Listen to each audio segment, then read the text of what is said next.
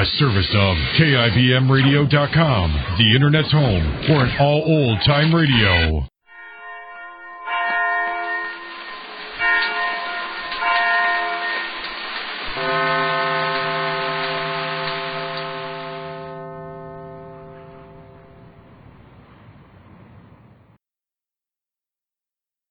And now, Backstage Wife, the story of Mary Noble and what it means to be the wife of a famous star. Rupert Barlow, wealthy man about town, is more determined than ever to add Mary Noble to his string of romantic conquests, for he has never accepted opposition to his wishes. And when Mary talks about leaving the New York hospital where she's been recovering from the acid burns inflicted by Claudia Vincent to fly immediately to Hollywood so that she can join her husband Larry, Rupert's displeasure is hard for him to control. However, he has convinced Mary's doctor that it would be bad for her to fly to California, because, he says, there is evidence of Larry's infatuation with a pretty Hollywood actress. Right now, Rupert is in Mary's room at the hospital. She has been talking happily about the trip she expects to take, and we hear... Dr. Allen said the end of the week. Well, this is Tuesday, and so perhaps I could get plane reservations for Friday. Still, if that's rushing it too much, I'll wait till Saturday. But I do think I ought to have my tickets ahead of time, don't you? What's the matter, Rupert? You haven't said a word, and you look so strange. Do I? I'm sorry, my dear. I guess I was just thinking unhappy thoughts. Unhappy? Why? Because I want more than anything in the world to see you happy. Well, then you ought to be pleased right now. I'm so happy I can hardly stand it.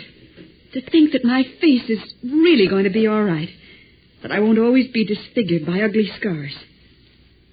I can't wait to arrive in Hollywood and put Larry's fears to an end. I know he must have been worrying terribly. He's told you so, of course? Yes. Every letter asks how I'm getting along.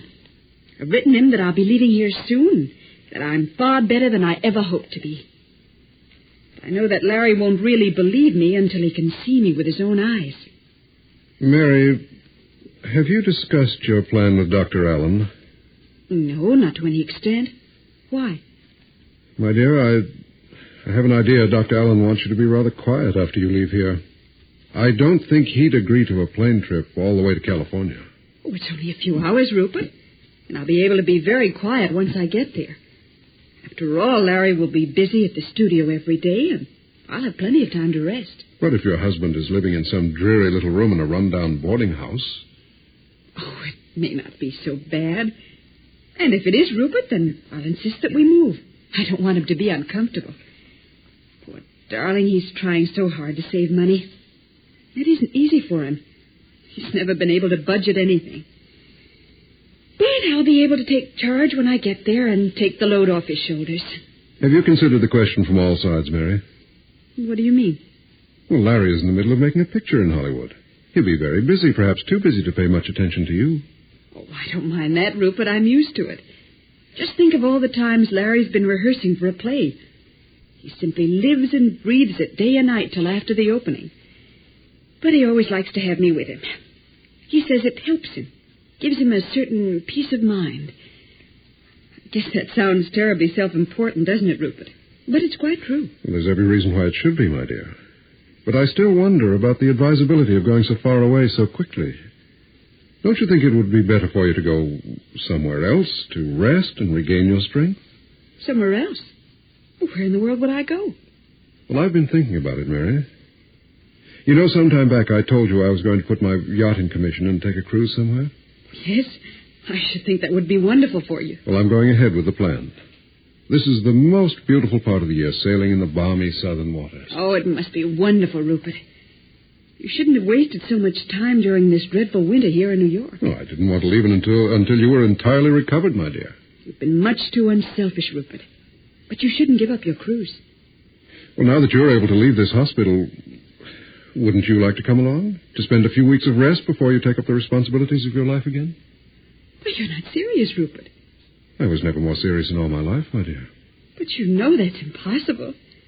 It's sweet of you to suggest it, but I'm leaving at once for Hollywood. Well, I think you should talk it over carefully with Dr. Allen and see what he thinks.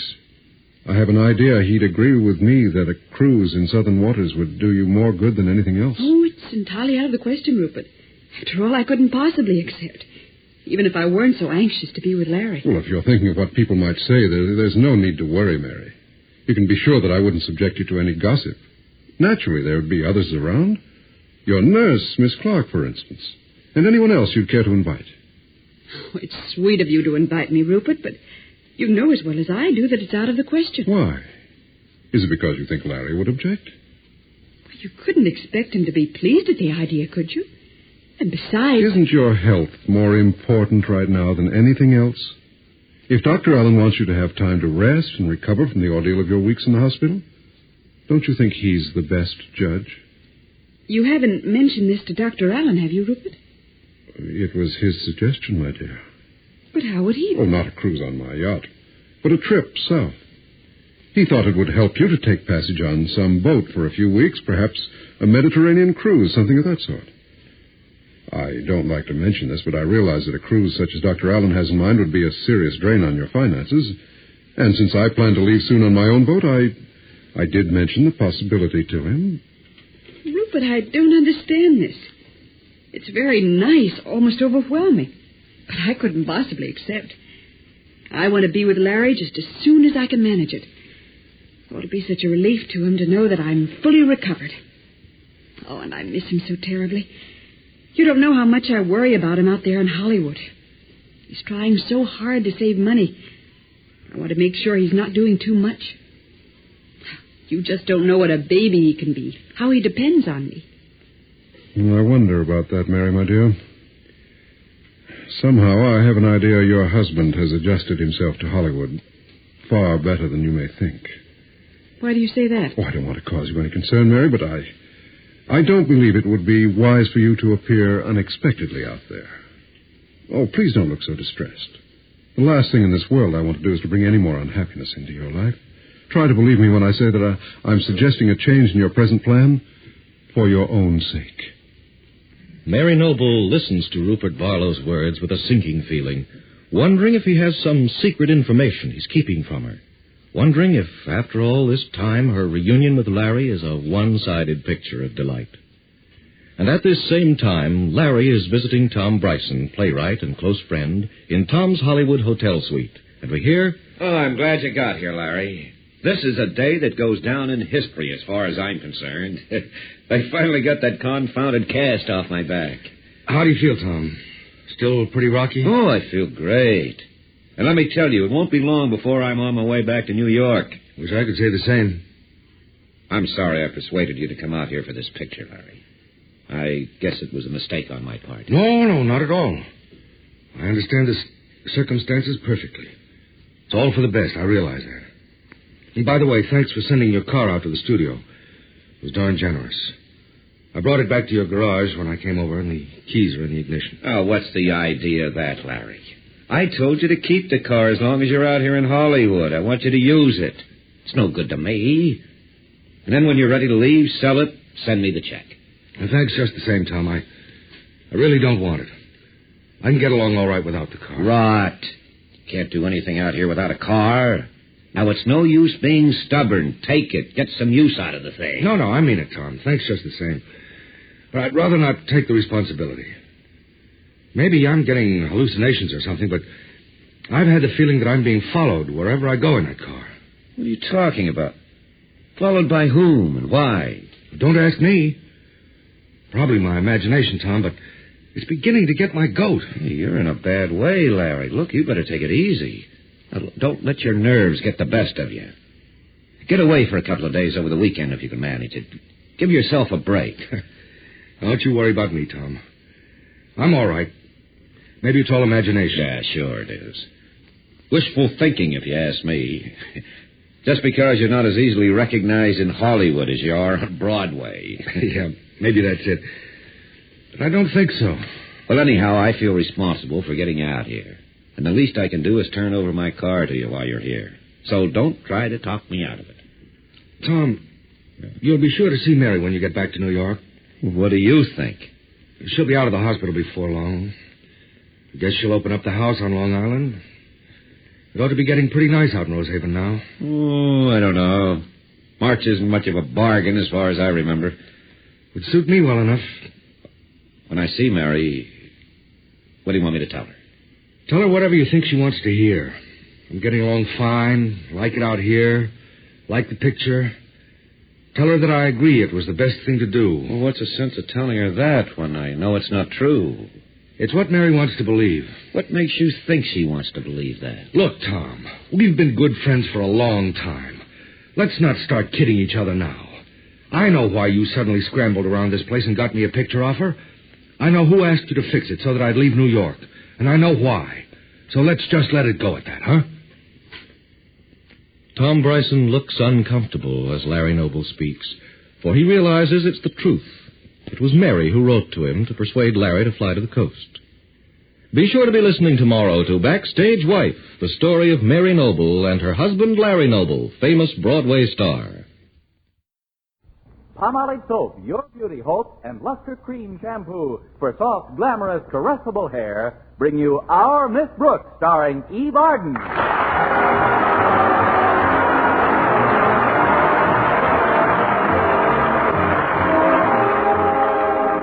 Our Miss Brooks teaches English at Madison High. Well, like many other romantically inclined people, she sent the object of her affections, Madison's bashful biologist Philip Boynton, an unsigned card for Valentine's Day. And then she sat down to wait for his reply. It wasn't that his reply was long in coming. It just didn't come at all. Knowing Mr. Boynton, I wasn't too surprised that he forgot about Valentine's Day, but I was determined to change the locale of our next date. For the past 6 weeks, we had spent every Friday afternoon at the zoo. Now, I am definitely not anti-animal, but I am a school teacher, and hence, after spending 3 hours in the monkey house, I just can't afford to buy Taboo by the quart. I was brooding about it in the school cafeteria on Friday when Harriet Conklin walked over. Mind if I sit down with you, Miss Brooks? Not at all, Harriet. But don't you usually have lunch with Walter Denton? Well, yes, I do. But he's manager of the basketball team, you know, and he's giving the boys an extra skull practice. Really? Whose skull are they using today? I hope you're not expecting Mr. Boynton to have lunch with you, Miss Brooks. He told me he was eating his lunch in the laboratory because he didn't want to leave McDougal alone. Oh, don't tell me that frog is sick again. Not actually sick. It's just spring fever or something. It's kind of fun to have lunch without any men around anyway. Don't you think so, Miss Brooks? Well, yes and no. What do you mean, yes and no? No.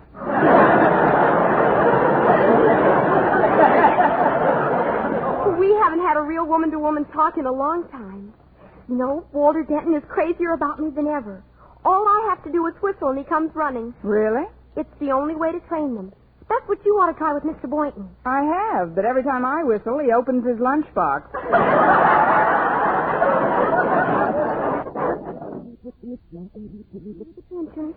Sometimes his dog-like affection and constant worship becomes absolutely cloying. Well, I wish Mr. Boynton would cloy me once in a while. By the way, Harriet, when Walter takes you out on a date, where do you usually... Oh, all sorts of places, Miss Brooks. A drive in the country or a long walk in the park. Or sometimes we go to a movie and hold hands. Do you ever go to the zoo? The zoo? Oh, gosh, no. Except when Mr. Boynton takes us there for his monthly lecture. That's where I've got an edge on you kids. I hear it every week. But Mr. Boynton takes you to the movies once in a while, doesn't he? Oh, yes. As a matter of fact, we went last week. Was it romantic? Oh, extremely. We stood in a crowd of people behind a velvet rope for a while, and then an usher said, "There's one down front." Yes. That was the last I saw of Mr. Boynton for 3 hours. I finally got a seat in the balcony. Oh, golly, that's a shame, Miss Brooks. You couldn't hold hands at all, could you? Not even with the long gloves I was wearing. But about those Fridays in the monkey house, Harriet... I'm surprised at you, Miss Brooks. You don't really let Mr. Boynton take you to the monkey house every week, do you? Well, I think it's the monkey house. It can't be the Taj Mahal with all those bananas. Well, if it isn't Madison High's Ferris, may I join this charming bevy of pulchritude? Why, Walter, what a lovely speech. Yes, you are a delightful child, Walter. But if you'll excuse me, Miss Brooks, I'd like to get my entree at the steam table. Oh, can I be of service, fair Harriet? I'll gladly fetch what you want. No, thank you.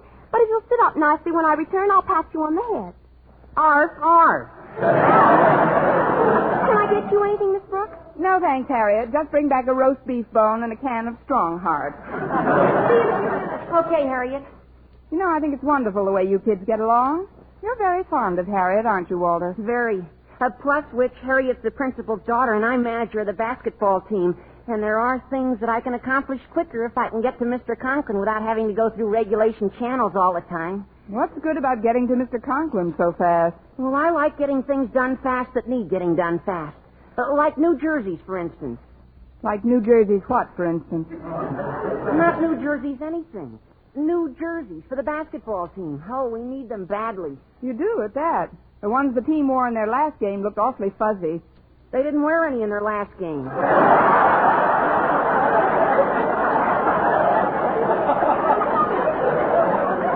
But I'm sure the new ones will come through all right. I'm taking Harriet out on a date tonight, and I can bring it up casually when I see Mr. Conklin at his house. I don't like to suggest a career for you, Walter, but I have a feeling you're going to kiss an awful lot of babies before you're much older. Oh, I could never be a politician. I'm too sincere. Oh, but why are we talking about me? You seem to have a problem of your own on your mind, Miss Brooks. Is it that obvious, Walter? I have been thinking about Mr. Boynton, but only in connection with getting him out of the zoo and into my parlor. That shouldn't be too tough. What kind of a web are you spinning? Web? Look, Miss Brooks, at the risk of feeling like a traitor to a fellow male, I'll help you plot Mr. Boynton's overthrow. But frankly, I'm kind of hungry right now. Then why don't you eat, Walter, and we can finish building the bomb after lunch? Oh, say, there's Mr. LeBlanche, the new French teacher. Oh, he ought to know plenty about romance. He's a real Frenchman. I'll call him over. Don't you dare, Walter. When I'm ready to take my case to the United Nations, I'll let you know. Besides, I've seen Mr. LeBlanche on dates with Miss Enright lately. So what? Miss Enright goes on dates with anybody. Gosh, every time she sees Mr. Boynton, she makes goo-goo eyes at him. That's not nice, Walter. Miss Enright's eyes are always that way. I mean, it's unethical. Unethical is better than lonesome, Miss Brooks. Oh, Mr. LeBlanc. Walter, please. You call me Walter? Yes. Would you be kind enough to come over here a minute? I'd like to talk to you about something very important. Well, you better talk to him, Walter, because I refuse I bring my coffee along and... Oh. How do you, Miss Brooks? Fine. How do you, Mr. LeBlanc? What did you want to talk to me about, Walter? Oh, it isn't important. I'll see you later. Now, that's what I call a real subtle maneuver. He's a funny boy, no? No. Well, now it's just you and I, Miss Brooks, eh? I'm afraid it's just you, Mr. LeBlanc. I've got to see Mr. Conklin about something. Mr. Conklin? Please, Miss Brooks, I think Mr. Conklin's a fine principal. But do you have to mention him during the lunch period? You've got something there. I guess it can wait a while. It's only a question of giving him my weekly $1. So you owe him a weekly $1? For what? It's a long and grim story, but I think I can boil it down to the repulsive essentials. A couple of weeks ago, I took an electric heater of his, connected it in Mr. Boynton's laboratory on an overloaded circuit, and shorted the building, started a small fire, and ruined the heater. Why do you do that? I like sirens. Oh, I didn't do it purposely, Mr. LeBlanc. It was an accident. One for which I'm paying at the rate of $1 a week. And today's dollar day at Madison. Well, that is too bad, Miss Brooks, but it is not money that causes you to look the way you do today. Is there a sign on my forehead? How do I look today? Well, there are only two things that can make a woman have the look you have on your face. One is an affair of the heart. The other is the meatballs in this cafeteria.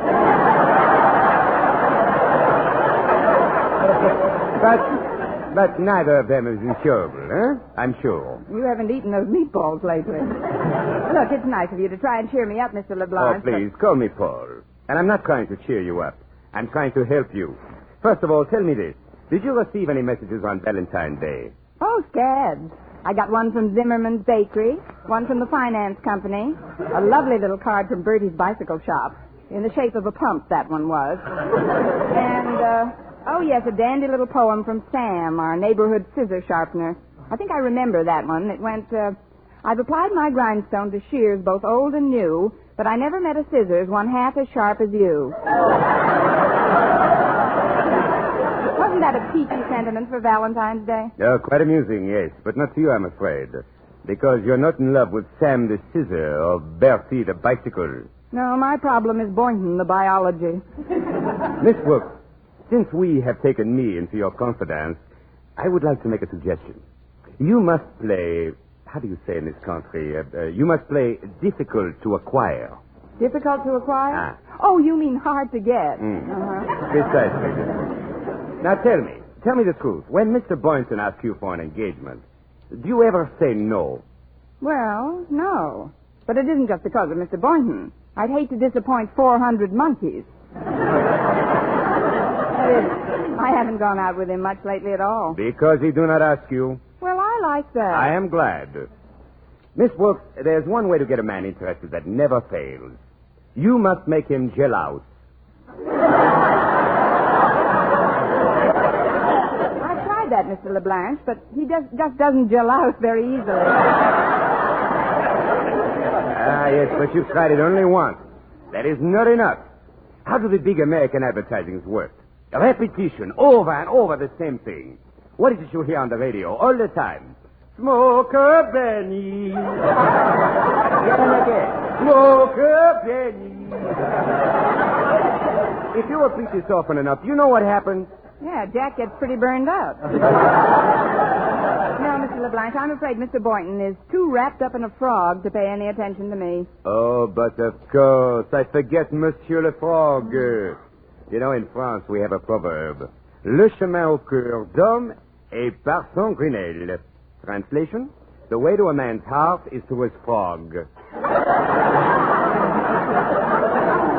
that's very touching, but I don't see what it has to do. Oh, it's so simple, really. Here you have a man with his little pet, Monsieur le Frog.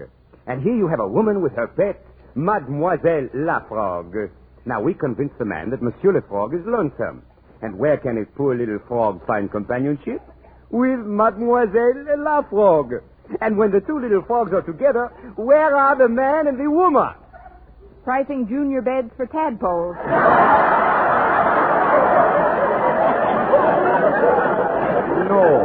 No, Miss Brooks, no. The man and the woman are also together.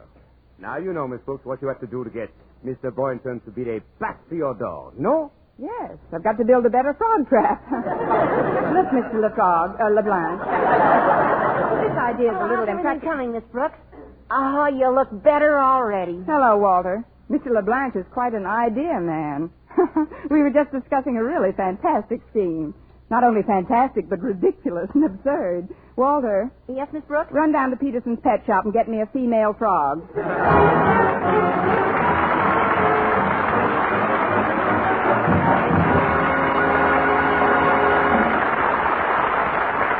Our Miss Brooks, starring Eve Arden, will continue in just a moment. But first, here is Vern Smith.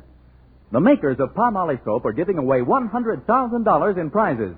First prize, $49,000, plus over 4,900 other cash prizes in the Big 49 Gold Rush Contest. Hundreds will strike it rich in this exciting Gold Rush Contest. One of them may be you. It's easy to enter. Just finish this sentence in 25 additional words or less. I like Palmolive soap because. That's all. Just 25 words or less to finish the sentence, I like Palmolive soap because. Then mail your entry right away along with a Palmolive soap wrapper. Try for your share of that $100,000 in prizes right now. Your chance of winning $49,000 is as good as anyone's. Get entry blank with complete rules from your dealer, or write your completed sentence on plain paper. Include your name and address and dealer's name and address. Mail with one Palmolive soap wrapper for each entry to Gold Rush Contest, Box 49, New York 8, New York. Better write that down. Gold Rush Contest, Box 49, New York 8, New York. Enter as often as you like, including one wrapper with each entry. Get Palmolive soap right away to help win a lovelier complexion and try for your share of the $100,000 in cash prizes.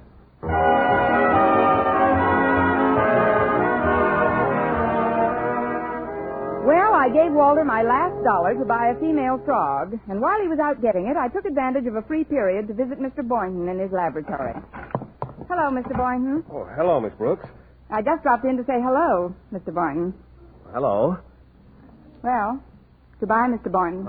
Oh, don't go yet. I've just been examining McDougal. You know, my frog. He's got me a little worried. He's way off his feed, and we'll look at him.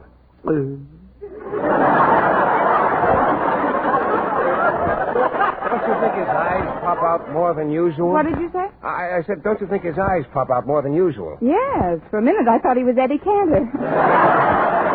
Hi, Mac. Of course, you know what's wrong with Mac, don't you? Oh, no, Miss Brooks, I don't. Well, it's getting very close to spring, and it's just...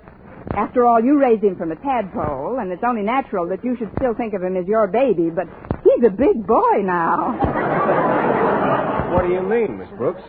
Well, just this, Mr. Boynton. Did it ever occur to you that Mac gets lonesome all alone in that cage? Oh, I let him out of the cage quite often. He hops all over the lab. But what good is that? He hasn't got any friends here. Oh, I don't know. There are always a number of guinea pigs around. Of course, he doesn't pay much attention to them. Well, naturally. Guinea pigs make fine friends for other guinea pigs. A frog might crave a different kind of companionship. Well, what about me? I'm very close to McDougal. I've been his constant companion. If I were a frog, I don't think I'd consider that the ideal arrangement either. No, I think I'd want something a little more frog-like. But what are you getting at, Miss Brooks? Look, did you ever sit down and tell McDougal about the birds and bees? Well, what does he want with birds and bees? He won't even make friends with guinea pigs. Well, let me put it this way. Mrs. Davis, my landlady, has a cat named Minerva. Now, around this time of the year, Minerva keeps us both awake half the night with an almost incessant yowling. Well, have you tried giving her a saucer of milk? That's not what she's yowling about, Mr. Boynton. Milk's very expensive with the cat, usually. Yes, I know. And believe me, if I thought it would quiet her down, I'd give her an autographed picture of Elsie the cow. But it won't. She's yowling because she's lonely. Why, Miss Brooks, I didn't know you were so aware of these biological manifestations. Where did you learn all this? My mama done told me.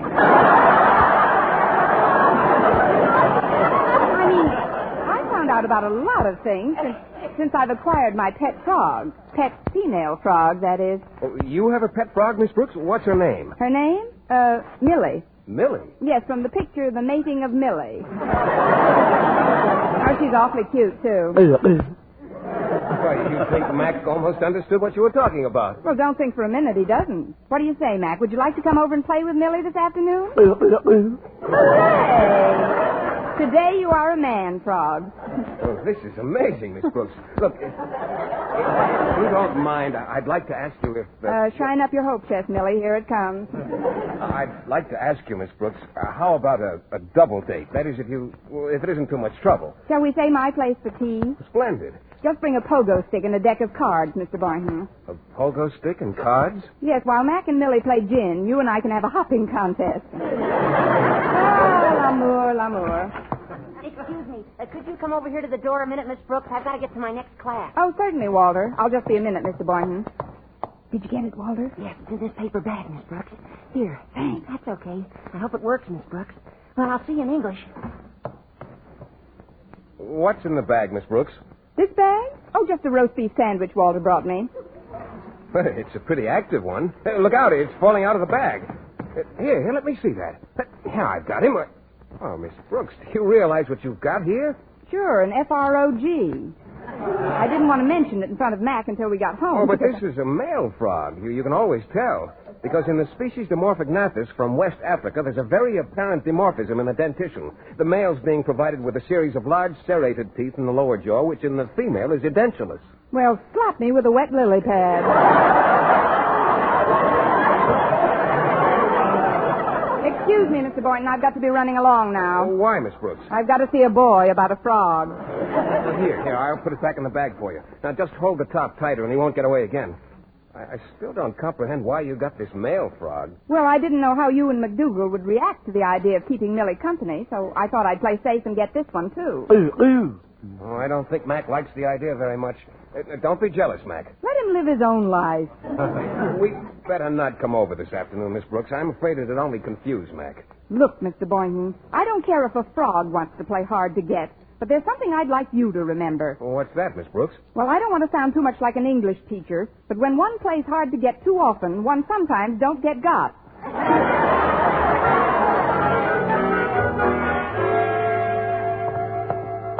I'll just take this frog into my room and see how Walter happened to make such an awful... There you are, Connie. I've been looking all over for you. Mrs. Davis, what are you doing in the hallowed halls of Madison High? Well, I know how you've been waiting for a Valentine card from Mr. Boynton, and I just had to tell you that all hope isn't lost. But today is Friday, Mrs. Davis. That's just it, Connie. Some mail came this morning that should have been delivered Monday. A Valentine? No, a bill from the gas company. Now, that's the nicest bit of sentiment since Sam Scissors. They say that if we don't pay it immediately, they'll shut off the gas.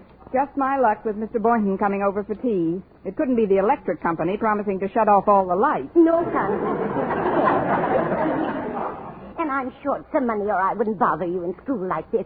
You know, Minerva cost me a lot lately with her special diet and all. Just how much do you need, Mrs. Davis? Well, if you'll forgive a slang expression, one greenback will do it. I just happen to have one on me. He's in this bag here. Now, don't look so alarmed, Mrs. Davis. I'm not cracking up completely. Look, just take this frog back to Peterson's pet shop, and they'll refund my $1. I'll explain why I bought the frog later. You don't have to explain anything to me, Connie. If you want a frog for a pet, it's perfectly all right. But why are you giving it back? To keep the gas on, for one thing. Besides, it's a male frog, and I've got to have a female. Well, you don't have to spend any money for that. I'll get you a female frog in the park. I never thought of that. I'd certainly appreciate it, Mrs. Davis. Will you bring it back with you after you've paid the gas bill? Certainly, Connie. And I just know that you'll be very happy together.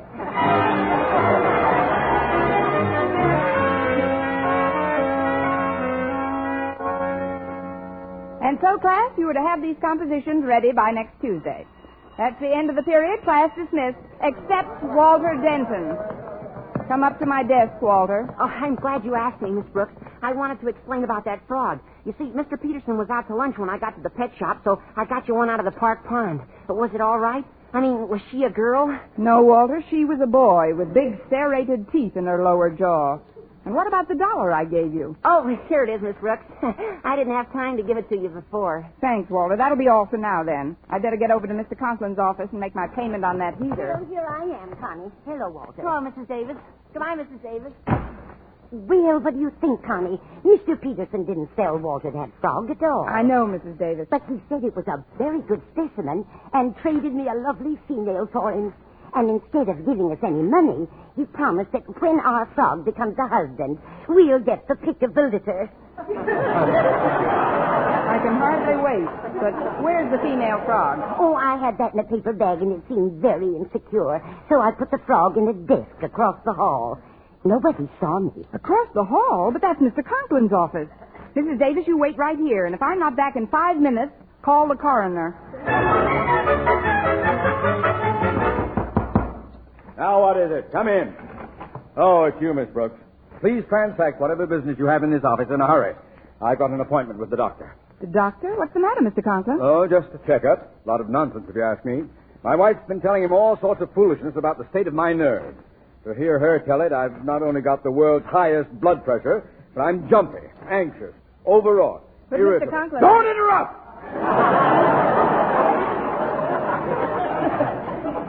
And I'm ill-tempered.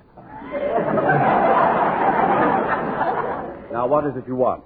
I just want to give you $1 towards the heater I accidentally injured. Here. Oh, thanks.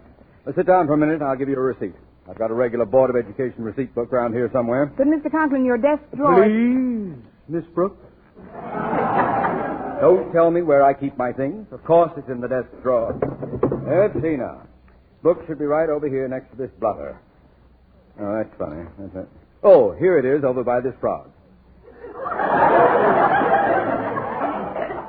Hello, little frog. Miss Brooks, it won't take a moment to get the receipt. Hello, little frog!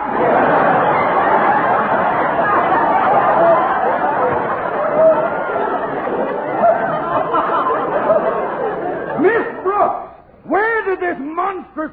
Do you know anything about this horrible creature? How did this get in... Please, Mr. Conklin, remember the world's highest blood pressure. Never mind that. What is this frog doing in my desk? Calm down, Mr. Conklin. Ours isn't the only school that's overcrowded.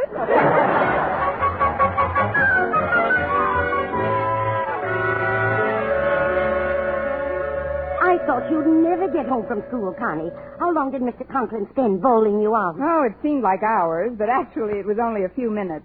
You should have been there when Mr. Conklin and Millie here faced each other across his desk drawer. Poor thing, her heart hasn't stopped beating yet. Neither is yours, Connie. You're as jumpy as Minerva.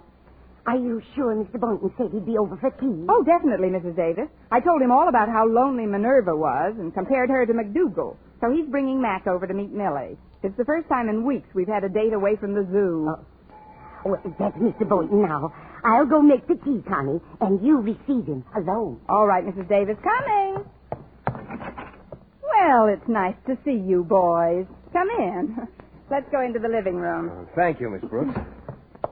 Here's something for Millie. It's from McDougal. Oh, I'll open it for her. Well, wasn't that thoughtful of Mac, Millie? Just what you needed, a clump of wilted lettuce. Here, I'll put it in this little box I keep her in. Oh, I guess Mac wants to see what Millie looks like. Oh, of course. Here, just hold him up. There we are. This is Mac, Millie. I think she likes him. But, Miss Brooks, didn't you say you had a cat on the premises? That's right, Minerva. She usually sleeps in the piano during the day. Here, Minerva, come out of the piano. Oh, well, she'll probably wake up in a little while. Sit down, Mr. Boynton. Oh, before I do, don't you want to open this big box? For me? Well, what in the world can this be? It's a cat, Miss Brooks. I brought him over to keep Minerva company.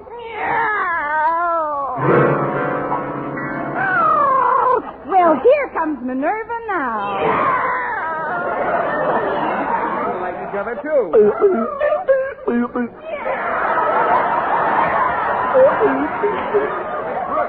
Miss Brooks, where are you going? You know where I'm going. I'll meet you by the third monkey from the left.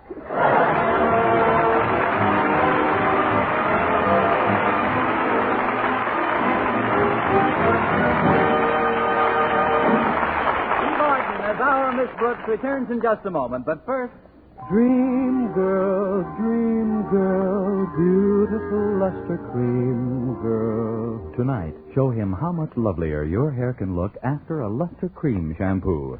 Only Luster Cream brings you Kay Daumit's magic formula blend of secret ingredients plus gentle lanolin. Gives loveliness lather even in hardest water. Glamorizes your hair as you wash it. Luster Cream. Not a soap, not a liquid, but a dainty cream shampoo. Leaves hair fragrantly clean, free of loose dandruff, glistening with sheen. Soft, manageable. Gives new beauty to all hairdos or permanents. 4-ounce jar, $1. Smaller sizes, either tubes or jars. Tonight, try Luster Cream shampoo and be a dream girl, beautiful luster cream girl. You owe your crowning glory to a Luster Cream shampoo. And now, once again, here is our Miss Brooks. Well, Mr. Boynton finally took McDougal and his cat and left.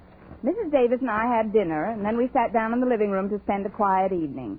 Minerva went back to sleep, and everything was nice and peaceful when the phone rang. Lie down, Minerva. It's not for you. Hello? Hello? Oh, I'm sorry, Minerva. It is for you.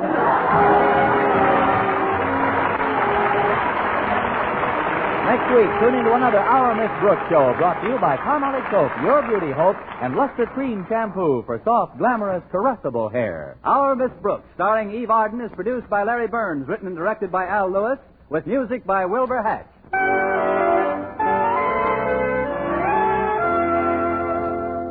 Here's good shaving news. 3 men out of every 4 can get more comfortable, actually smoother shaves with Palmolive Brushless Shaving Cream. This is not just a claim. Here's the proof. 1,297 men tried the Palmolive brushless way to shave described on the tube. And no matter how they shaved before, 3 men out of every 4 got more comfortable, actually smoother shaves. Try Palmolive brushless yourself. See if you don't get more comfortable, actually smoother shaves the proved Palmolive brushless way. For mystery liberally sprinkled with laughs, listen to Mr. and Mrs. North, the exciting, fun-packed adventures of an amateur detective and his beautiful wife. Tune in Tuesday evenings over most of these stations. And be with us again next week at this time for another comedy episode of Our Miss Brooks. Bob Lamont speaking. This is CBS, the Columbia Broadcasting System.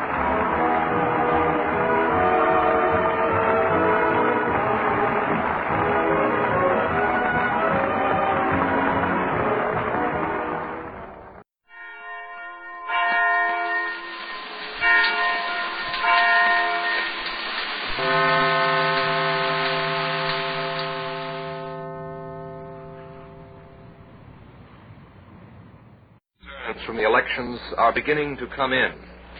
NBC will interrupt for any outstanding election developments. We would like to thank the Democratic and Republican parties for relinquishing their time that this program could be heard. Now, medical science offers proof positive. No other leading cigarette gives you less nicotine, less throat-irritating tars than the new, smoother, better-tasting Raleigh.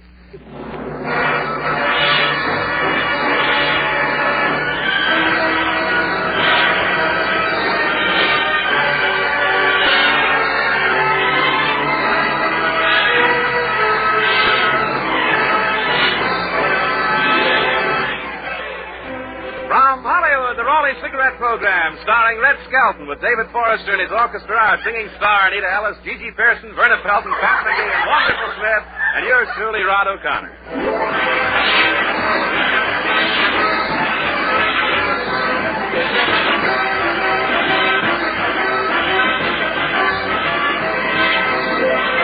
It's a pleasure to bring you Metro Golden Mayer's popular comedian and the star of the Raleigh Cigarette Program, Red Skelton.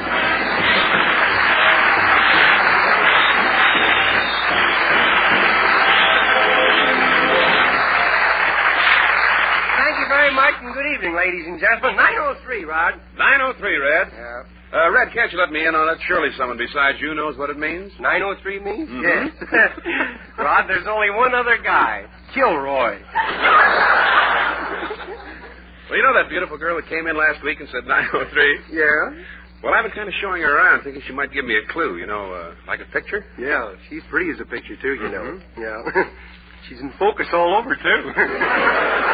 Say, by the You're way... laughing this week, I see. Yes. I read the small print in my contract. Yeah. Straight man could run away with this show. How you get along with your camera hobby? Well, I think I'm beginning to click now. I'm just getting on to my 4x5 speed graphic. But what does that 4x5 mean? That means 4 out of 5 of my pictures come out blank. Was it hard to work a speed graphic? No, it's very simple. First you consult your light meter, then you check the distance finder, then you set your lens opening and then the shutter speed, and then click. And you've got a picture. No, you forgot to put the film in. Well, do you have your own dark room? Yeah, we forgot to pay the light bill last month. Oh, she did come back. Ooh. That 903 girl we met last week. Oh? Oh, Mr. Skelton, I don't mean to bother you. When you do. Well, I was wondering, Mr. Skelton, you're interested in photography. Yeah. Could I pose for you sometime? Well, I really don't know. Well, could you take my picture in a bathing suit? Well, yes, but it's rather chilly for me to be running around the bathing. Well, you think it over, and when you want to call me, I'm in the book. Well, can't be too choosy where we live these days. Oh, goodbye now. I'll be seeing you, Mr. O'Connor. 903. 903. Well, it looks like she's got your number. Yeah, and I'm not even in the book. Well, now, folks, we have a surprise for Red. Here's Mr. Coy Watson of the Los Angeles Press Photographers Association. You're here to buy me off? No, we finally decided to accept you as one of our members. Now that you've learned to operate your camera correctly, we want you to be one of us, Red. Raleigh? And we've listened to your show and decided that you should really be a member. You boys like me, huh? Yes, we figured you'll be needing a job any time at the rate you're going now. Kidding. Now, this is not my business. You know that my mother doesn't know that I'm on the radio or in pictures? That's a fact. She's never seen me. Break her heart if she knew I was in show business. She thinks I'm a bookie, you know.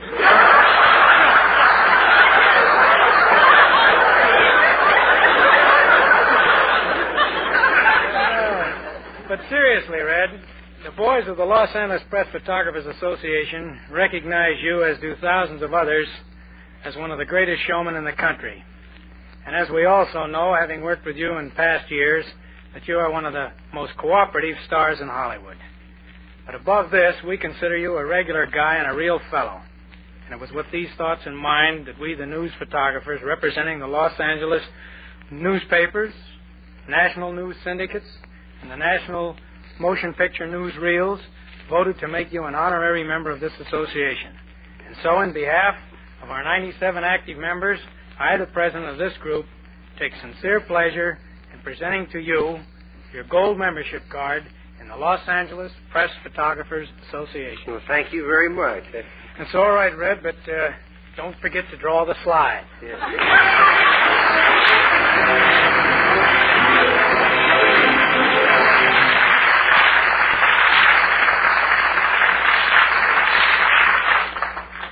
Now, medical science offers proof positive.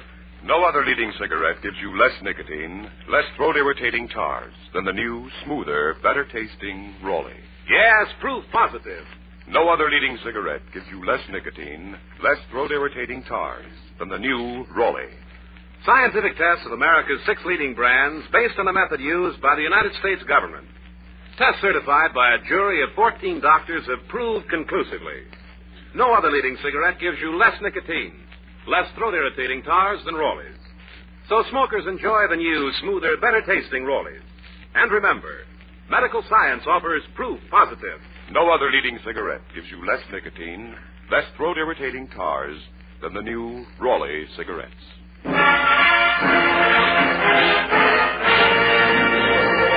And now, 903, Anita. 903, Red. And Anita's going to sing tonight, A Garden in the Rain.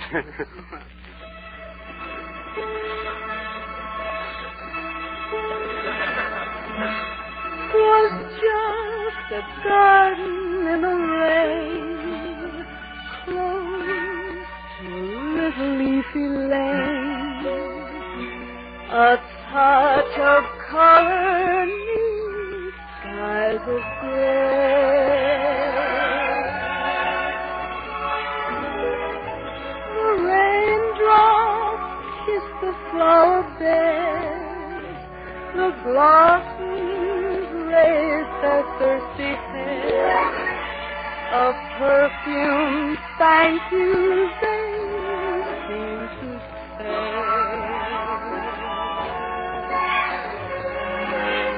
Surely here was charm beyond compare to view. Maybe it was just that I was there with you. Was just a garden in the rain, but then the sun came out again and sent us happily on our way.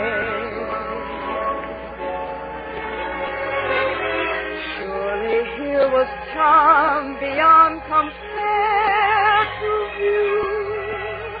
Maybe it was just that I was there with you. It was just a garden in the rain, but then the sun came out again and sent us happily on our way.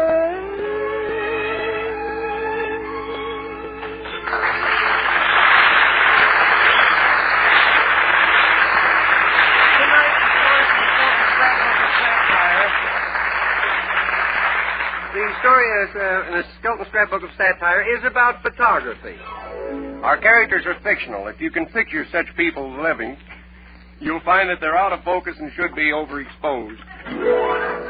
Character 27 is entitled, You Want to See a Picture? I doubt if there's a father alive who hasn't proudly forced a stranger to look at the photograph of his wife or children. And Willie Lump Lump is our victim.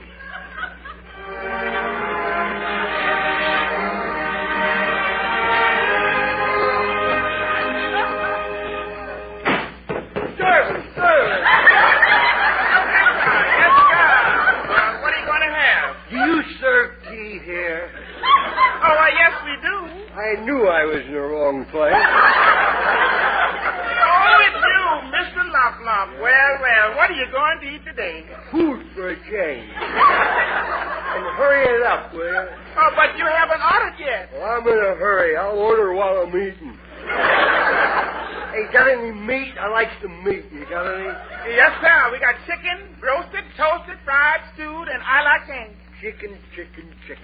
I've eaten so much chicken the last 2 years, I'm getting a foul mind.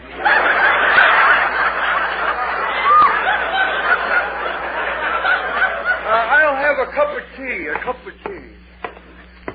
You mind if I sit here, buddy? Not at all. I'm just having a cup of tea, you know. I usually drink canned heat. Coffee keeps me awake. My name is Lon Thompson. I didn't catch your name. I didn't throw it. It's Willie Lump Lump. Lump Lump. How do you spell that? With 2 lumps, Nat. Oh, well, here's your tea. Yeah. Is there anything else I can do for you? Yeah, hold my nose while I drink it. Brother, you have what is generally known as bats in the belfry. Yeah, and what's more, they ring a chime every hour on the hour. Now, by the way, how is your wife? You trying to start an argument? How long have you been married? I don't know. I lost track of it. Well, how old were you when you got married? We were both 29. I'm 32 now. My wife's 26. Anyway, I'm celebrating my wooden wedding anniversary. Wooden wedding, huh? Yeah. That's 5 years. No, we've only been married 2, but she's a blockhead, you know. Boy, can she nag. Noon, morning, and night. Nag. Well, I guess I'm lucky. My wife's an angel. Oh, I'm sorry. How long's she been dead?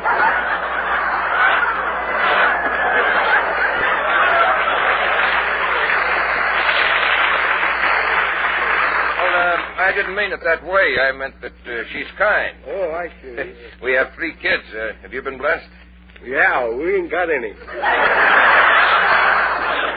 Well, maybe you'd be happier if you had a youngster. Yeah? You can watch them grow up and follow your footsteps. Oh, they couldn't follow my footsteps. I hardly made it here myself.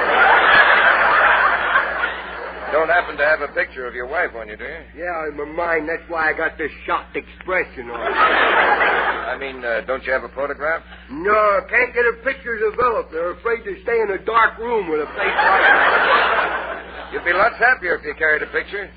Would you care to see the pictures of my wife and kids? No, I wouldn't. What did you say? I said no, I don't want to see them.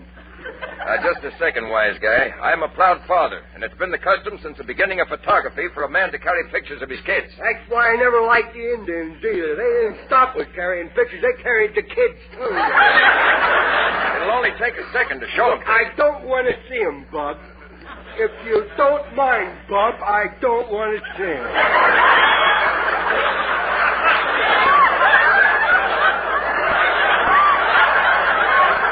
I came in here for a cup of tea and nothing else. Look, all the time I was in the Army, all I did was look at pictures. Going across the ocean, in Italy, every 5 minutes. Some guy said, want to see a picture of my wife? Yeah, that's it. Want to see a picture of my kids? Yeah, that's it. You choose kids that are some of the ugliest things I ever... Now I'm free. I don't have to look at them things anymore, and I don't want to see yours. If you don't mind, I'll just have my tea. Now, look, wise guy. Here, let go of my lapel, will you? You're going to look at my family pictures, or I'll take you out to my truck and wind you around the crankshaft. Yeah, well, come on. Just let go of my suit, will you? Hey, Bob Hope just got an award for being the best-dressed sportsman, you know. You know what he was wearing at the time? What? One of Bing Crosby's shirts. You a truck driver? Yeah. Oh, well, why didn't you say that? Here, you don't happen, by any chance, to have a picture of your beautiful wife and kids with you, sir?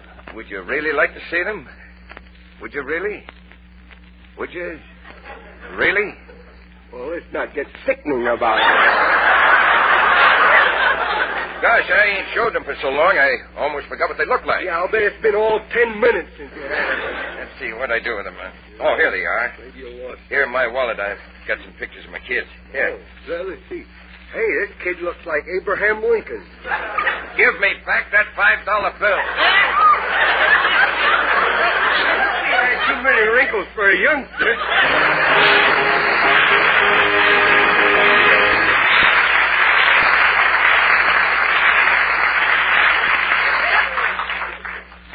Now, medical science offers proof positive. No other leading cigarette gives you less nicotine, less throat-irritating tars than the new, smoother, better-tasting Rolly. Yes, proof positive. No other leading cigarette gives you less nicotine, less throat-irritating tars than the new Rolly. That lovely star of the shocking Miss Pilgrims, Betty Grable, says, quote, I've read the report, and medical science has proved no other leading cigarette gives you less nicotine, less throat-irritating tars. That's why I've switched to Raleigh's for smoking pleasure. Right, Betty Grable. Those tests were based on a method used by the United States government. So, friends, enjoy the new, smoother, better-tasting Rolly. And remember, medical science offers proof positive. No other leading cigarette gives you less nicotine, less throat-irritating tars than the new Rolly cigarettes.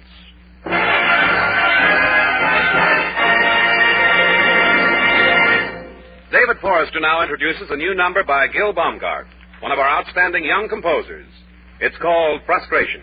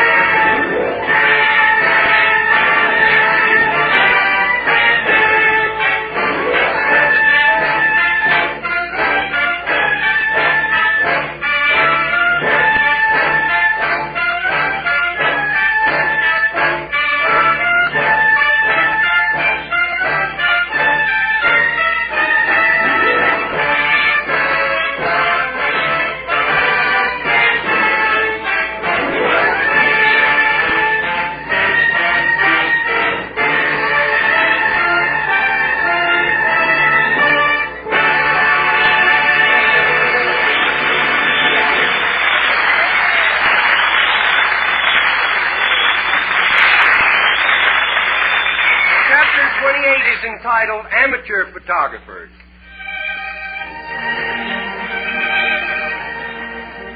Children are always interested in pictures, and a great pastime for them would be let them have a camera of their own.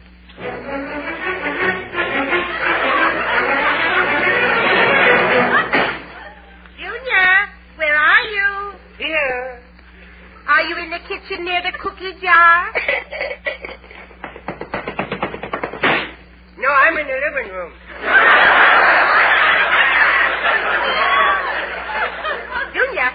you like to do something for Well, me? I'm not kind of weak from lack of sleep, you know. I didn't take my nap for days. Well, I wanted to send you on an errand to the drugstore. You mean where they got them ice cream cones? Yes. Chocolate sodas? Yes. Pineapple float? Yes. I'm still a little weak, but I think I could hobble down there. Well,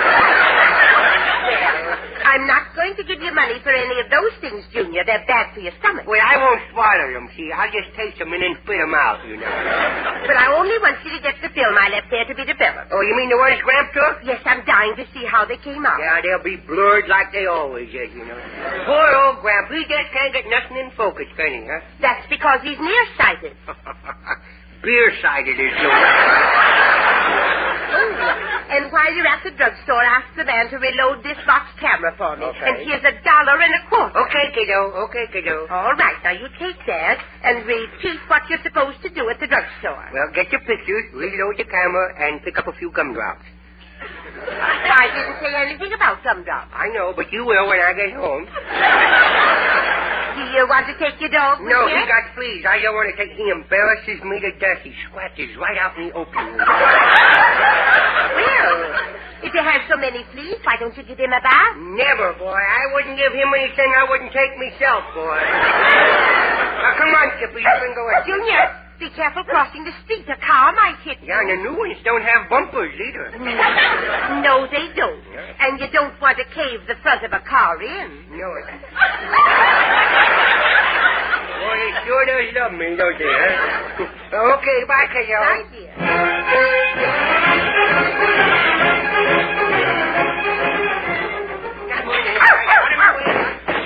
Oh, I'm sorry, little boy. That's okay. I'm not hurt. You just knocked me down with you.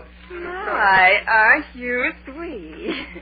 Well, goodbye, and remember 903. 903.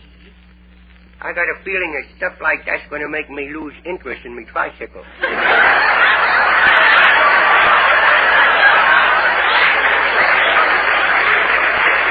back to the funny stuff. Oh, nobody looking. I think I'll spin some of these stools around at the counter. Junior, stop it. Stop spinning these empty stools around. Well, they're too heavy with the people in them there. I can't spin them, you know. Hey, my grandma wants them pictures she left her to be developed, and she wants you to reload the box camera here. Well, that's simple. Let me have the camera, son. Look, don't call me son if you don't mean it, because my grandma's awful quick on the uptake, you know.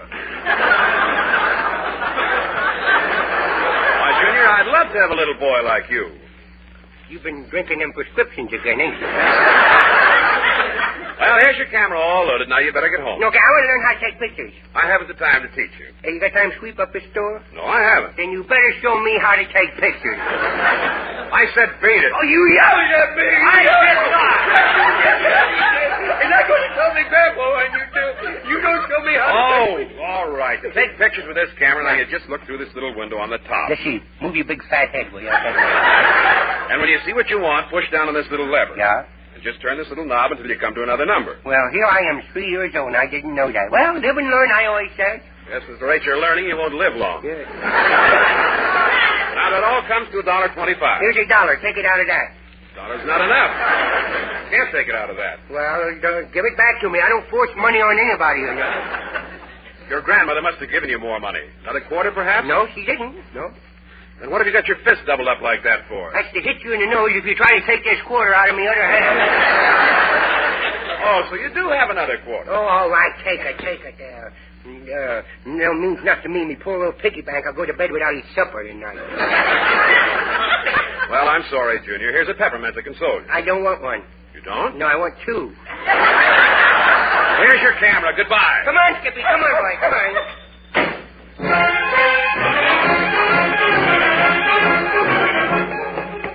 My, what a nice day. Everybody looks so happy.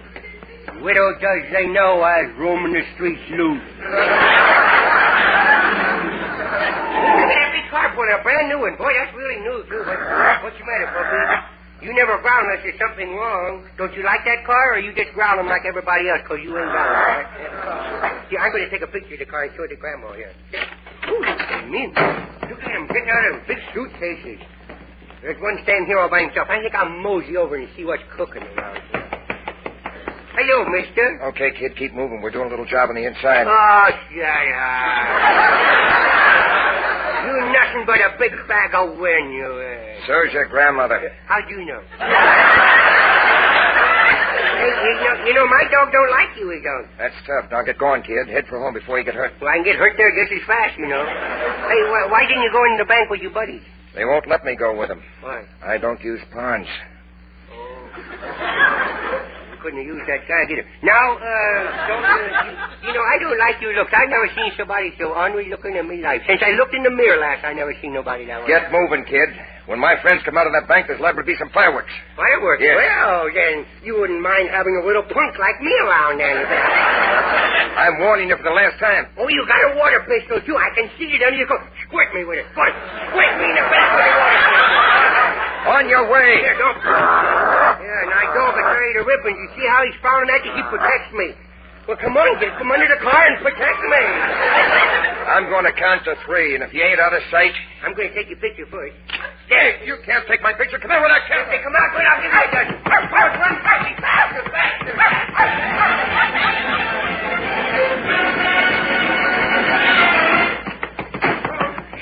Is that you? I don't know. I've been running so fast I was way beyond myself. Well, you're as white as a sheep. You mean I'm tattletale gray? What happened? Well, I was walking past the bank and some men jumped out of a great big car and they went inside. And they had guns, old cannons, they had dirty looks and a bunch of bank robbers they was. How do you know they were bank robbers? They all looked like Humphrey Bogart.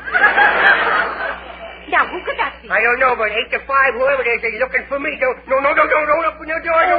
Stop that, Mr. They're coming to get me, Grandma. Good heavens. They're going to take me for a ride. Junior, get out of that birdcage.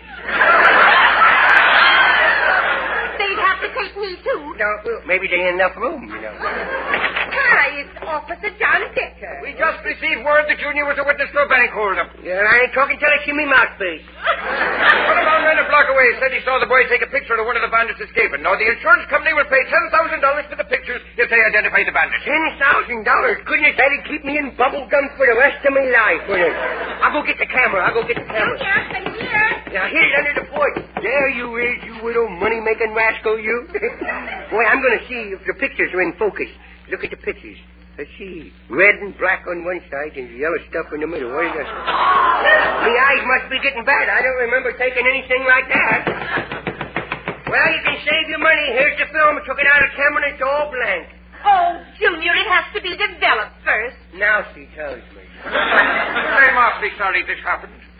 Well, you stay here. I'm going to go catch them crooks and get me bubblegum money. Oh, you're too little. No, I'm not. I'll take some rocks with me, and I'll put lumps on their head so big that when the ambulance comes, the bumps will ride, and they'll have to walk behind. They will. And I'll sneak up to their hideout, and they'll riddle me to bits with a shoot gun and the shotgun, and then they're going to keep right on walking. And then they'll mow me down with machine gun fire, and there I will be dead. A hero against crime. Oh, no. What's the matter? I scared me dead. Bless his little heart. Yeah, bless his little heart. And with all of that, at the same time, that's Skelton, David Forrester, and his orchestra, Anita Alice, Verna Felton, G.G. Pearson, Pat McGee, and wonderful Smith, and yours truly, Rod O'Connor. The next music then. Fred Skelton saying, bye now, thanks for listening, and thanks for buying Wally. Sir Walter Raleigh, the pipe tobacco that rates superior on all 5 counts. Check them. A rich, ripe, full-bodied burley blend. Sir Walter Raleigh pipe tobacco. Mellowed with rum for extra smoothness. Deep down satisfying goodness. That's Sir Walter Raleigh pipe tobacco. Clean smoking all the way down. No soggy heel. Leaves only a clean, dry ash. And that's Sir Walter Raleigh pipe tobacco. Crimp cut for slow, even, cool burning. Yes, Sir Walter Raleigh pipe tobacco. The brand of grand aroma. Keeps home sweet home. It's Sir Walter Raleigh. Sooner or later, your favorite tobacco. Smoke Sir Walter Raleigh, the quality pipe tobacco of America. Brown and Williamson invite you to other good listening during the week. Listen to the People Are Funny program with Art Linkletter next Friday, and join us again with Red Skelton next Tuesday. Red Skelton is heard in this program through the courtesy of Metro Goldwyn Mayer. Red Skelton is brought to you by the Brown and Williamson Tobacco Corporation. 903. This is NBC, the National Broadcasting Company.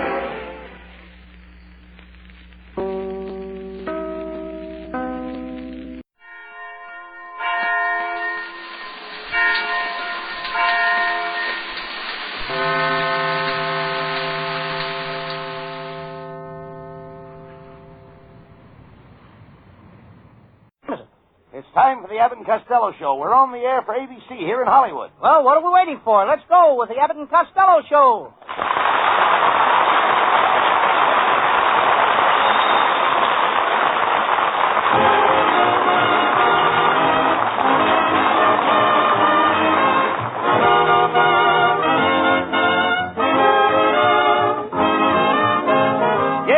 Abbott and Costello Show, produced and transcribed in Hollywood tonight for your listening pleasure with Susan Miller and the music of Matty Malley. Hold on to your chairs, folks, for here they are, Bud Abbott and Lou Costello.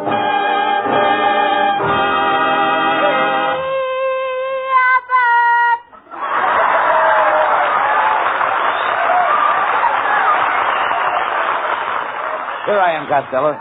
Tell me, where have you been? I went over to see Uncle Mike. He's been in the hospital for the last 10 days. And Abbott, he's got a nurse with beautiful blonde hair, blue eyes, and the most gorgeous figure. I've been to the hospital every day. How is Uncle Mike? I don't know. I'm going to see him tomorrow. How can you be such a colossal idiot? On this show, we only want the best. My grandfather's in the hospital, too, Abbott. He's 105 years old. He is? Yes, the nurse feeds him bourbon for breakfast, bourbon for lunch, and bourbon for dinner. Chaser? Yes, but at his age, he's too old to catch her. Costello, when are you going to stop being an idiot and start amounting to something? Oh, I think starting tomorrow. I'm going to train to fight Joe Walcott. Joe Walcott?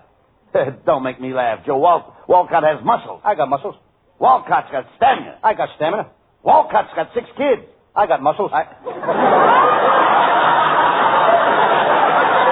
then.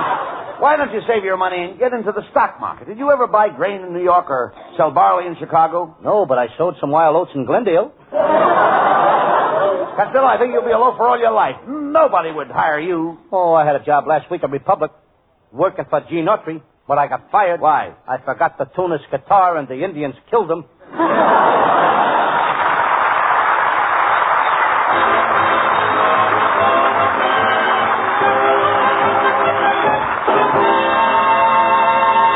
You're in for some real laughs with our zany stars tonight, but before they continue, listen to this.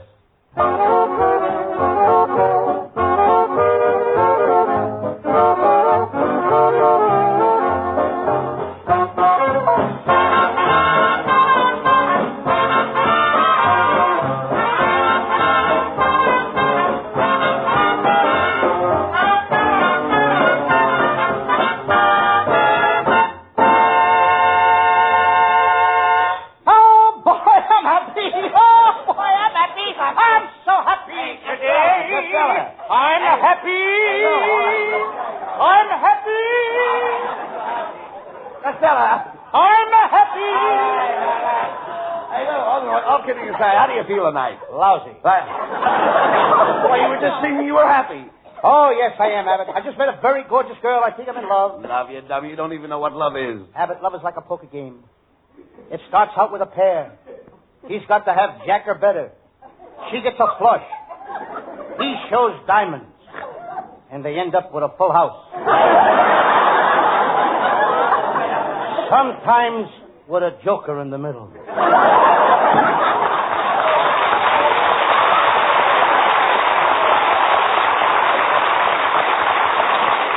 Costello, I don't believe you've got a new girl. No girl would have anything to do with you. Oh, but I got plenty of girls. My trouble is getting rid of them. When I get rid of one, another one pops up. When I get rid of her, another one pops up. It's like jumping from the frying pan into the arms of Jane Russell. That's jumping from the frying pan into the fire, my friend. You jump where you like, and I'll jump where I like.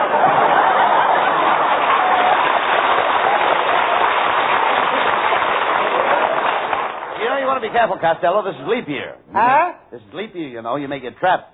Leap year is different. Why? Well, it's the year when a woman proposes to a man. The woman makes up the man's mind for him. That's different. Now, wait. Costello, June is a month for marriages. But you don't have to worry. Very few girls would marry you. Very few would be enough. One at a time. In parentheses, mad. How many girls do you think I need, Abbott? Do you want me to get arrested for trigonometry? No, not trigonometry. When a man has several wives, it's polygamy. When he has 2 wives, that's bigamy. Do you know what it is when a man has 1 wife? That's monotony.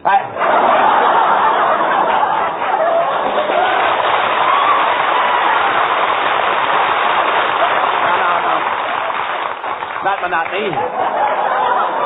Not monotony. Monogamy. Do you know what monogamy is? Sure, I got a table made out of that stuff. Solid monogamy. Now, you mean mahogany. Oh, no, that's the name of the guy that sold me the table. Patrick Mahogany. No, that isn't mahogany. It's Patrick Mahoney. Do you understand? Mahoney. Mahoney is the name of the song. Mahoney done told me. Mahoney done told me. No, look. Mahoney done told me. Look, let's talk sense, please. That's not Mahoney. Line. Let's talk sense. That's not Mahoney. That's my mammy. Oh, I've been there, Abbott. You've been where? My mammy, Florida. No. My mammy, Florida. That's Miami. That's what I clean my sink with.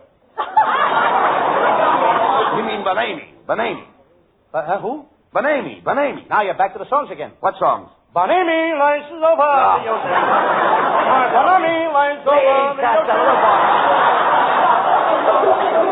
Costello, you must have had a tough life. Oh, yes, Abbott. We lived next to the YWCA, and every wash day my mother would blindfold me. What's tough about that? You know, I was 25 years old before I found out that horses weren't the only ones that wore halters. Halters. Speaking of horses, Abbott, how was your wife? I heard that remark. Oh, I said it for you to hear. One more crack like that and I'll lower your bicycle seat till your rompers get caught in the sprocket. How dare you insult my wife, Costello? Why, she's beautiful. Just look at her. I am looking at her. Mrs. Abbott, when I look at your left eye, I keep wondering. Wondering what? Wondering what your left eye has that makes your right eye keep looking at it.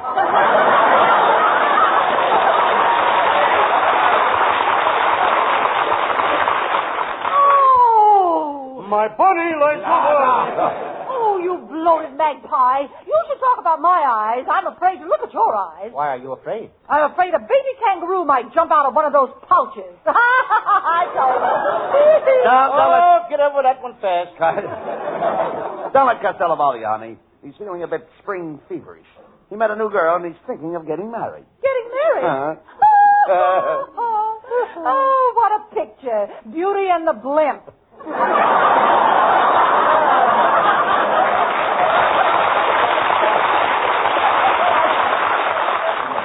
Oh, goodbye. Oh, goodbye. And goodbye to you, Mrs. Abbott, and 33 skidoo. Costello, that's 23 skidoo. When you get her age, it takes longer to skidoo. Oh, goodbye.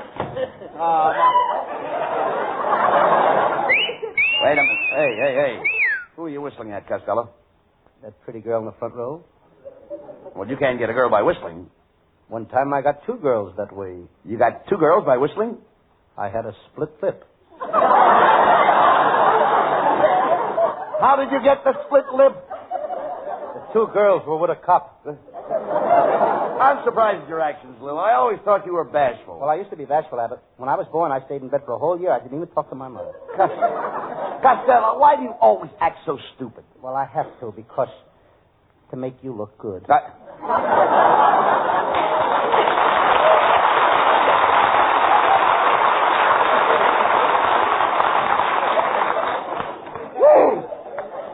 Now, wait a minute. When you came in here tonight, you told me that you had a new girl. Have you been out with her yet? Have I been out with her yet? Mm-hmm. Oh, sure. Last night we sat on her front porch. I wanted to kiss her, but her father was home. Well, does her father object to kissing? I don't know. I didn't try to kiss her father. Didn't you take her anywhere? Oh, yes. I took her out to eat. It was a swell restaurant, Abbott. That's where I got this jacket. I took it off the hook by mistake. I wish I had a pair of pants to match it. Why did you get some? Nobody hangs up pants in a restaurant. Well,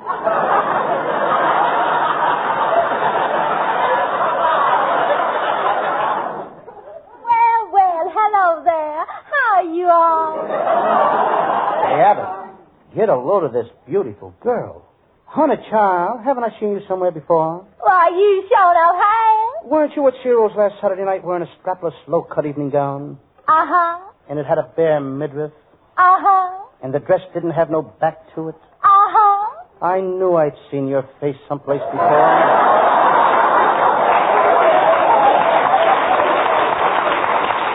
Why, you silly little boy. One silly is enough. Don't pass your pot. Why, I'm the girl you were out with last night. Abbott, it's my new girl, Honeysuckle Epstein. I'm very pleased to meet you, Honeysuckle. Are you the new girlfriend that Costello has been talking about? Yes. Yeah. Yes, I sure am. And Costello, honey, when you didn't call me today to make a date, I just went all to pieces. Well, whoever put you back together again sure did a nice job. Honeysuckle, I'm crazy about you. Everywhere I go, I see your face. All night long, your face is before me. I can't sleep. Why not? I'm ashamed to have you see me in my pajamas. Oh, you all are so cute. I'm going to kiss you. Come here. Oh, kiss me again. All right.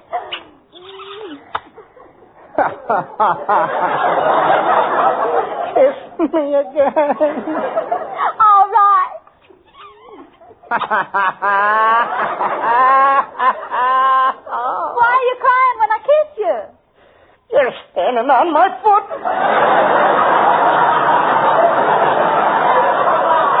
Honeysuckle, are you and Lou going out tonight? Well, no, that's what I came over to tell you, Costello, honey child. Tonight, I have a date with Lon Chaney.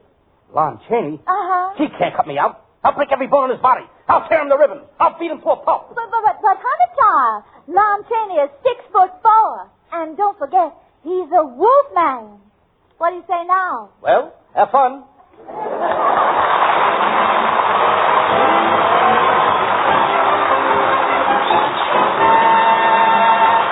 And there's a lot more mad stuff still to come. But right now, a change of pace to let you hear this.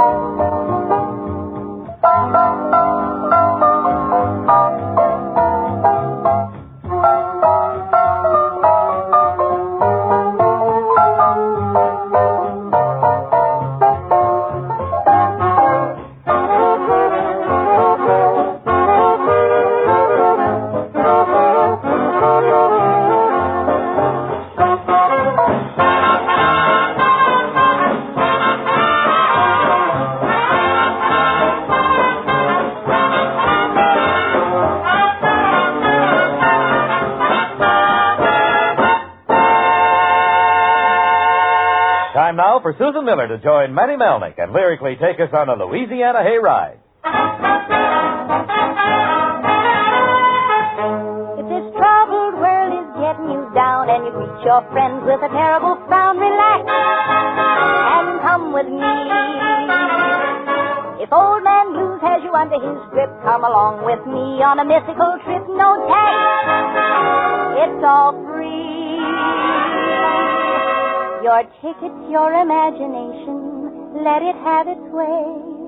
Our magic carpet's just a wagon filled with a load of hey!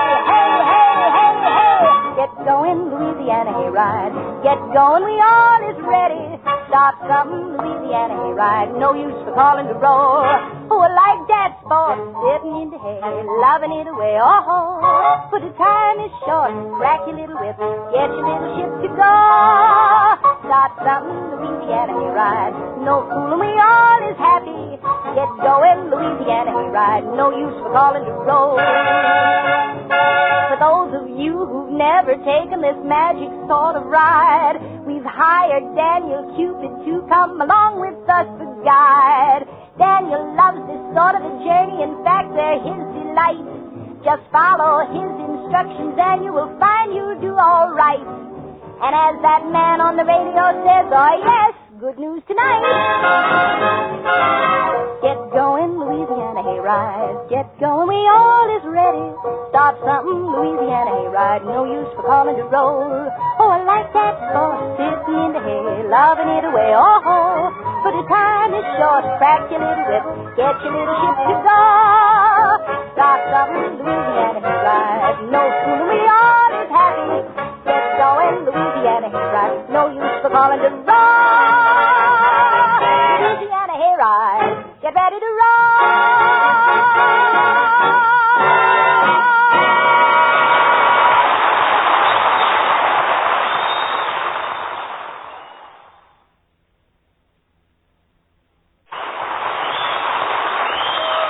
Well, Costello, it looks like you're going to lose your new girlfriend, Honeysuckle, to Lon Chaney. She's stepping out with him tonight, you know. I'll fix that Lon Chaney. Stealing my girl. I'll tell that guy where to head in. Oh, you're getting awful tough all of a sudden. Well, Abbott, I've been taking those physical culture lessons from Charles Atlas by mail. You have? Yes. Let me see your muscles. Huh? Let me see your muscles. I don't get the muscles until next week. But I'm plenty tough. That Lon Chaney don't scare me. I'd like to see that Lon Chaney walk through that door right now. I'd tell him where to get off. Hello, fella. I'm Lon Chaney.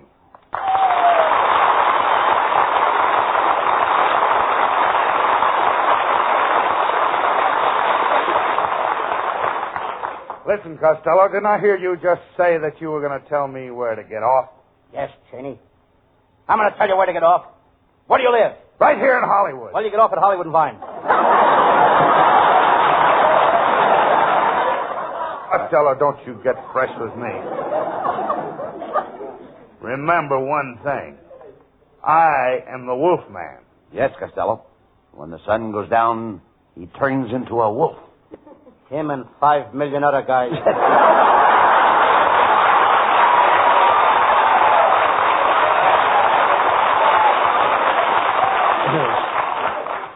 Him and 5,000,001 other guys. That's you, I know. Cheney, you'd better lay off me or I'll put a bullet through you the hard way. What do you mean, the hard way? Push it through. Oh, cut it out, Costello. You aren't tough. Oh, no? Lon Chaney, see my fist? What do you think of it? Dirty, ain't it? Chaney, the last guy I had a fight with is in a hospital, and he'll be there for the next 2 years. Yeah? Who is he?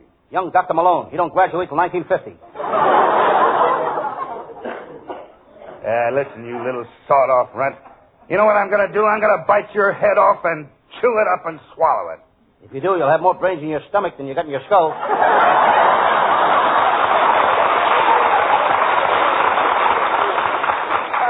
I got brains I haven't used yet. Well, don't let him go to your head, Lou.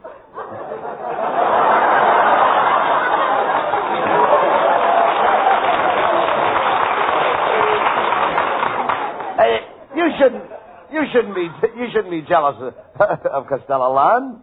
Oh, I don't know, Abbott. When it comes to women, I'm a little stiff competition. You may be a little stiff, but you ain't no competition. He's got better riders than me. I don't like your altitude. What? Your attitude. Yeah. I was higher up on the other one, wasn't I? I don't like your attitude, Chaney. You keep away from Honeysuckle Epstein. I'm warning you to withdraw. Yeah, and suppose I don't want to withdraw. Then I withdraw my warning.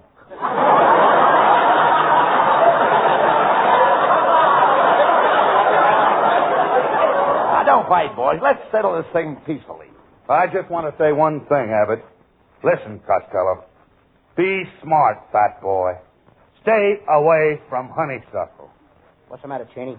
Aren't there any other girls in your life? Yeah. But there ain't any life in my other girls. There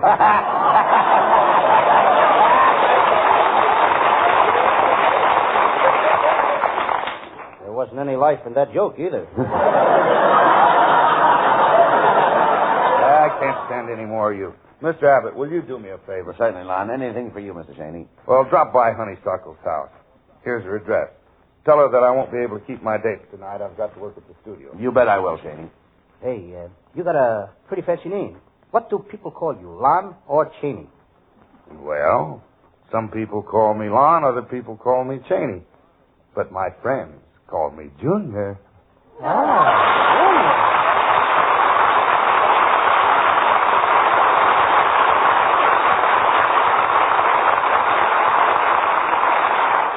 Out of my way, Abbott. I'm off to see Honeysuckle Epstein. You idiot. You can go on that date tonight. You've got no money. Well, I'll stop at my Uncle Mike's house and borrow some. He's loaded. He just sold his invention. What did he invent? A cake of soap, 8 feet long and 6 feet wide. A cake of soap, 8 feet long and 6 feet wide? Yes. How can you pick it up to lather yourself? You don't pick it up. You just sit on it and slide up and down. Well, I've got her address, and as long as you insist on seeing her, let's go over to the house. Let's. Got here fast, didn't we? Come on, Costello. Here's Honeysuckle's apartment. Her name is right on the door. Well, it's my little honey-child boyfriend, Costello. Won't you all come in? Honeysuckle, honeychild, little old, you look lovely tonight. That's a gorgeous dress you're wearing. Oh, it's just an old Mother Hubbard. Mother Hubbard? Yes. Don't look now, but your cupboard is bare. Honey-child, Costello, you all has got to leave now. I got a date with Lon Chaney, and he's very, very jealous of me. If he catches you here, he's going to be awful mad. Oh, no, Honeysuckle. Mr. Chaney stopped off at the studio and asked me to come over and tell you that he can't keep his date. He has to work tonight. Oh, well, in that case, what do you think we ought to do this evening? Let's neck. Wait a minute, Costello. You forget that I'm here. Yeah, but I only neck with girls. Oh, there's someone at the door. Who is it? It's me, Honeysuckle, darling.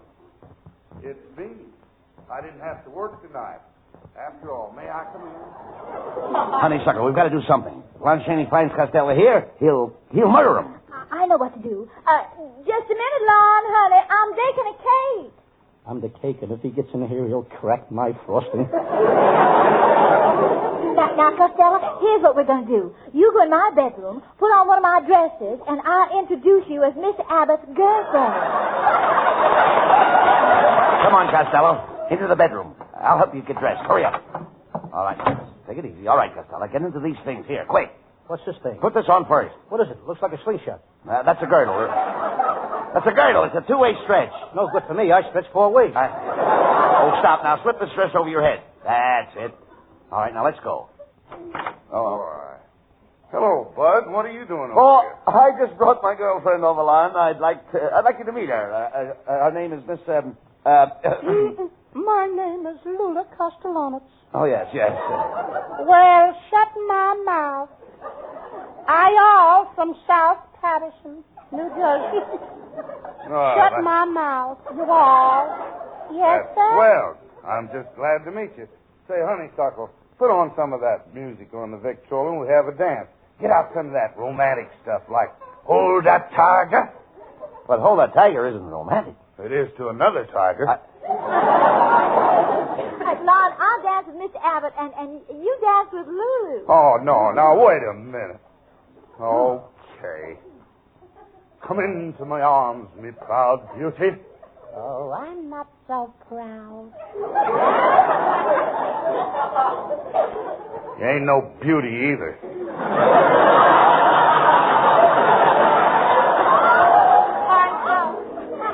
Go ahead, Lon, honey. Now, you just dance with Lulu, and I'll go out and see how my cake is coming along. But I think I'd better dance with Mr. Abbott. He's the man that brought me. Oh, tush. That's all right, Lulu. I'm not jealous. Go ahead and dance with Mr. Chaney. Go ahead. It's all right. You rat, Abbott. Rat. Come on, Lulu. Let's cut a rug, huh? Lulu, dear, what was that noise? That was my garters. It's a long pull from my girdle to my body top.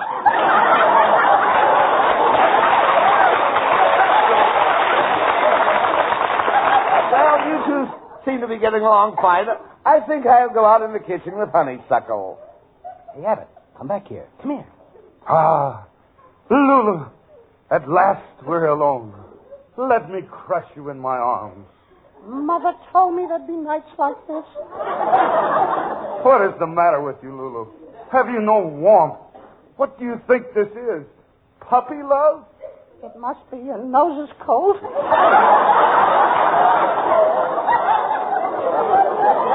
Please, Lulu. Please, Lulu. Can't you see the light of love burning in my eyes? As I draw you to me, don't you feel a spark, a fire? Yes, I do feel a spark in the fire. Is it love? No, your cigar is sticking in my ear. You can't deny me any longer, Lulu. Let me kiss you? No, not today, Lon. Please, Lulu. Just one little kiss. No, not today. Lulu, why do you keep saying, not today? Because today I am a man. Wait a minute. Why, you're Costello. I'm going to kill you. If you do, I'll never speak to you again. Abbott!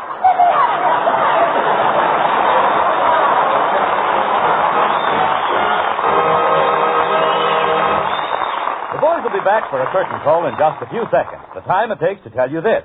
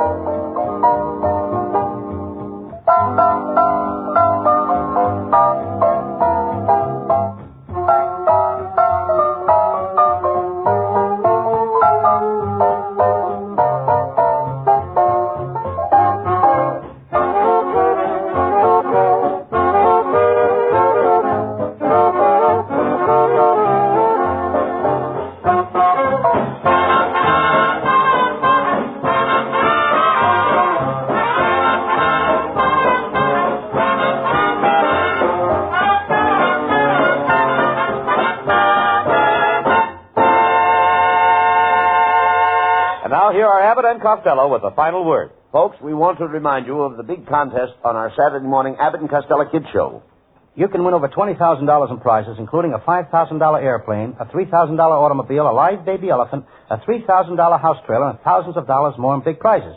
You can win them all by entering this contest, folks, and at the same time you'll be doing your part to fight juvenile delinquency. It's really a worthwhile project, folks, so remember to tune in Saturday morning. That's over ABC Saturday morning, the Abbott and Costello Kids Show. You can hear it over most of these same ABC stations. See you Saturday. See you next Wednesday night, too. Good night, folks. Good night, folks. Good night, everybody in Patterson.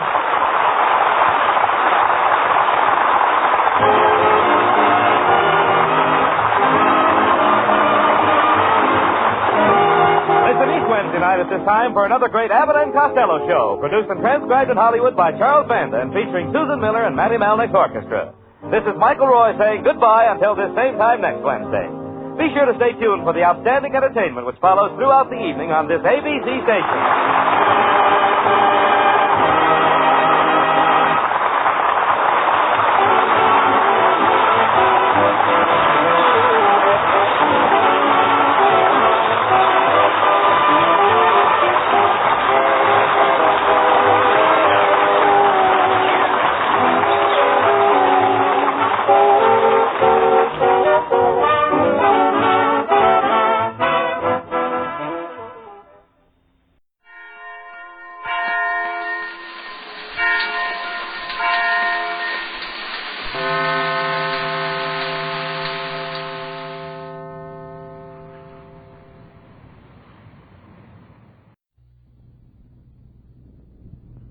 Ladies and gentlemen, the secret word tonight is lamp.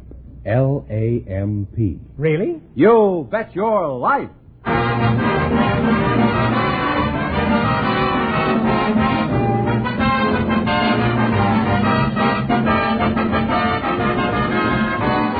The more than 3,000 DeSoto Plymouth dealers of America present Groucho Marx in You Bet Your Life, the comedy quiz series produced and transcribed from Hollywood. And here he is, the one, the only... That's me, Groucho Marx.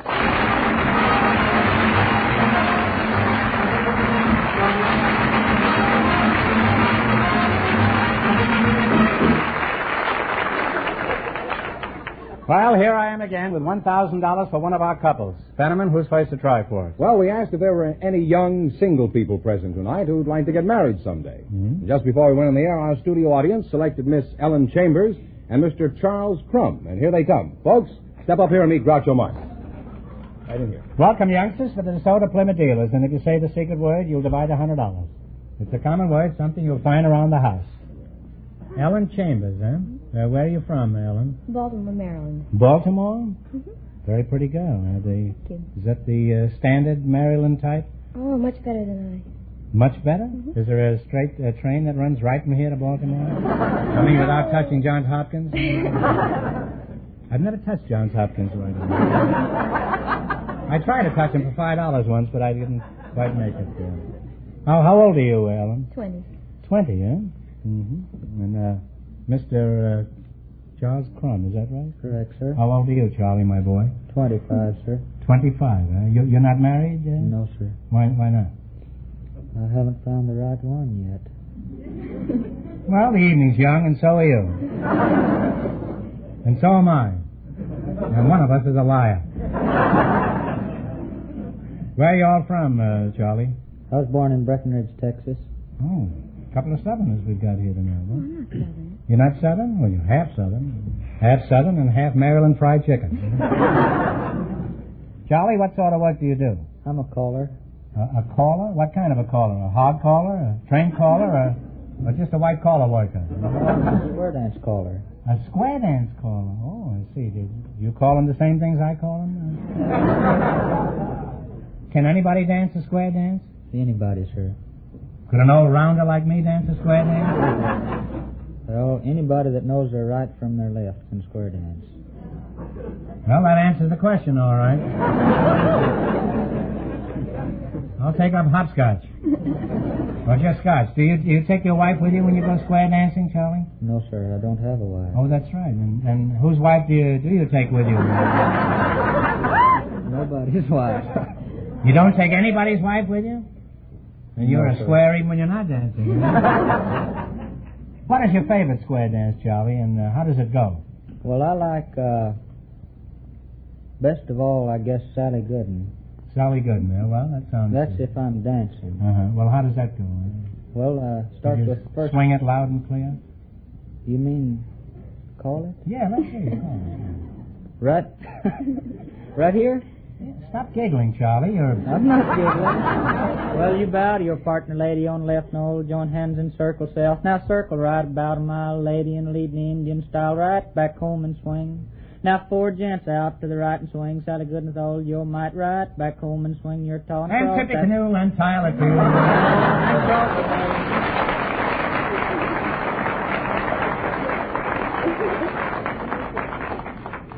You have a very fine voice, Charlie. That's a lie, but you're among friends here. Do you work, Ellen? Oh, yes. What do you do? I run the elevator at the Broadway Hollywood here in town. Is that so?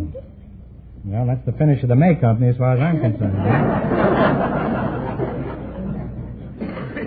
Do you listen to what people are saying in your vertical cement mixer? No, I don't pay attention. You don't pay any attention? No, you don't, eh? Somebody says second floor, you just ignore him and haul him up to the roof.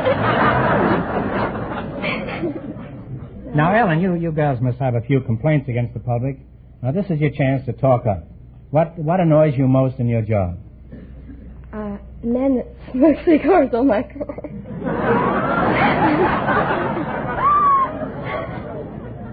I'm sorry, but it's true.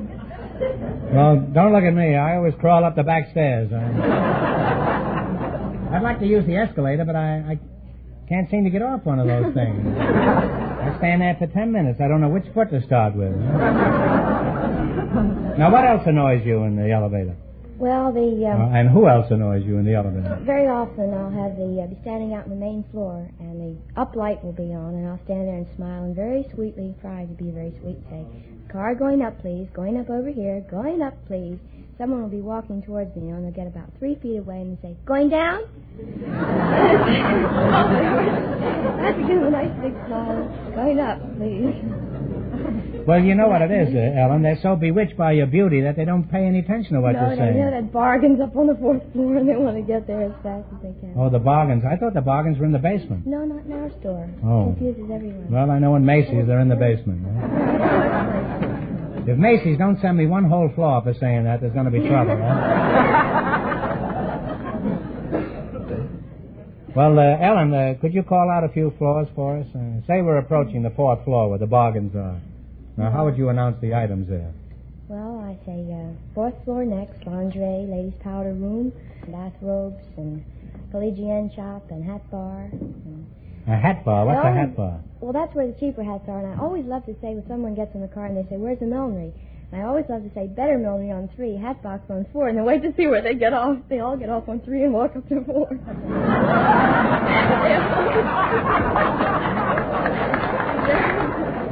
She's very pretty, but I wouldn't like to be married to her. I'd always be getting off at the wrong floor. Well, you're a charming couple, and I'm sure the three of us will be very happy together. Now, in just a minute, you're going to play You Bet Your Life for a chance at the $1,000 question. But first, a word about the exciting new Plymouth.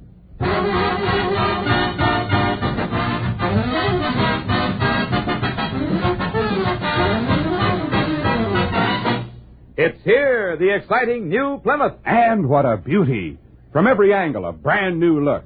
And inside, luxurious new styling and color harmony. And wait till you drive it. You're in for a brand new riding sensation. Plymouth Safety Flow Ride, a revolutionary new use of hydraulic principles. First time in any car at any price. Ruts in the road? They just don't exist in a new Plymouth. Dips in the detours? Your new Plymouth eats them up. Backseat bounce? Not on your life. Rolling along in your new Plymouth, even the bumpiest roads feel like a super highway. And the result? You drive relaxed, free from tension, and with a new confidence and peace of mind that means you drive more safely, too. So see your DeSoto Plymouth dealer and arrange for your ride. Put the new Plymouth through its paces on the roughest roads in town. Then you'll know why the new Plymouth is today's biggest value among low-priced cars.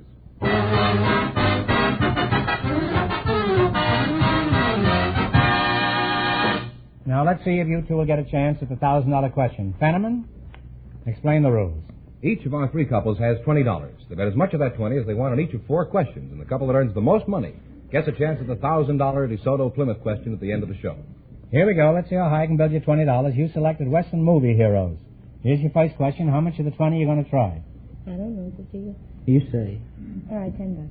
$10. What was the name of the masked man of the West with a pal called Tonto? Lone Ranger. The Lone Ranger is correct. You're off to a good start. You have $30. You got $30. Remember, you're going for $1,000 tonight. How much of your 30 are you going to bet on this one? How much? Talk up, and... Well...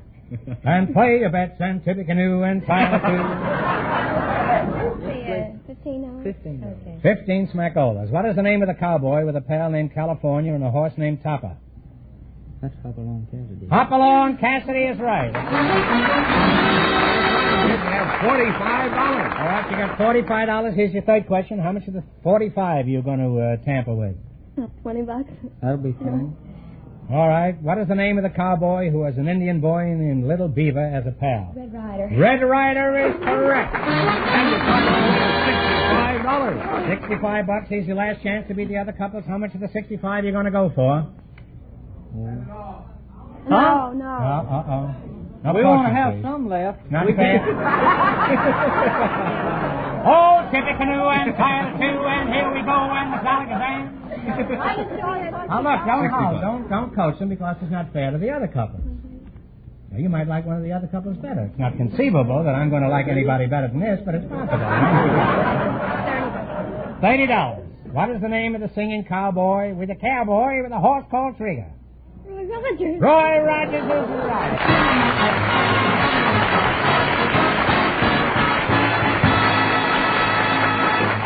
And you wind up with a grand total of $95 from the DeSoto Plymouth dealers, and thanks very much. What's next on the agenda? Well, I want to tell you, Groucho, the secret word is still lamp. And here comes our next couple, Groucho. A fashion expert and a married man. They were selected from our studio audience just before we went on the air. Mrs. Florence Marcia and Mr. Matt Snyder. Folks, meet Groucho Marx. Right up here, please. Welcome for the DeSoto Plymouth dealers. And if you say the secret word, you'll divide $100. It's a common word, something you'll find around the house. Typical husband and a fashion expert, eh? Mr. Max Snyder, I presume you're the husband, typical husband. Typical husband and Tyler, too, and here we go. Where were you born, Mr. Snyder? I was born Devil's Half Acre, Bangor, Maine. Devil's Half Acre? Why do they call it Devil's Half Acre? Well, probably because the devil, because it was raised down there, I guess. Plenty of devil. The devil was raised. Now, would Devil's Acre be anywhere near Belly Acres? That's... Well, how do you know you were born there, Mr. Snyder? Well, my mother told me. Your mother told you that, huh? Well, that's purely circumstantial evidence. What sort of work do you do, Mr. Snyder? I'm a shipping clerk. And you, Miss Florence Marshall, is that right? You're a fashion expert? That's right. Mm-hmm. Well, that's a nice job, isn't it? Where are you fashioning? Well, I have Miss a shop Marshall, on huh? Wilshire Boulevard across from the Ambassador Hotel. Mm-hmm. Ladies' dress shop. Ladies' dress shop. That's What's the right. name of it? Marshall of California. Uh-huh. And what kind of clothes do you make? Well, we make clothes for all occasions. For all occasions? Yes. That's interesting. What kind of a dress do you suggest for a hot shower? Something cool, I suppose. Now, what's your average price for a dress? Daytime or evening? You mean your prices change after 6 o'clock? Well, let's say about 2 o'clock in the afternoon. After I spend all my lunch money. Well, prices vary. If a house dress or an afternoon dress, it isn't as expensive as a cocktail dress. A cocktail dress? What is a cocktail dress? They come a little higher? Yes, they come a little higher. Well, those are the ones I'm interested in. Now, with a cocktail dress, do you put an olive or an onion in the dresses? Personally, I prefer a tomato in mine. Now, Mr. Snyder, how much does your wife spend for a dress? I really don't know. She handles all the money. Now, take a stab at it. What do you think is reasonable for a dress? Well... You keep out of this, Lawrence, huh? Oh, I don't know, about $8 or $9. Well, that may be reasonable, but I bet that isn't what she spends, though. Now, how do you go about designing a dress? What's your modus operandi? I read that somewhere in the telephone booth, huh? I thought it was the name of a girl, and I tried to get her on the phone, huh? Modus operandi. Turned out to be a Greek girl. She didn't understand a word I was saying. Could you tell us how you dream up a gown, Florence? Well, the first thing I would do I would take your measurements, and I would measure... You're not the only one who's taken those, huh? I would measure your shoulders and your torso and your waistline, your hips, and then I would measure you from the waist to the floor. Suppose I'm standing on my hands. All right, now you've got my measurements. What about the new fashions for women? Is the plunging neckline going to keep plunging? Oh, I think you'll see a lot more of the plunging neckline. I hope so. You know, on some television programs, that's all they've got for entertainment. Well, thanks to you, too, I'm no longer in the dark about women's fashions. Now, let's see if you two can win a lot of money. You run your $20 into more than our other couples, and you'll get a chance at the $1,000 DeSoto Plymouth question. Now, Fenneman's off stage to remind our listeners how much the first couple won. The elevator operator and the square dance caller won $95. Now, here we go. Let's see how high I can build you $20. You selected card games. Now, here's your first question. How much of the 20 are you going to try? 10. Talk up, kids. 10. All right. In what game is the Queen of Spades 13 points against you? Hearts. Hearts is right. Hey, people have $30. Remember, you're going for $1,000 tonight. Now, how much of the $30 you're going to try on this one? No, 25. 25. You're going to bet 25. In what card game are the red trays worth 100 points? Canasta. Canasta is correct. $55. All right, now here's your third question. How much is the 55? 50. $50? In what card game is pegging the method of scoring? Cribbage. Cribbage is right. You have $105. Here's your last chance to beat the other couple. You're going to bet how much? 105. That's the word. You're going to bet $105. Now, please don't help me. In what card game do you use the term little slam? Bridge. Bridge is correct.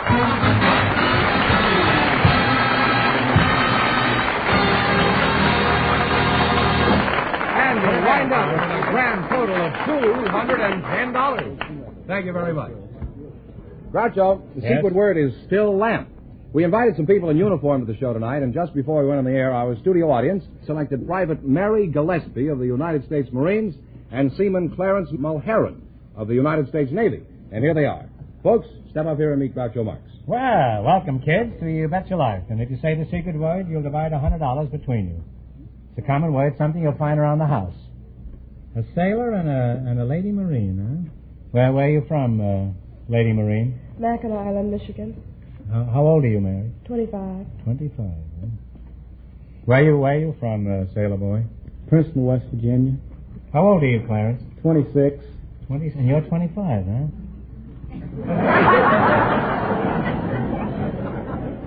Now, Mary, how do I address you? As Admiral or General or Miss so-and-so or what?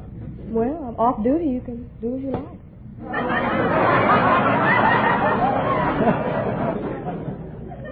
Well, isn't that a shame? At the moment, I'm on duty.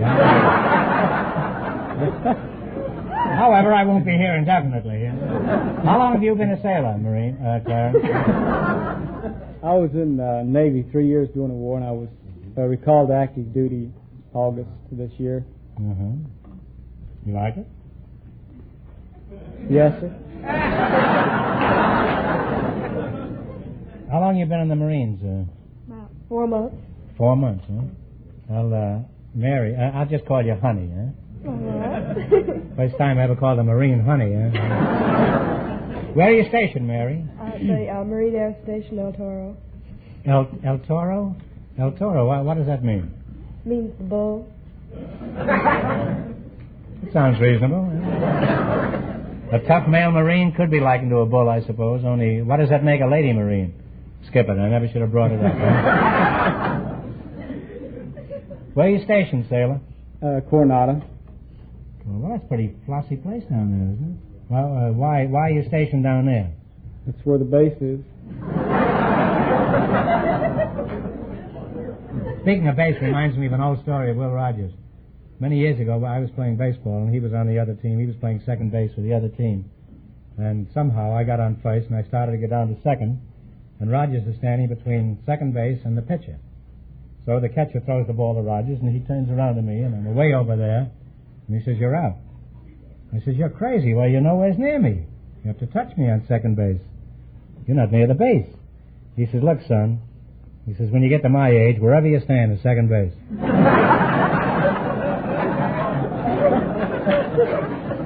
What do you do in the Navy? I'm a UDT man. UDT? Is that like DDT? You're not an insecticide, are you? No, sir. Well, what is UDT besides UT? That's what it is. Imagine asking somebody what he does, and he says, "I'm an UT." Now, what is a UDT? It's underwater demolition teams. Oh, well, that explains everything. Except that I still don't know what you're talking about. What's an underwater demolition team? Well, you might have heard us call frogmen. When we're dressed for action, we have the appearance of a frog with our rubber suits and such. You look like a frog? Better be careful what you say now. Some of my best friends are frogs. Hopalong Cassidy, for example. What makes you think you look like frogs? Hopalong. You see, frogs, they jump around like that. I don't mind explaining them. I have plenty of time. And since you're not listening anyhow, we might just listen. Now, what kind of training do you get for your work underwater, sailor? Oh, we get dynamiting, swimming, drop and pick up. We usually have a day of hours PT in the morning, mile. What's PT? Physical training.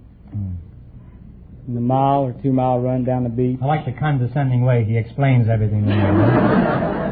Suppose you were doing reconnaissance work in combat. Now, just what do you do? We're dropped from a high-speed landing craft approximately 500 yards from the beach and swim in to the beach with explosives and destroy what obstacles might be there to hinder the landing force. I might mention the first night reconnaissance I ever went on, how scared I was. There was a night reconnaissance at Guam, and it was under the cover of darkness, and we got so close to the beach that we could see the sentries lighting their cigarettes, and talking to one another. We heard the cement mixer running. They were making obstacles, I guess, for us to blow up. And we could hear dogs barking. And it was quite an experience for a green lad like me right out of high school. I should think so. You know, I don't think the American people appreciate the hazardous work you kids are doing to keep our country safe.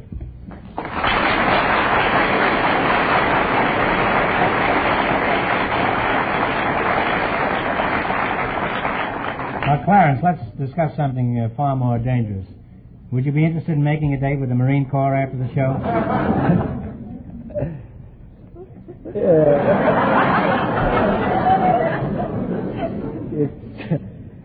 It's between paydays and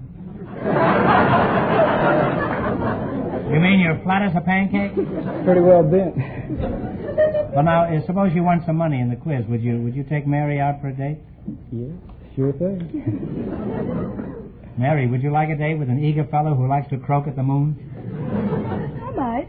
Fine, I'll meet you right after the show.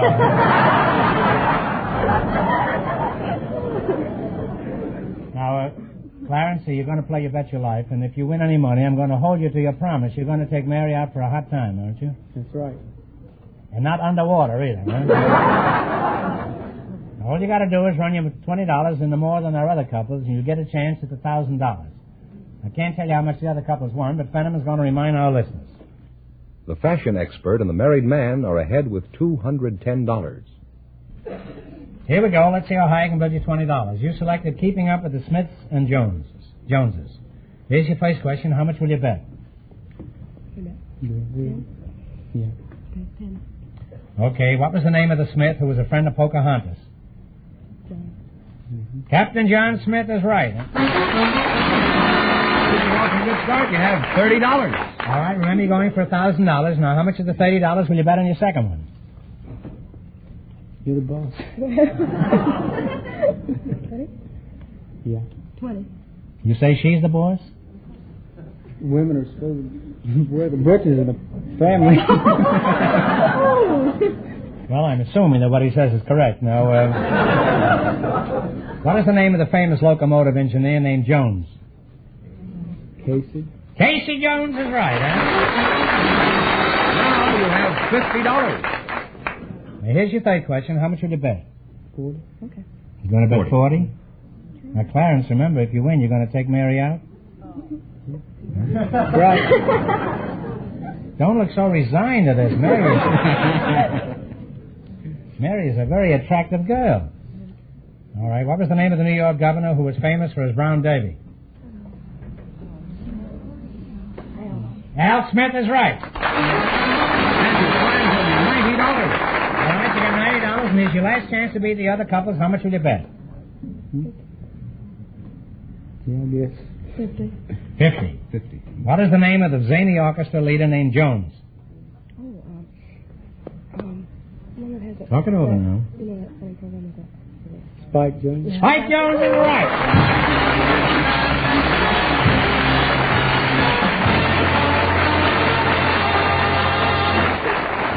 And you wind up with a grand total of $140. And that means the fashion expert and the married man with $210 get the chance of the DeSoto Plymouth $1,000 question.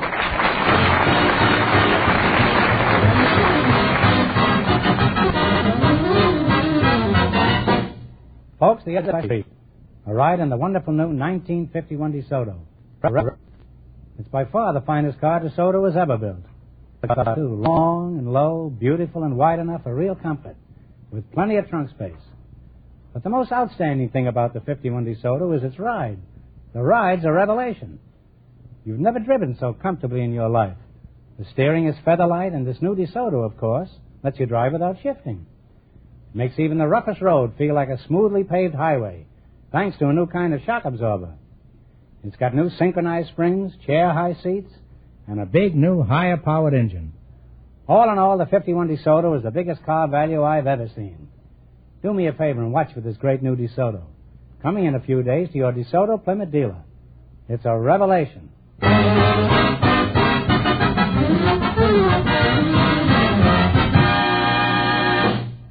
And Groucho, here comes the winning couple, the fashion expert, and the married man all set for the $1,000 DeSoto Plymouth question. Well, you can buy me a new dress if you win here tonight, Mrs. Florence Marshall. All right, here we go for $1,000. I'll give you 15 seconds to decide on a single answer between you, so think carefully and please, no help from the audience. Here it is. Hollywood's first Oscar was awarded to a young actress in 1928. Who was the first Academy Award winner?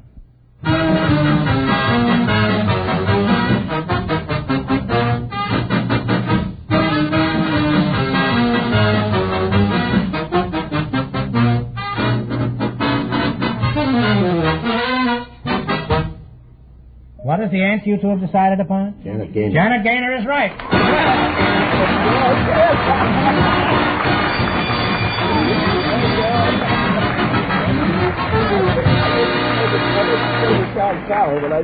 Well, now let's see. You win $1,000 plus $210 in the quiz. Say, you really cleaned up tonight. Congratulations. From the more than 3,000 DeSoto Plymouth dealers from coast to coast, you bet your life.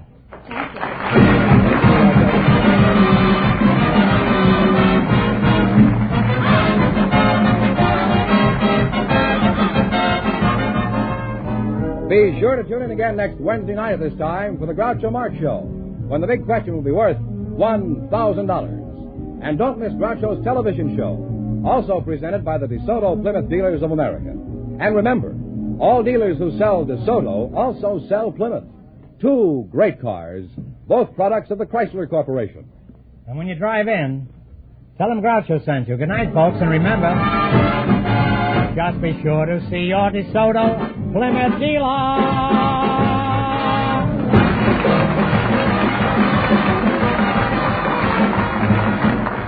Folks, here's a reminder from the National Safety Council.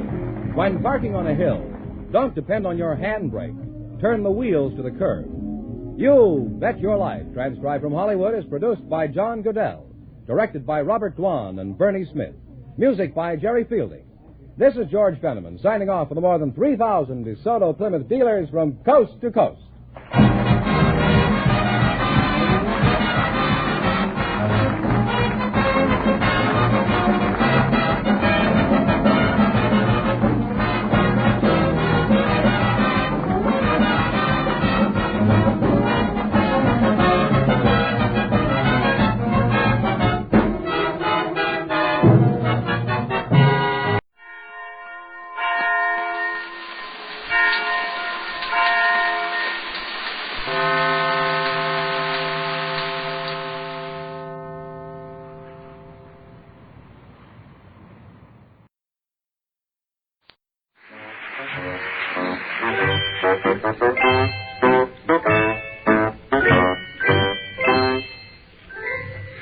Well, sir, it's about 11:15 o'clock in the morning as we enter the small house halfway up in the next block now. And here in the living room we find Mr. and Mrs. Victor Cook and their son, Mr. Rush Cook.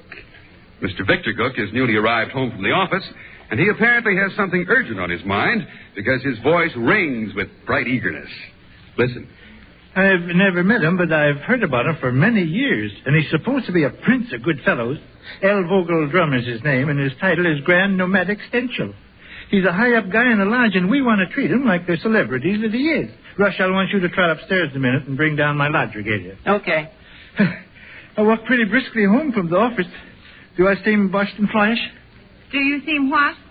Flushed and boyish. I guess I said blushed and flyish.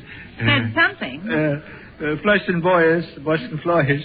Papa needs a plate of royals. I think that's some kind of Chinese pastry. Chinese pastry is very tasty. You can laugh if you want to, Rush. I haven't heard anything funny. Oh, Ish, Vic, are you excited over something again? No, I don't think so. Only I am kind of thrilled. I've heard about L. Vogel Drum ever since I joined the Sacred Stars of the Milky Way. Now I'll meet him in person and spend the whole afternoon with him. I listened the best I could, and I guess I heard everything you said, but you talk so fast. Will you go over it again a little slower? This man is coming here? Yes. When? Well, he might appear any second. He's on the morning flyer from St. Louis. Isn't that due, Dorothy? Well, it's already in. Heard the engineer whistle several minutes ago. Then he's on his way. Tell me his name again. Bell Wiggle Crumb. We won't have any of that, Rush, old pal. No smart aleck reports or cute conversation. Tiny tots will keep the little clam closed or there'll be fur flies. Okay. I mean that. The man's name, Vic? L. Vogel Drum.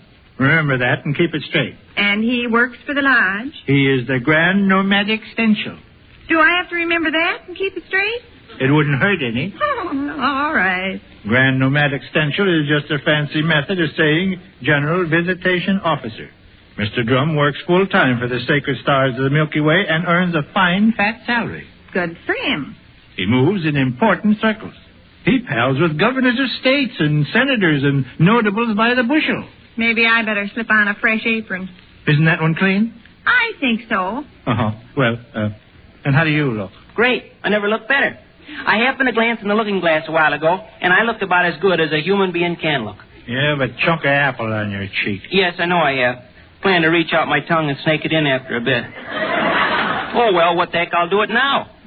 That's great work. Thanks. It would please me if L. Vogel Drum got the notion my young son was at least approximately bright.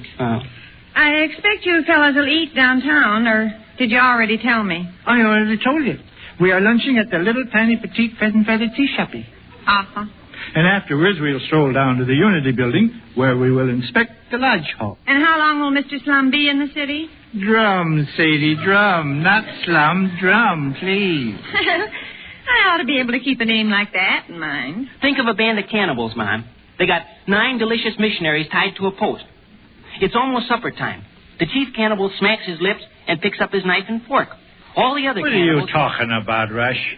I'm giving Mom a way to keep the word drum in mind. I do not follow. Cannibals, see? No. Cannibals, cannibals. Please do not keep mouthing the word cannibals over and over. Drum. The cannibals have got a drum. Boom, boom, boom. Drum, see? A drum goes boom. That's how Mom can remember the name Boom. I mean drum.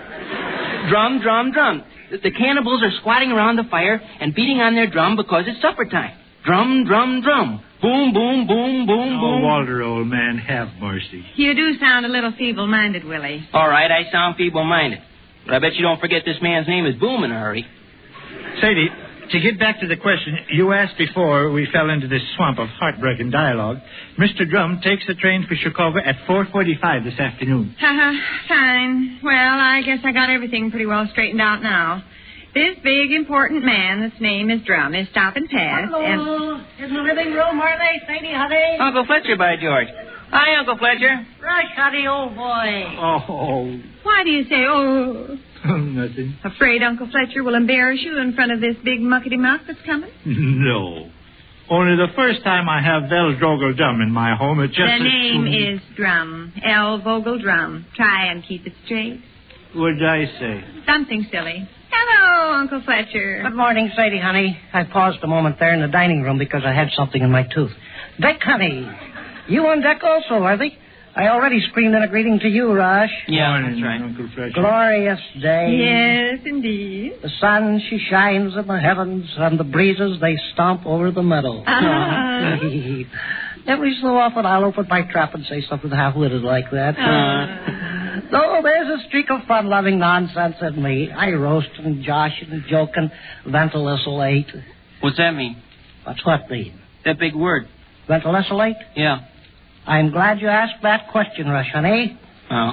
Nothing in particular eating on you, are they, Vic, honey? I'm expecting some company directly. Is that a fact? An important man from St. Louis. Man from St. Louis? Yep. He's out in the side yard. What side yard? Your side yard. This side yard. No. Yes. L. Vogel Drum? Sure, he's a bum. A bum? He's always been a bum. There's some mistake here, Uncle Fletcher. No mistake at all. I am expecting a gentleman from St. Louis. He's sitting out in the side yard on Sister Lynn. Oh, that's ridiculous. No, it isn't ridiculous, Guy. There is a fellow out beside the house here. Is it L. Vogel Drum? I don't know. I've never met L. Vogel Drum. Of course he's a bum. Who is a bum, Uncle Fletcher? Botch Purney. Botch Purney. My dear old sidekick, Botch Purney. This fella got up from the cistern lid. He's coming around to our back door, I think. Sure, Botch Purney. I've known Botch Purney for 35 years. Well, at least we're getting someplace. Yes, he is coming around to our back door. Well, it can't be L. Vogel Drum. I beg to insist, Vic, honey, that my friend Botch Purney is and always has been a bum. Is your friend Botch Purney a St. Louis man, Uncle Fletcher? Botch Purney has resided in St. Louis since 1909. Well, All this confusion is cleared up anyway. There's 2 fellas in the picture. Yes, and one of them's a bum. Fine character to introduce to the grand nomad extension of the sacred stars of the Milky Way. One of them's a bum and one of them's a drum. I warned you about that kind of talk, Rush. There's not the slightest doubt in the world but what my dear old sidekick Butch Purney is a bum. That's great. Hello, Fletch. You disappearing there for good? There's your friend, Uncle Fletcher. Who? Where? Hey, Fletch. There's old Butch. Come on in, Butch, old pal. You bet. Sure thing. Old Butch Purney, as fine a bum as ever lived. A hobo through and through.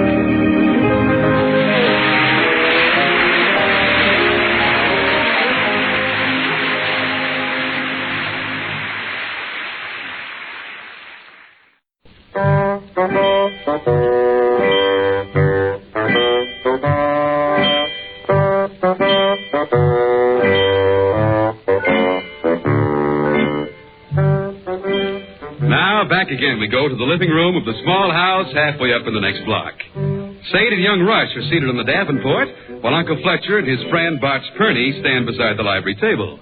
Vic is absent at the moment, having gone upstairs to assemble his large regalia.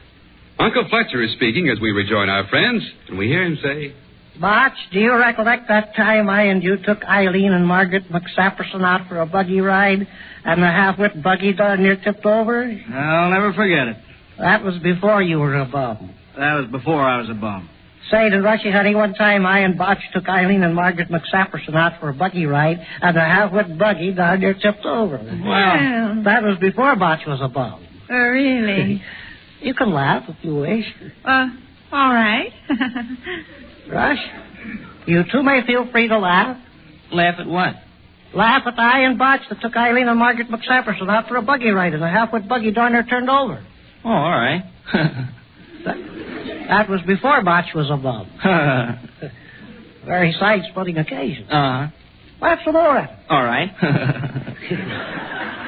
Little children, they enjoy a hearty laugh at the humorous antics of the grown-ups. Yeah. But possibly you recall I and you deciding to buy a ticket and travel to Burlington, Iowa, and we ended up by buying a ticket to Moberly, Missouri. That was comical, no mistake. You see, Rushy and Sadie, honey, I and Botch thought we'd buy a ticket and travel to Burlington, Iowa, but instead we bought a ticket to Moberly, Missouri. Let's see, Botch, was that before you became a bum? Yeah, that was before I became a bum. This was before Botch became a bum. Well... Care to enjoy another laugh? No. Go ahead, enjoy another hearty laugh at our expense. You got these people holding their sides, Botch. Oh, I'm a clown. Another stunt I and Botch pulled off that'll make you people fall to the floor on your knees and shudder with helpless guffawing was the time Botch bought a 10-cent twist of chewing tobacco. I brought the whole works down, kiddo. Robe, boots, plumed hat, sword, and scabbard. Oh, excuse me, Uncle Fletcher. I guess I interrupted you. Perfectly all right. I was just describing You think I should wear the whole work signs I and Botch here used to indulge in. Yeah, I see. Botch here, you know, is a bum. Yeah, that's what you said. Oh. Sadie, should I wear the whole works, do you think? Well, where are you going? Well, I told you where I was going. You said downtown to the little tiny petite pheasant feather tea shoppy and then to the Unity building. Well, that's right. Well, there's not a parade scheduled, is there? Of course not. Is there a meeting? No. Well, why would you put on plumed hat, patent leather boots, and velvet robe, then? Because I'll be in the society of L. Vogel Drum. That's you, Botch. I don't get it. Bub. Yeah. Will L. Vogel Drum be wearing boots, sword, plumed hat, and robe? No, of course not. Well, what will he be wearing? Oh, a sleeveless sweater, tennis shoes, and baseball pants. Really? Oh, thunder, kiddo, use your head. Well, I'd like to, but if you refuse to make sense... He'll be wearing a business suit like any important executive. Naturally, he don't ride around on trains dressed in some fancy dress masquerade costume. Well, then why do you consider putting on a fancy dress masquerade costume? Because I'll be in the society of L. Vogel Drum. There you are again, Botch. Uh-huh. Look, are you two men going down to the little tiny petite pheasant feather tea shoppy and have dinner and then stroll over to the Unity building? I said 2 or 3 times we were. He wears an ordinary business suit, huh? And you wear patent leather boots, plumed hat, velvet robe, and a great big sword? Sade, L. Vogel Drum is the grand nomad extension. He'll enjoy that. In recognition of this high position in the world of affairs, I don't feel that I can do but that. You look foolish and feel foolish. Here's something that'll make you laugh. All right, I'll compromise with you. Now, don't put yourself out compromising with me. I'll leave the velvet robe at home and only wear the boots, plumed hat, and sword. You'll still appear peculiar to people on the street. The innocent passerbys will get the impression you're in I'll leave the velvet robe and the sword at home. I'll only appear at the restaurant in plumed hat and patent leather boots. You won't be the slightest bit conspicuous. Probably there'll be a dozen other diners with plumed hats and patent leather boots on. Here's the side-splitting belly laugh I promised you. I'll leave everything at home but the plumed hat. I don't care, Vic. I'll leave everything at home but the plumed hat.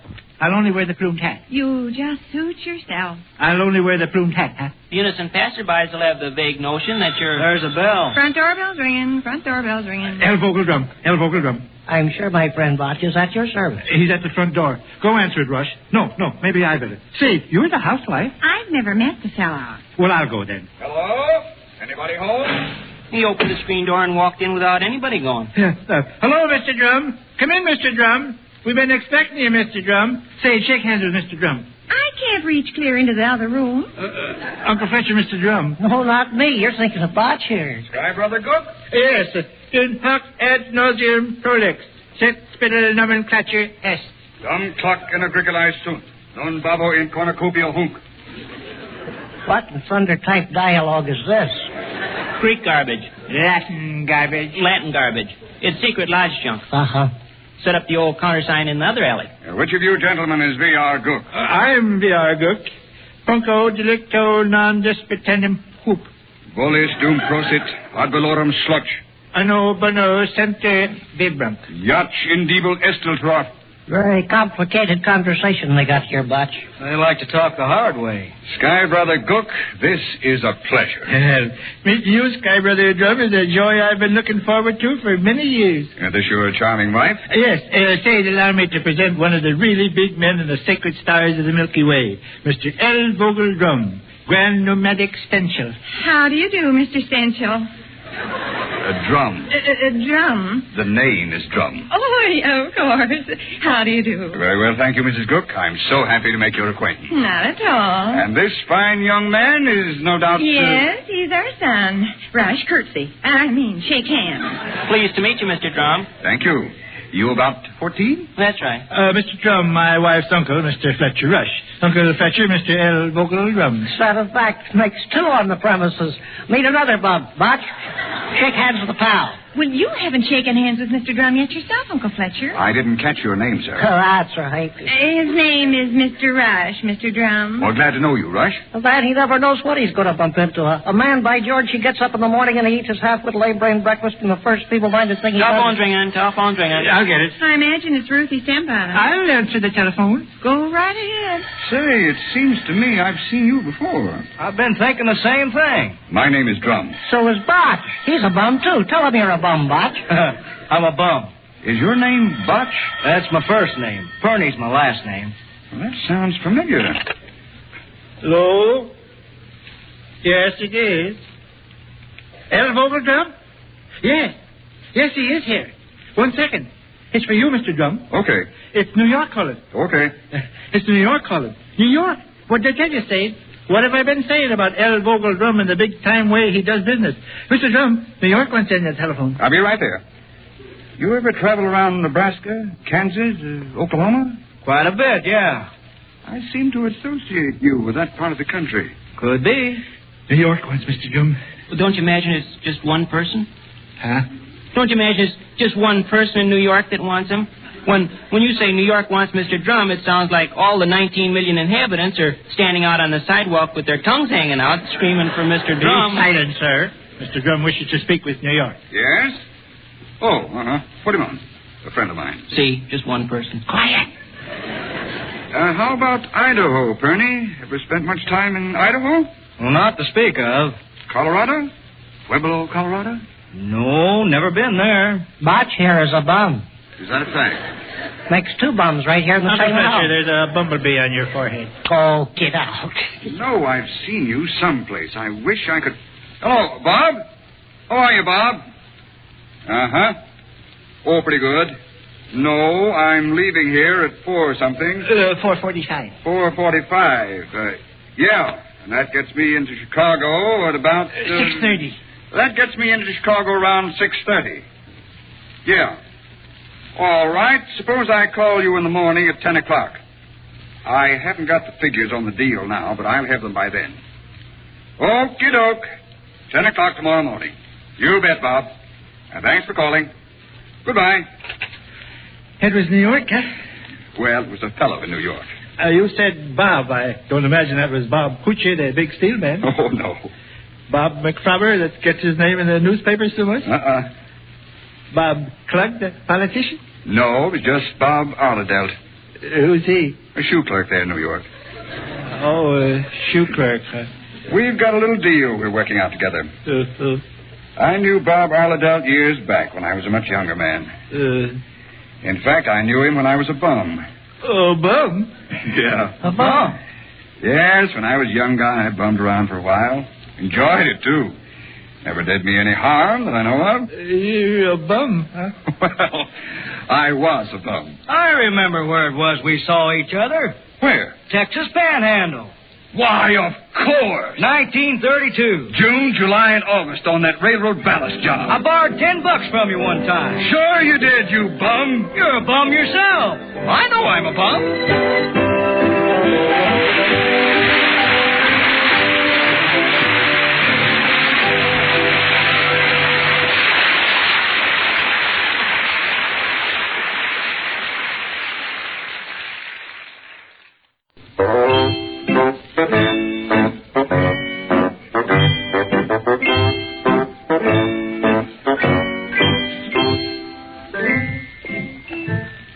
Well, sir, as we rejoin our friends in the living room of the small house halfway up the next block now, we find Vic, Sade, Uncle Fletcher, and young Rush listening respectfully while those reunited cronies, L. Vogel Drum and Barch Purney, exchange reminiscences. You went to Montana after that summer in the Texas Panhandle, didn't you, Barch? Montana, Oregon, Alberta.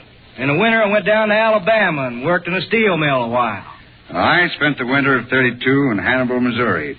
Drifted up the Mississippi to St. Paul, worked in a lumber yard a month or so, and then wandered back south. Great life. Yes, you said it. A while ago, I promised you people a side-splitting belly laugh. It won't take but a minute to tell this story. Well, sir, I had a certain young lady... Hey, Butch, did you ever catch up with Slim Garnison when you were in Montana? Oh, excuse me, Dad, I interrupted you. Certainly did. Well, go right ahead. Here I am butting in also, but say, Mr. Drum, don't you think that... Forget the Mr. Drum garbage, Gook. Call me Vogue. Vogue? Short for Vogel. Oh, I see. All right. Hello, Vogue. That's the stuff.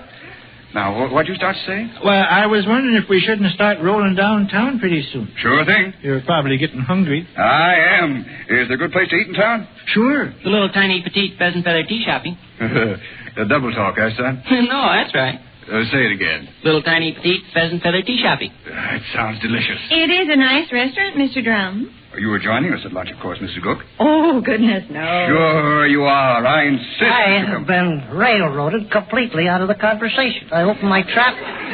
Somebody puts their foot in it every trip. Well, that's right, Dad. It's my fault, and I'm sorry. Now, shoot.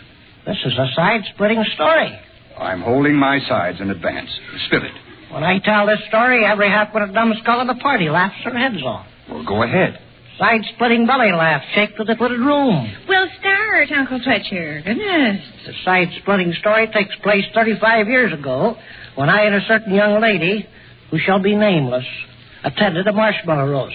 This young lady was a Miss Helen McRottery, and she had a brother, Art. Art McRottery wasn't bright. I say that because one afternoon he bought himself a glass of lemon phosphate in at the drugstore. Sure, I remember Slim Garnison in Montana, Vogue. Been studying it over in my head the last 5 minutes, and all of a sudden hit me. This is an outrage. Oh, well-ish. Slim Garnison was a cowhand working out of Eldred, Montana. Had such blonde hair it was almost white. That's right, Butch. You were talking about Slim and no mistake. I wouldn't mind, Uncle Fletcher. Slim Garnison and I are cousins, Butch. That a fact? Cousins and buddies, too. Slim Garnison and I traveled clear across the United States on motorcycles when we were both 18 years old. Telephone's ringing. I'll get it. Might be Philadelphia. Why would it be Philadelphia? Philadelphia wanting Mr. Drum. Mr. Bum is about right. Or it might be Los Angeles wanting Mr. Drum. Hello? Yes, it is. Yes, Mr. Drum is here. Well, for me, huh? Detroit. Oh? Detroit wants you. I expected Sam. Detroit wants to say. That's nice. Yes? Yes. All right, put him on. A friend of mine. The mayor of Detroit? I doubt it. Governor of Michigan? Probably not. Hello? Sam?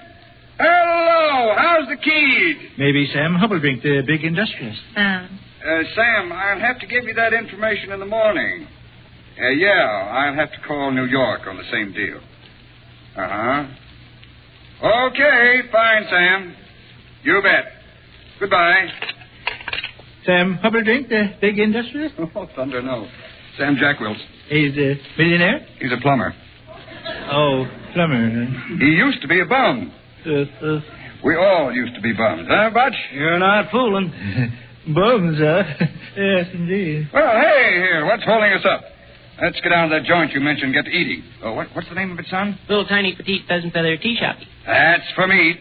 You'll join us, won't you, Doc? How is that, lad? Come and eat some lunch with us. You'll get free of any commitments, Butch? I haven't got any commitments. I'm free as a breeze. Rush, how about you? I'm afraid my father would rather I stayed home. No, what do you say, Gook? He can tag along, I guess. Sure he can. And you'll hook up with the party, eh, Dad? You are inviting me to go eat dinner, Larry? Exactly what I'm doing. I accept the invitation. Well, then, what's holding us? Hey, since there's so many of us going downtown, we can have a little parade. Parade? Yeah. You're El Vogel Drum, the grand nomadic stenchel of the sacred stars of the Milky Way. You're here on official inspection tour. Since there's so many of us going downtown, we can have a parade in your honor. Anything you say, Gook. A parade it is. Parade of bums. A parade of bums. I'll wear my plumed hat. See, I got it right here handy. Shall I wear my plumed hat, Safe? Yes, wear your plumed hat. I will put my plumed hat on my head. That's the place for it, all right. Well, everybody ready? Sure. 1, 2, 3, 4. 1, 2, 3, 4. Company, hush!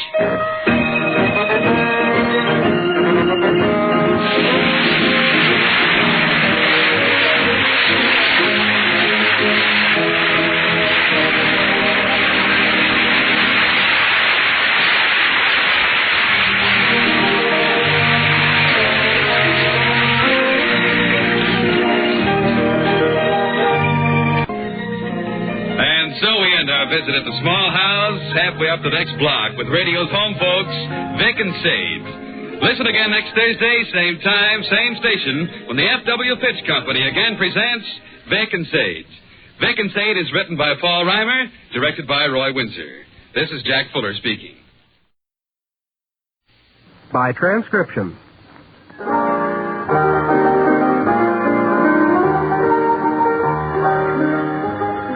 Bristol Myers, makers of Mom, the safer deodorant, and Vitalis for well-groomed hair, bring you Duffy's Tavern with our guest tonight, Chester Morris, and starring Archie himself, Ed Gardner.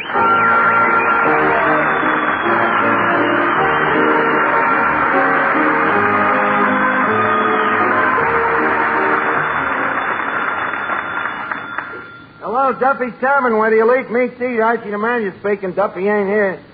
Oh, look, Duffy. Yep. Yeah, that's right. Another crime wave on in the neighborhood. And a bad one. You know, they held up Grogan's bar across the street last night. Well, newspapers said they got $100, but Grogan told me $200, and he told the insurance company $300. So I figure it must have been about $10. Huh? Well, I understand the leader of this crime ring is a real murderer, a guy called Whistling Sam. Yeah, the guy specializes in holding up saloons. How come? I don't know. Maybe he just hates television. Well, don't worry, Duffy. He comes in here. Don't forget he's got me to deal with. Okay, I'll call you back. Whistling Sam. Clever crook like that, I'd like to pit me wits against him. Only trouble is you ain't got a wit to pit. Eddie, you forget that you are addressing an honor graduate of the Eagle Eye School of Crime Detection. That correspondence course? Yeah, too bad I didn't go on with it, you know. The world lost a great detective when I became a bartender. Yeah. But on the other hand, look at the brighter side. It gained a bum bartender.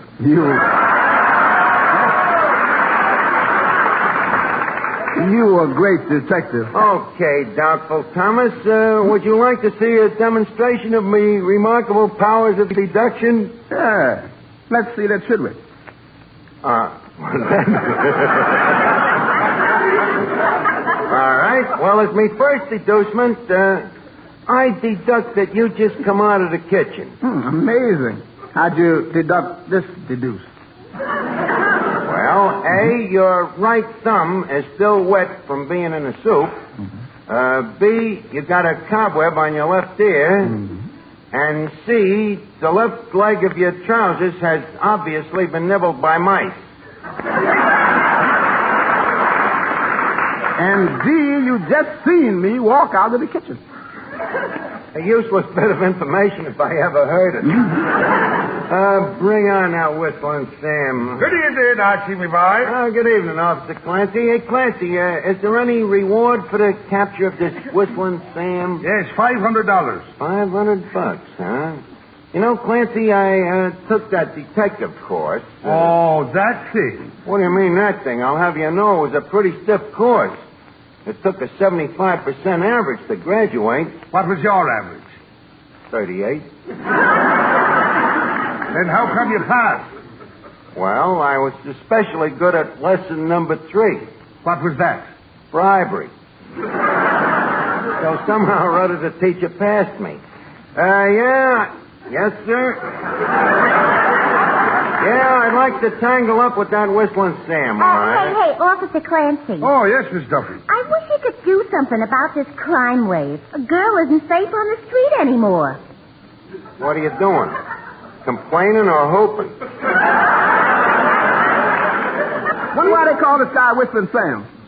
Quite simple, Eddie. It's short for Whistling Samuel.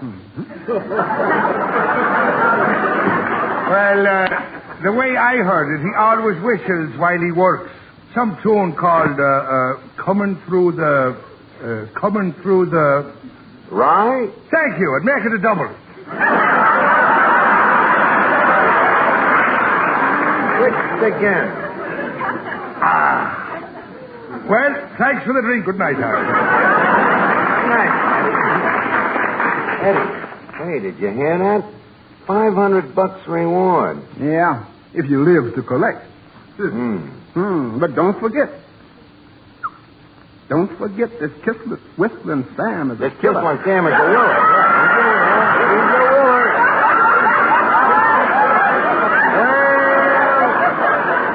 Well, Eddie, anyway, it's worth taking a chance. Don't forget, I've faced death many times before, and I can face it again. Hello, Finnegan. Did I hear you say you're looking for a crook? Yeah. Why did you lose him? I didn't lose him. I'm trying to find him. What does he look like? Well, he's got a dark complexion and beady eyes, lopsided mouth, and a low forehead. Ain't it a shame? What? A good-looking guy like that turning crooked. Hey, wait a minute. I wonder if that's the guy that just held me up on the way down here. You mean you were stuck up? I'm never stuck up. As I was saying, this guy sticks a gun in me rib, see? And he says, your money or your life. So I reach in me pocket for me money. He thinks I'm grabbing me gun, and suddenly he turns a flashlight in me face. Then what happened? He screamed and ran away.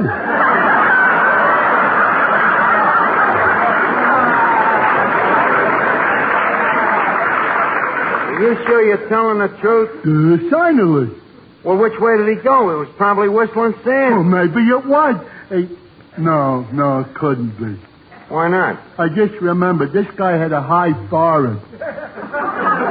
How could anybody with a high forehead hold up a jerk like you?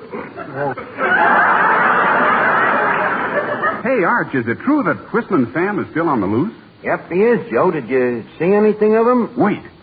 Does he have a low forehead, beady eyes? Yeah. A broken nose, a lopsided mouth, a dry, unruly hair? That's the guy. Oh, Arch, isn't it a shame? What? A good-looking guy like that with dry, unruly hair. I should have told him about Vitalis. I should have kept my big mouth shut. I'm only kidding, Arch. But the fact still remains that anybody with dry, unruly hair should use Vitalis, particularly if you're troubled with hair that's been dried out by sun, wind, and water. Why, no other hair preparation can give your scalp and hair better protection than Vitalis and the 60-second workout. For the Vitalis formula contains 2 of the same ingredients that many skin specialists prescribe for dry, flaky scalps, plus all the other extras that make your hair more handsome, more healthy looking. So try the Vitalis 60-second workout. Let it prevent scalp and hair dryness, rout flaky dandruff, and give you the best-looking, healthiest-looking head of hair you ever had. You'll look your best tomorrow if you get a bottle of Vitalis today.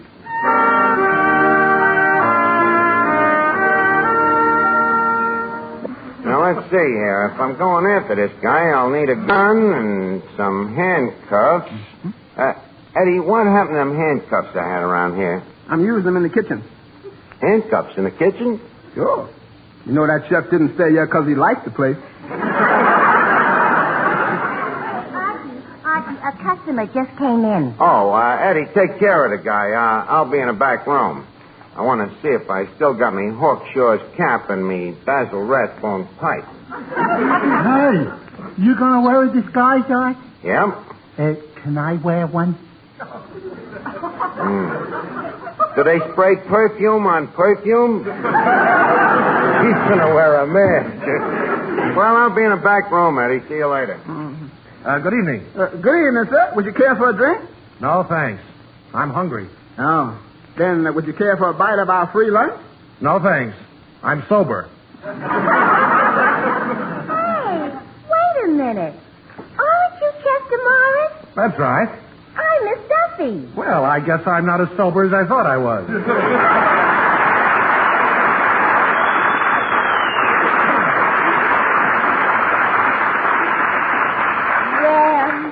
Well, Chester Morris. Imagine us meeting in the flesh.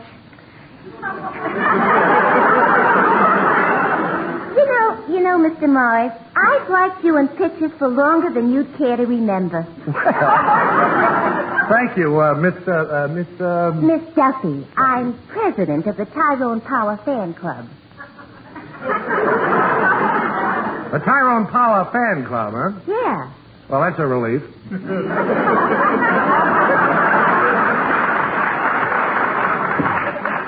Thank you. Incidentally, Mr. Morris, I know how you picture stars hate to be bothered by people. Yes. So, would you like a little privacy? Yes, I'd appreciate it. Okay, let's you and me go over in the corner and sit in the booth. Oh, that darn phone. Men all the time. Hello? Miss Duffy speaking. Who's this? Yes? Well, let's see. Is it Harry? Is it George? Herman? Oh! It's my girlfriend, Katrinka Yarbot.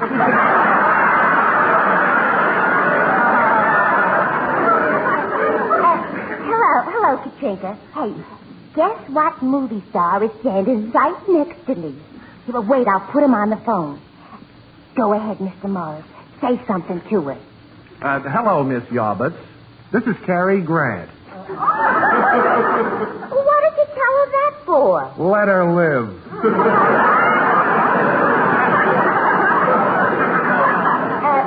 Hello, Katrinka. Huh?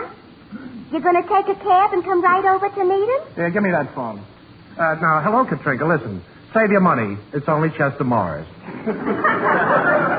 That's telling us. Hello, Katrinka. What? Can we get him to join us tonight? Well, just a second. Mr. Morris, do you shoot pool? Yes. Do you neck? No. Hello, Katrinka. No dice. Yeah, well, I'll see you later. Well, Mr. Morris, I'm afraid I must leave now, so I guess it's a goodbye. Goodbye, Miss Duffy. And if you ever come out to Hollywood... Yes? Let me know in advance. Well, thanks. I'll do that. Toodaloo. Toodaloo. Well, Eddie, I found my magnifying glass, but I can't see... Oh, hello, Bud. How are you? Wait a minute. Your face looks kind of familiar. Oh, really? Yeah, you ain't the drunk I threw out last week, are you? Miss Archer, don't you recognize this gentleman? Hey, wait a minute.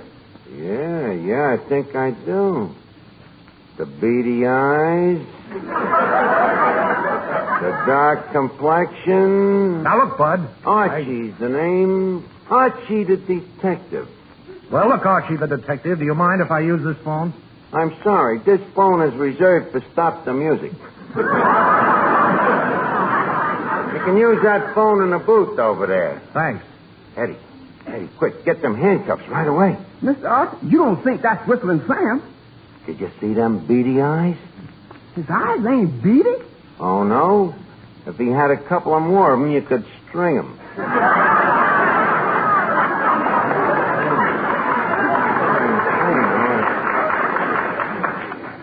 guy ain't got a low forehead. But probably it's just a trick to put me off the trail. Eddie, it looks like I'm going to get that $500. Hey, Bud, come here a minute, will you? Oh, he wants to talk to me. Eddie, while I'm walking over to the phone booth, keep me covered. Bud, did you say you wanted to talk to me? Yeah, I'm out of nickels here. Have you got a slug? Sorry, at Duffy's Tavern, we don't use slugs. However, I might let you use our house nickel with the string on it.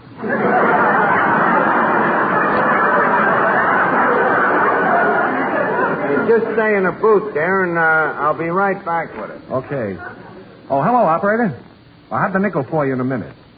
Hello, George. Are you still on? Well, look, I've been thinking about my new Boston Blackie picture.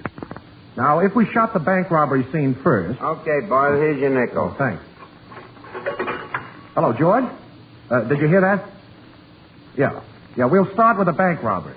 The bank robbery? Yes, George, I'm looking forward to this one. Yes, sir. I think we'll murder him. Murder? Little does he reckon with Archie the detective. And this time, George, a regular schedule. Now, every morning at 8 o'clock, we start shooting. Every morning? They don't even take Sundays off. What? Well, now, look, George, if we don't get the results we want, remember, there's always the cutting room. Them butchers. They don't even stop at arson. Eddie, quick, call up the FBI. Get J. Herbert Hoover. But... Mr. Archie. Look, did you notice how he dialed the phone with his right hand? Mm-hmm. Yeah. This means that he is not left-handed. What does that prove? I don't know, but it might be a clue. Wait a minute. Here he comes. Tell me, did you have a nice phone call? Huh? Oh, sure. Wonderful phone call. I just had to get a few people straightened up. Straightened up? Yeah, you know how it is. Oh, of course. of course. Tell me, do you enjoy your work? Well, why shouldn't I? It's good, clean fun. What a fool. And it's good money, too. Good money, huh? Oh, yes. You should hear what they offered me to do my stuff on television. What won't they put on television next? You ever been on television before? Yeah. Mm-hmm. Under what name? Boston Blackie. Boston Blackie. That's right. Excuse me a minute. Eddie, I was right. It's Whistling Sam.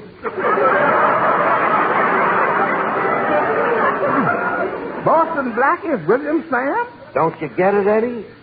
Boston is in Massachusetts, right? Right. The abbreviation of Massachusetts is Mass. So what? It's obvious. Mass is Sam spelled backwards.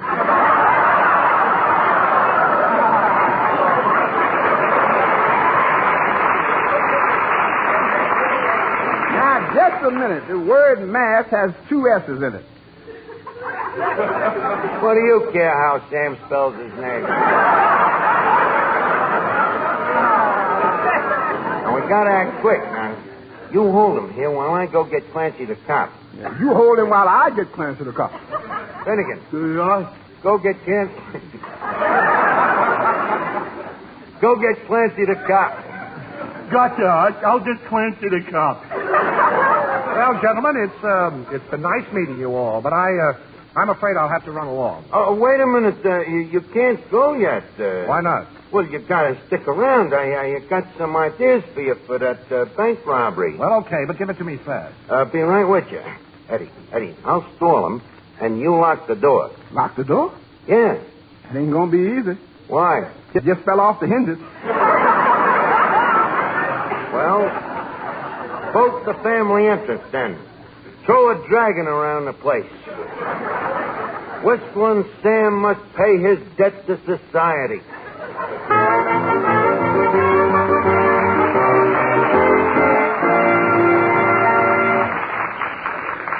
This is something personal. It's something that both men and women should be aware of. Your own freshness and charm. Trust Mum for that. M-U-M. Mum. For Mum is the underarm deodorant with a unique cream formula that protects freshness all day, all evening. Protects you from ever knowing that left-out feeling. Mum smooths on in the jiffy. It's gentle. It's safer. Mum is safer for skin, for clothes, and most important, for your charm. So remember, after every bath and before every date, smooth on Mum. Your bath washes away the past, but Mum safeguards the future. Personal daintiness can play a most important role in your future, in business as well as in romance. Don't neglect it.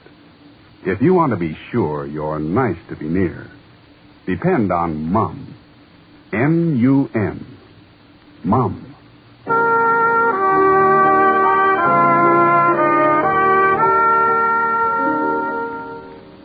Finnegan, did you find Clancy the cop? Yeah, he's coming right down. Good. Now, look, Mr. Archie, I've been trying to tell you for half an hour. You got the wrong guy. Oh, yeah? Well, we'll soon find out. Finnegan, I want you to help me grill the guy. Oh, boy, a barbecue.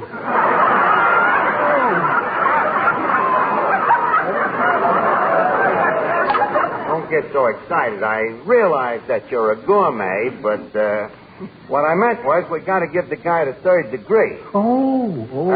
Hey, you, Sam. Sam. I beg your pardon, Boston Blackie. Now, my name is Chester Morris. He's changed it again. Look, whoever you are, I think our little farce has gone far enough. In other words, Sam, we know you're Sam. Now, look, I'm trying to tell you, I'm Chester Morris. I'm a movie actor. A movie actor? With that face? Oh, what a phony alibi. Yeah. Hey, wait a minute. Here comes Clancy the cop now. Well, Officer Clancy, here he is. Whistling Sam. Now, look, you dehydrated Dick Tracy. How would you like a punch in the nose? Now, just a minute. Archie, you sure you got the right man here? Am I sure? My dear Flatfoot. Are you questioning Archie, the great detective? Well, has he whistled? Why? Well, you know Whistling Sam's trademark. He always whistles coming through the rye. Okay, we'll ferret that right now. Sam, do you know how to whistle? Sure. Let me hear your whistle coming through the rye.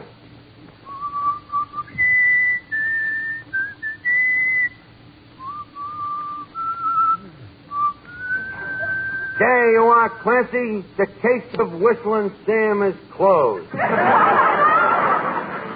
Come along, you. Abbott, officer. Come along. Take your hands off me. I'll go quietly.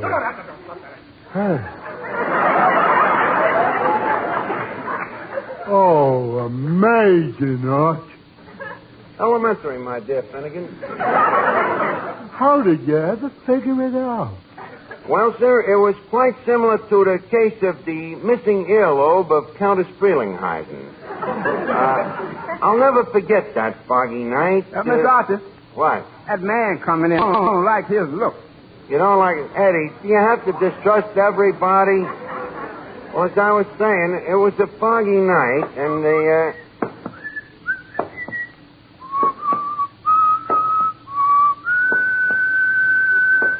Eddie, what's the name of the song that guy is whistling?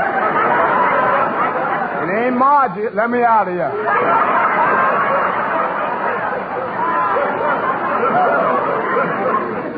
Wait a minute. Don't get excited. We just sent Whistling Sam to jail, Eddie. Oh, you sent Whistling Sam to jail, eh? Yeah, that's why it was such a funny coincidence, you know. Right after the cops take him out, you come in whistling his song.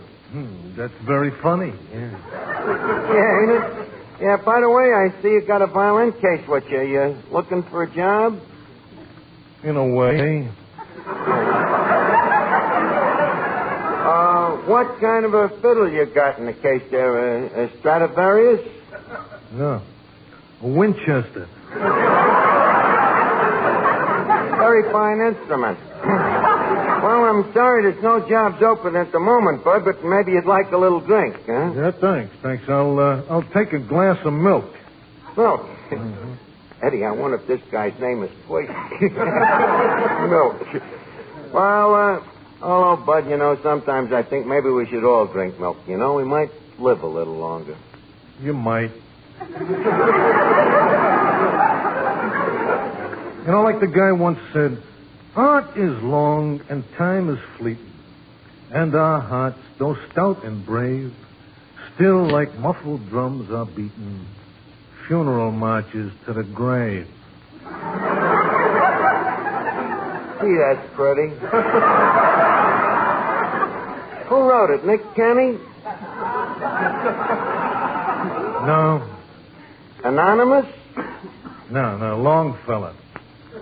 Him I never heard of.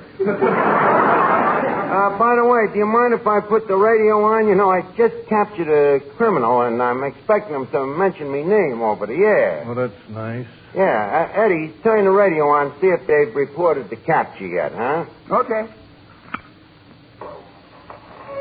That's it. Ladies and gentlemen, a special warning to all residents of 3rd Avenue. Whistling Sam is still at large. Whistling Sam, so called because he is always whistling Coming Through the Rye, was last seen carrying a violin case in his right hand, which incidentally is minus the middle finger. An interesting sidelight on this desperate criminal is the fact that he never drinks anything stronger than milk and is particularly fond of quoting Longfellow. Eddie, shall we stroll outside and see if the calla lilies is in bloom?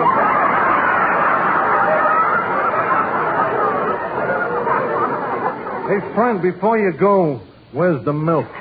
You sure you don't like coffee? No. No. But you do like Longfellow? Yeah. What you doing now? Praying for coincidence. You know, stranger, that fella they was describing on the radio, he sounds a little bit like you. Yeah? Yeah. Of course, they said the middle finger on his right hand was missing. You mean this one? Calla lilies, here I come. Now, stay where you are, you two punks. Look, I don't like to keep secrets from you. This is a stick-up. Now, allow me to introduce myself. I am Whistling Sam. And you? Permit me, I am Archie, the great detective. And you? Eddie Green, friend of the underworld.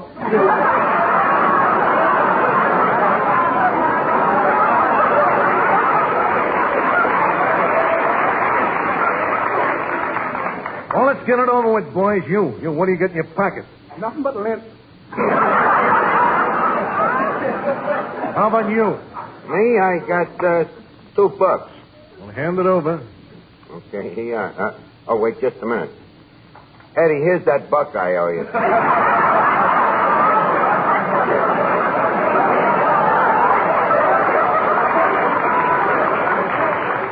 All right, look, I'll take that $1. Well, gents, thanks for the donation.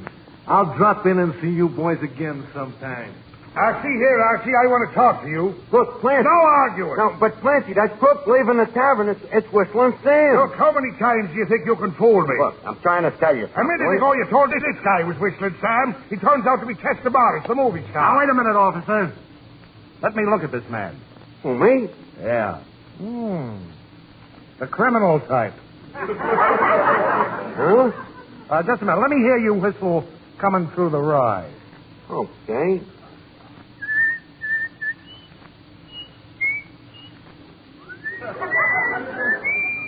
Officer Clancy, isn't that the tune Whistling Sam always whistles? Why, sure, but... And notice the beady eyes. The low forehead. The lopsided mouth. By golly, I've known him for years and I never noticed it. Archie, you're under arrest. Now, look, Clancy, Now, lock him up, officer. Boston Blackie has done it again.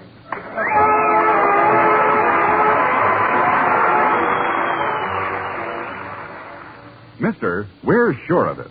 If you'll just try Benex Brushless Shave Cream for a few days, we're sure you'll use Benex for life. Yes, Benex. B-E-N-E-X. Gives you the best shaves you've ever had. For Benex gives you 3 big extras. First, Benex Brushless gives extra easy shave, thanks to a special beard softening formula. Second, Benex Brushless is extra smooth, lighter. So different it rinses off your razor instantly. Third, Benex Brushless gives you extra comfort. A special after-shaving action leaves your face feeling wonderful. Just try Benex. See for yourself. That's Benex, B-E-N-E-X. Benex Brushless Shave at your nearest drug counter. Get Benex tomorrow.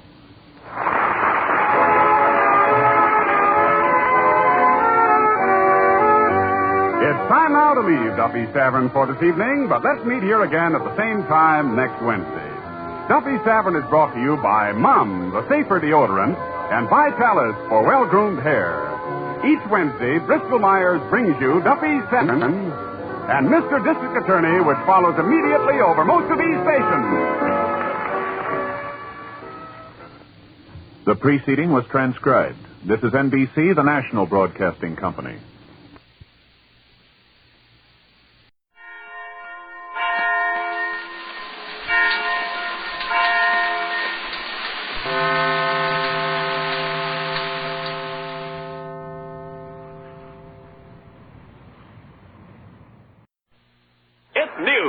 Amazing! It's Prell, P-R-E-L-L, Procter & Gamble's new Radiant Cream Shampoo in the handy tube. Prell brings you The Life of Riley.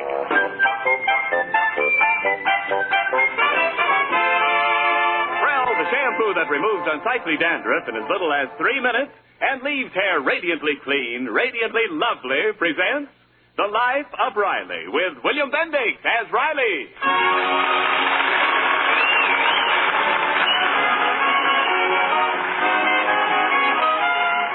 Well, today has been one of Chester A. Riley's bad days. At the aircraft plant this morning, he sat down on a hot rivet. At lunch, he was thrown out of the restaurant for tilting the pinball machine. Coming home on the bus, he got into an argument, dared another passenger to take a poke at him, and she did. And when he arrived home, he picked up his son Junior's high school newspaper and received the most shattering blow of the day. Peg, look at this. What's wrong? Just look at this picture. Oh, that's the new swimming pool at the school. And there's that four-flusher, Farrington Bidwell, taking the bows for it. Read what it says there. Let's see. Barrington K. Bidwell, prominent realtor and school benefactor, affectionately known to all as FKB, surveys completed swimming pool as grateful students cheer. Why, that's not fair. After all the nights you put in working on that pool, you should be in that picture, too. Oh, I'm in the picture all right here, near the diving board. Why, that's a lump of concrete. That's my head. I was at the bottom putting on the finishing touches when that Bidwell gave the signal to snap the picture so he could hog all the credit. That's the way it always is. There's always one hog pushes himself in front of the others. Yes, you deserve to be standing right beside him. Well, thanks, Dublin. At least you appreciate what I am. Well, don't they mention you in the article at all? No, it's all FKB this, FKB that. And I'm the one that's really responsible for this pool. When the school board ran out of money in the middle, who volunteered to help finish the pool? Was it FKB? No, it was CAR. Well, Mr. Bidwell did do something, didn't he? See, it says here, FKB generously rented the school a cement mixer at no profit. Big-hearted Charlie. And furthermore, did not charge anything for the operator. Sure, I was the operator. Honest, he didn't do a thing. But he was chairman of the committee. But I did the work. What a phony. Riley, he said, we've got a big job ahead. But with your brawn and my brains, we'll do it. So every night I'd be at the bottom of that pool using my brawn, and he'd sit around on his brains watching me. Well, don't worry about it, dear. At least you have the satisfaction of knowing that you... Hi, Pop. Hello, Daddy. Oh, you're here. My fine, loyal children. You and your friends. Your ungrates. Oh, you saw the school paper. Gee, that was a mean trick, Daddy. All the kids know you did the work. And just today they were saying they ought to do something for you. Yeah, a lot of good that does me. Well, it couldn't be helped, Pop. Beverly Bidwell wrote the story. Bidwell's kid? Well, yeah, she's the editor. Oh, well, now I get it. Ain't that just like that phony Bidwell? His own kid's the editor, see, so he forces her to write a lot of lies about what a great guy he is. That's the lowest thing I ever heard of. Junior, why couldn't you be editor?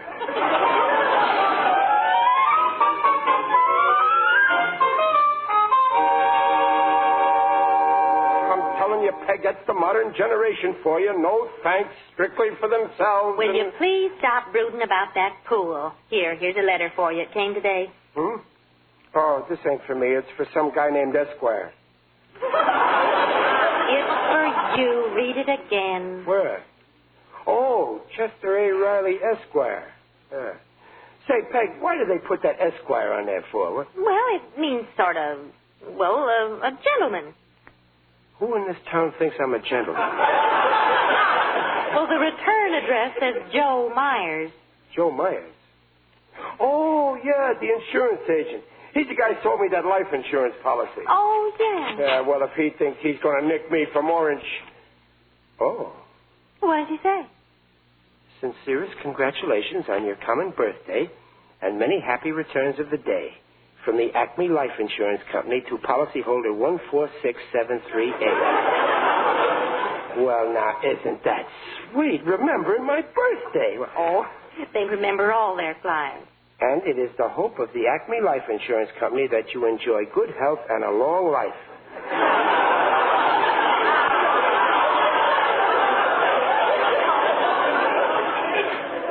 A very long life. Sincerely, Joe Myers. Well, it just goes to show here's a strange company that insures me. They're glad I'm alive. But my own kids don't even know I was born. I noticed they didn't send me no card. Well, your birthday's not till Sunday. Yeah, that's right. Defend them. They'll probably ignore it, just like they ignored what I'd done on that pool. Oh, stop building it up, Riley. They remember your birthday every year, and they won't forget it this year. Well, they better not.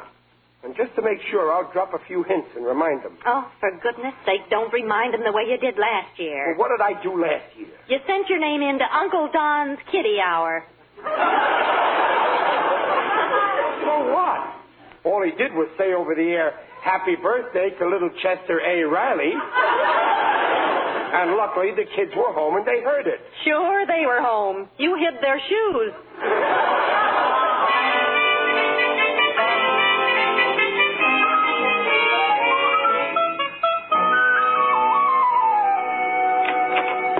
Hey, Babs, look, I've got my care collection box. And guess how much money I collected in 2 days?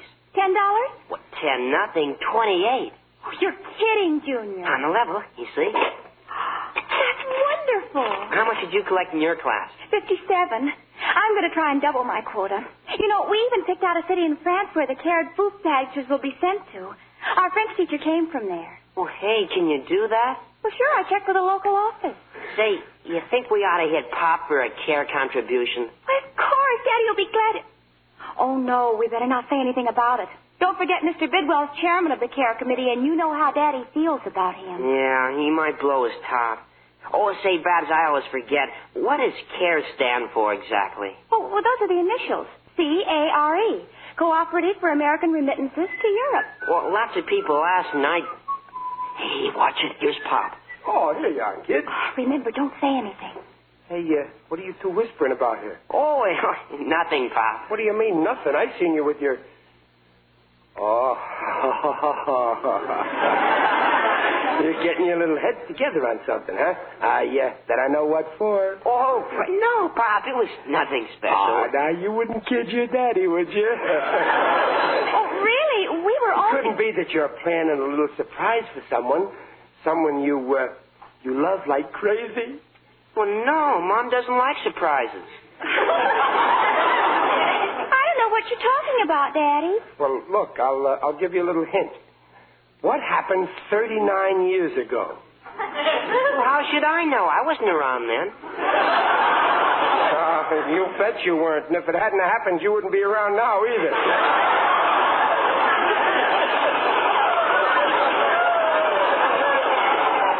Now, look, I'll give you one more chance. What's today? Thursday. Uh-huh. And what comes after Thursday? Friday. Uh-huh. And what comes after Friday? Saturday. Uh-huh. Now we're getting somewhere. Now listen careful. This is the crucial question. What comes after Saturday? What's Sunday? And after Sunday's Monday, and after... I didn't ask you that!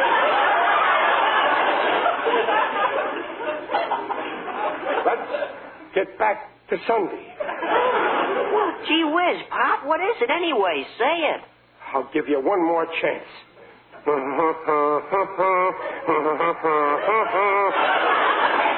What's the matter, Pop? You got a toothache? Yeah.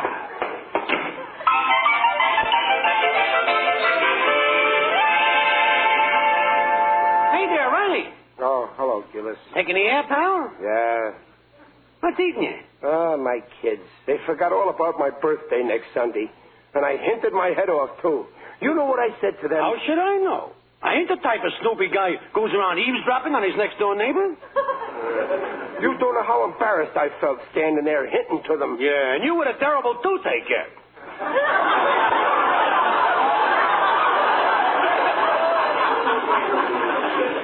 Gillis, you hurt. Well, it was an accident. You see, at that particular moment, my wife happened to stop talking. A thing like that might not happen again in a lifetime.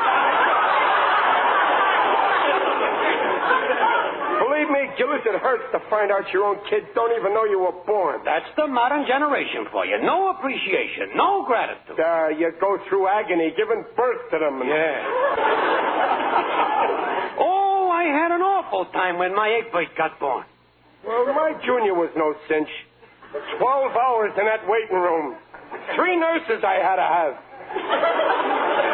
From the day they're born, you slave and struggle to feed them and clothe them. Some thanks you get for being a father. Believe me, a bachelor is much better off. Especially the ones without kids. Well, after all, you do get some pleasure out of kids. Babs knits me socks, and Junior, he Oh, we have lots of fun together. What fun? Well, chasing fire engines or romping on the lawn together, and he brings in my newspaper every day. And... But this, you need a kid. Get yourself a Cocker Spaniel. No, I'm keeping Junior. You're too sentimental, Riley. With me, nothing can excuse a kid forgetting the old man's birthday. Don't worry, I ain't going to forgive that. Ungrates, that's what they are. Now you're talking sense. I'm a great guy for facing the ugly facts about your kids. Yeah, but it's so depressing. Yeah. What you need is some relaxation. Yeah, let's go down bowling. No, I can't. I promised Junior I'd take him to the movies tonight. Ignore him. Did he remember your birthday? That's right. Only, it ain't till next Sunday. Beat him to the punch. Ignore him now. Yeah, that's what I'll do. I'll do better than that. I'll leave him a little note. Give him a little hint why I'm standing him up. That'll learn him. That's the way to handle kids. Only what? Well, still a couple of days to my birthday. Maybe he'll remember. After all, a father should have faith in his kid. No, we gotta get tough with your kids. Come on, write that up. Here's his desk. Now, where's the pencil? Maybe in the drawer. Oh, that kid's never got a pencil. Look in that little box there. Where? Oh, yeah. See if... Holy smoke. 2, 4, 6, 11, 20... What, there's close to $30 in here. What's that list there? Let me see. Jerry J, $1. Joe K, $2. Margie B, 50 cents. Henry, $2. Holy smoke, he's a bookie.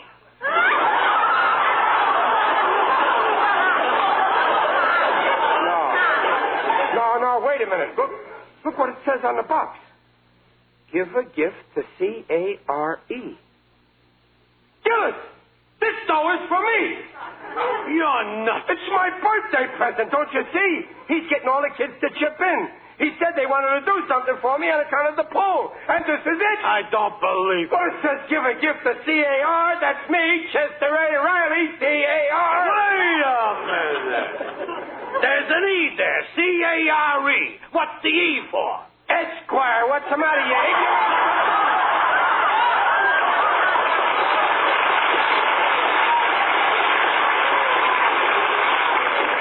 Chester A. Riley, Esquire. Oh, that darling boy, collecting dough for my birthday. And to think that I doubted him. You see, Gillis, how easy it is to make a mistake?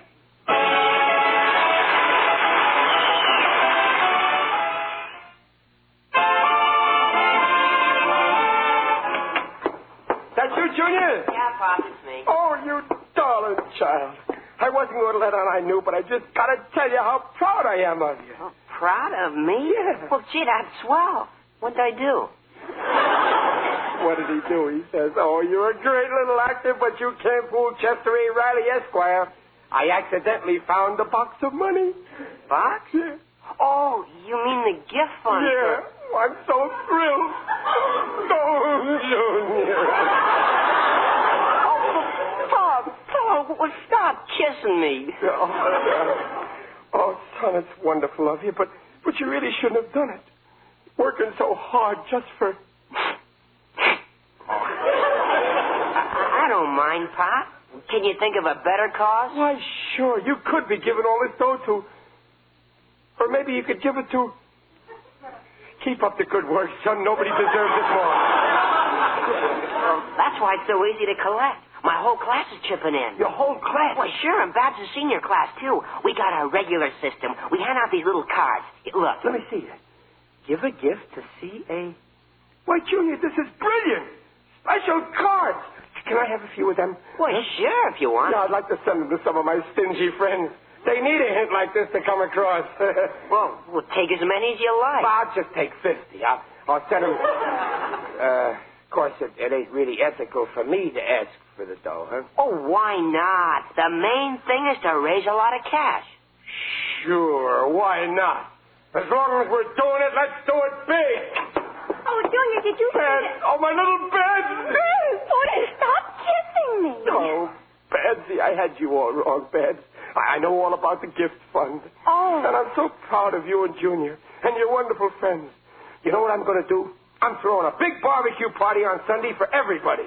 That is, everybody that kicked in with dough. Oh, you don't have to do that, Daddy. Well, it's the least I can do. And you can hand over the dough right there in front of everybody. Okay? Huh? Boy, it's a swell idea, Pop. Oh, the kids will love it. Well, I'll see you later, Pop. Well, wait a minute, Junior. Well, where you going? It's supper time. Well, I have to do some more collecting. And when I tell the kids about the party, they'll shell out like crazy. Well, in that case, go ahead, son. And don't you worry about supper. I'll eat your portion. Daddy, dear, I want to... Do you know what those sweet kids of ours are doing? They're collecting money I for... know, dear. You know? Well, why didn't you tell me? Well, I... Hey, you know what I'm doing Sunday? I'm throwing a big party for everybody who kicks in. Why, that's fine, dear. Well, you don't mind? It means work. Oh, of course I don't mind. And I'm sending out some of these cards to my friends, too. You know, every little bit helps. You know, dear, I saved up $10 to buy a new hat, but I'm going to make my old one do. I'm donating the $10 to the fund. Oh, Peggy. Giving up your new hat, going around with a naked head, just to make someone else happy. Oh, Peggy. Willie, stop kissing me.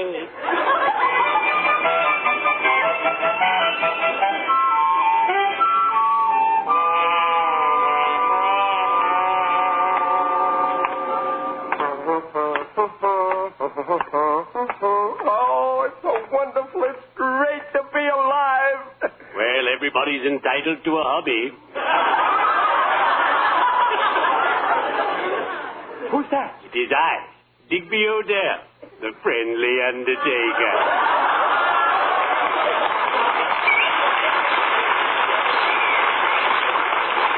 Well, hiya, Digger. I'm glad to see you. Oh, I feel great today. Glad to see you anyway. Well, where you off to this morning, Digger? I'm on my way to the weekly gathering of my gardening club, the UEPDPS. UEPDPS? The Undertakers, Embalmers, and Pallbearers Digging and Planting Society.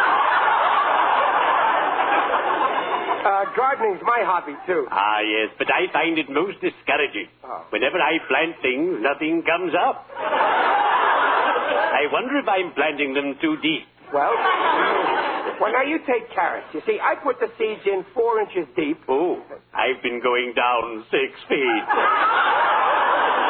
Incidentally, I received your little card in the mail, Riley. Oh, yeah, for the gift fund, Digger. I hope you ain't offended. Why should I be? After all, we're the best of friends. I've got you at the top of my list. And for you, I'll be glad to kick in. Well, thanks, Digger, and someday I'll kick in for you. True. Of course, I can't contribute as much as I'd like to. Lately, business has fallen off.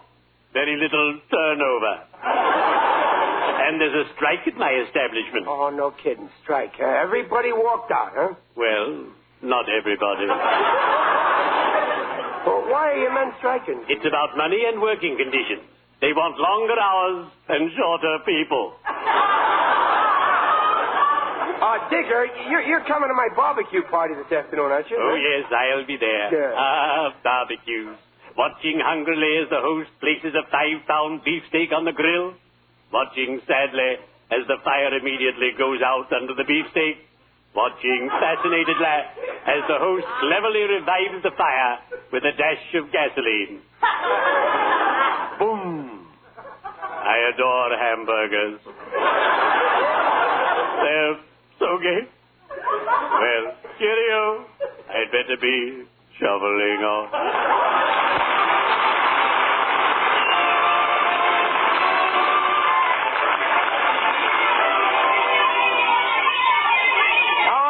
Great party, ain't it, Kate? Listen to them out there in that yard. I've never seen so many kids. Oh, they're having a wonderful time, and they love you, Dad. Well, can I blame them? These are sure going over big. That set me back plenty, too, but it's worth it. Think of all the dough they collected. Hey, when are you going to make the presentation? Well, we'll have to wait for Miss... Hut the door. More customers. Good afternoon, Riley. Oh, hello, Mr. Bidwell. Bidwell. Who invited you? Daddy, Mr. Bidwell's the chairman of the collection committee. Well, sure, it was all his idea. Bidwell? I hate to take vows, you know, but in this case, I must admit it was all my doing. Bidwell, you did this for... You got all the kids to chip in? Oh, Bidwell, darling. Riley, stop kissing me. For heaven's sake, Riley, what's the matter with you? Oh, Bidwell, I never thought you'd... Here I've been going around telling people you're nothing but a selfish publicity hound. Can you ever forgive me?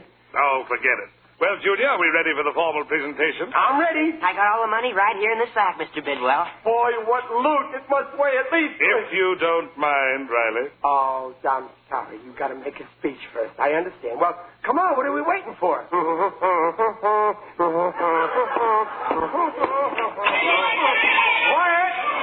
Kids, quiet, everybody. Quiet. We're going to have the presentation. Quiet. Kids, I want to introduce to you your friend and mine, Farrington K. Bidwell, fondly known to this community as FKB. My dear students. I ain't finished yet. Ever since FKB came amongst our midst, we have had the highest confidence in this man. In fact, I will go so far as to say that in this community, FKB will always be our biggest confidence man. Thank you, Riley. My dear young friends, we are gathered here today for a great and worthy cause. I couldn't have said it better myself. In giving our dollars and pennies, let us bear in mind what those dollars and pennies will buy. Food, overcoats, suits, shoes. Bowling ball, fishing rods, a camera. Riley, this is no time for jokes. Who's joking? Think of the joy and happiness this money will bring as it is spread over battle-scarred Europe. First, I'm spreading it over battle-scarred Los Angeles. And now I call upon my young friend, Chester Riley Jr., to announce the total amount and to make the formal presentation. Are we ready? I'm ready. Well, yes, sir. We collected a total of $304.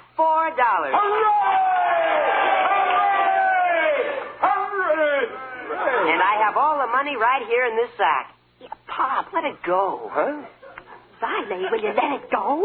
So, on behalf of the student body, I officially present this money to Mr. Bidwell. Here you are, FKB. Wait a minute. Why are you handing it to FKB? This money goes to CARE. That's right, Riley. I'll turn it over to Care. Care? What's he got to do with this? Riley, for heaven's sake, will you... Hand over that dough, Bidwell. Nobody's going to gyp me. I can spell as well as the next guy. But, Riley... Don't you try to pull a fast one. What do you think CARE stands for? Cooperative for American Remittances to Europe. Huh?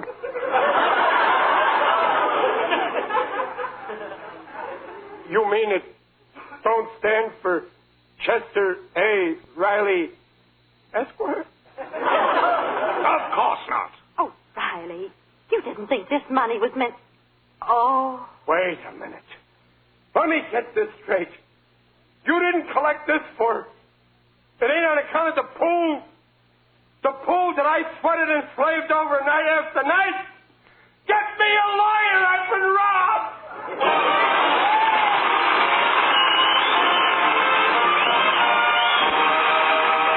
Riley will be back in just a moment. Everywhere families are changing to Prell, Procter & Gamble's new Radiant Cream Shampoo in the handy tube. From Sterling, Massachusetts, Mrs. Charles Travis writes, Just one trial and my whole family switched to Prell. Now we all have that clean, radiant look. Regular shampoos have controlled unsightly dandruff, too. You can bet Prell's a steady with us. Yes, you'll love Prell, too, once you see how Prell leaves hair radiantly lovely. Removes unsightly dandruff quickly. Your whole family will sing about P-R-E-L-L, Prell shampoo. Leaves hair radiant, gleaming bright. Not a bit of dandruff is in sight. Comes in a tube, handy too. P-R-E-L-L, Prell shampoo. Folks, this is Riley, alias William Bendix. The Rileys are chipping in to send at least one care package overseas to hungry, desperate people. Don't you think it's a good idea? Good night.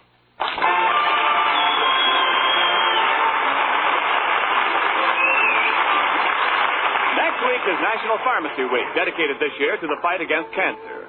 Procter & Gamble, makers of Prel shampoo, salutes the nation's pharmacists and their support of the fight to control cancer. Procter & Gamble invite you to join us again next week to hear The Life of Riley with William Bendix as Riley. The script is by Alan Lipscott and Reuben Schick. Mrs. Riley is Paula Winslow. Digger Odell is John Brown. The Life of Riley is produced by Irving Brecker. And remember, for radiantly clean, lovely hair, get the shampoo in the tube. P-R-E-L-L, Prel Shampoo.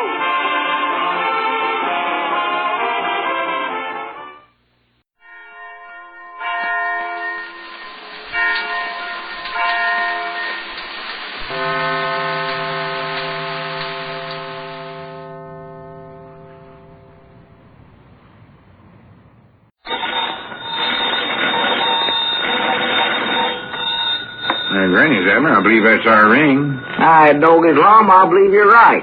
I'll see. Hello, Jot 'em Down store. This is Lum and Abner.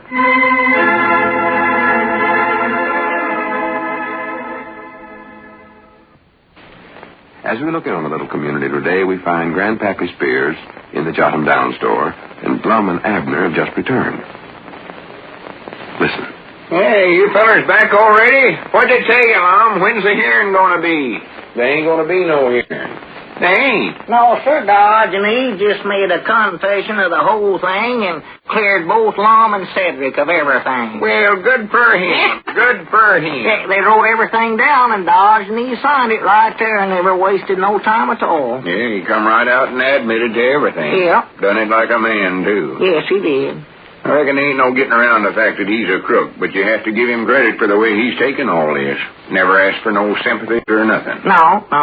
Well, why should he get any sympathy? He done something wrong. Violated the law by making the counterfeit money. Yeah, he done that all right. And he got you and Cedric in a heap of trouble. Abner was just lucky he never got into it, too. Yeah, I made that counterfeit money myself. Of course, I never knew it was unlegal money, though. Of course, on the other hand, Grandpap, you got to admit Dodge and he's done some good for Pine Ridge. Them first pamphlets he's handing out for incidents, them was as good a set of rules for right living as I've ever saw. Yeah, and then that honesty contest he started here, that done good. Yeah, but that contest was just a fake. Just done that to fool everybody. He said he was going to put up $10,000 for the most honest and kind citizen in Pine Ridge. Now, where's that $10,000 at now? Well, you're right, Grandpap. That was just a fake. But still, that contest done a lot of good around here. Oh, yeah. Everybody in town was trying to be honest and kind and helping one another like they never done before. Even fellers like Snake Hogan and Squire Skimp. Yeah, and folks was paying up old bills that they never did aim on paying. Yeah, just the same, the whole thing was a fake. And I ain't got no use for honor-handed schemes or the fellers that thinks them up, neither one. No, sir, I just ain't got no use for 'em. Well, he oughtn't to have did what he done, I know that. Well, what are they going to do with him? Well, them two fellers, Adams and Fremont, they're taking him away summers. Said they was going to let him go over to Sister Simpson's boarding house and get his belongings first, though, before they left. Yeah, it's a good shutting, I'd say. I hope they take him clean back to... Where else you found him, Lum? St. Louis. Yeah, St. Louis. How in the world did you ever find out where that fellow was hiding out at? Well, I reckon Cedric's the one that ought to get the credit for that. Yeah, he seen the address on them keys. Yeah, them keys that Dodge and he's lost in Cedric's car the day he left in such a hurry. Cedric was sitting there in a jail at the county seat jingling them keys when he just happened to notice a little identification tag on the key ring. And there was a name and an address on it. Yeah, and you know his name really ain't Dodge and E. Smith, Grandpap. It's Roswell Graham. Roswell Graham? Yeah. And when Cedric seen that, why, he walked out of jail when nobody weren't looking and come back here and told me about it. And then him and me got in his car and drove right to St. Louis. Yeah. Of course, I knowed he was taking an awful chance running off that way, but I figured finding Dodge and Ease was the only thing that would ever get us out of this trouble. Yeah, well, Lum was Dodge and Ease home when you got there? No. Fact is, some fella told us that there weren't nobody living there by either one of them names. But we sort of hung around, and late that night we seen him coming. And Cedric run out and grabbed him. Well, good for Cedric. Did Dodge and Ease put up much of a fight? No. He looked awful surprised, of course, but he was willing to come with us back to Pine Ridge. Never give us no trouble at all. Well, I do know. Yes, sir, I believe I'll run on home and tell Charity about this. She's just dying to know all what happened. You fellas won't need me no more, will you? Oh, no. Run along, Grandpap. Yeah, much obliged for watching the store for us, Grandpap. Not at all. We'll see you later. So long. Yeah, so long. Doggy Lum, it seems like old times, you back in the store and all. Yeah. You never realize how much something means to you till you're just about to lose it. No. And generally, it's too late to ever get it back. Wait a minute. Look out there, Lon. Huh? Look, there's Adams and Fremont bringing Dodge and these up to the store there. Oh, my goodness. You don't suppose they changed their minds and going to take me along, too? Huh? Granny's, I seen him sign that confession. Why, sure. Wait a minute. They're waiting outside and letting Dodge and these come on in alone. Doggies, they must trust him awful lot. Yeah, I reckon what in the world he wants. Maybe he wants to get his printing press. Or no, they wouldn't let him take that to the penitentiary. No, mind out. Here he comes. Wonderful world, my friend. Yeah, wonderful world, Arginine. Wonderful world. I haven't much time, my friends. There is so little time in this world of ours. But I could not take leave of this peaceful community without a word of farewell to my good and faithful friends. Well, we're sort of sorry to see you leave, too, Arginine. Not as sorry as I am, Lum, my friend. For here in this hamlet, I've found something I've always longed for. But I didn't realize it till it was too late. Well, what was it you found, them keys you lost? Hey, Chef. No, not keys, friend Abner. Or yes. Yes, it was keys. There, see? The keys to peace of mind and contentment. To true friendship and faith. To the warmth that comes only from living among real neighbors. These things I've always desired, and yet I never knew it till after I'd thrown them away. These very thoughts have haunted me ever since I departed from your village. That is why I so readily returned here, to attempt to right the wrongs I left in my shady path. Friends, think not too ill of me. Ill of you? Are you sick, Diogenes? Abner. Yes, sick at heart, my good and simple Abner. Sick because I violated the faith of two of the most plain, honest, unsullied, and noble creatures I've ever been privileged to meet. Well, I'd like to meet them fellers myself. Believe me, my friends, my acquaintance with you has served as my turning point. It's made me repent of my past and resolve to turn my remaining years into channels of restitution. It has made me see a light much brighter than that which shone forth from the lantern I used to carry. Would you like to have your lantern back? Yeah, we still got it here for you. No, I must strip myself clean of the vestiges of the old life. Only the principles of truth and honesty shall I carry out into the new life. Well, say, Diogenes, I believe them police fellers out there in front are signaling to you about something they're waving their hands at. Yes. Yes, it is time to go, Abner. I've used up my precious minutes, but I hope they've not been wasted ones. When I depart through yonder door and go to face the fate I justly deserve, think not that you are seeing the exit of the broken villain of the drama. Believe instead that you are seeing the entrance of a new character clothed in the golden words of honesty and fashioned by the faith of my two good friends who stand now beside me. I go willingly to pay my debt to society and look forward eagerly to the day when I may return a free man and be able to sincerely spread the doctrine of truth and kindness, which up to this time I've so shamefully used to further my own selfish gains.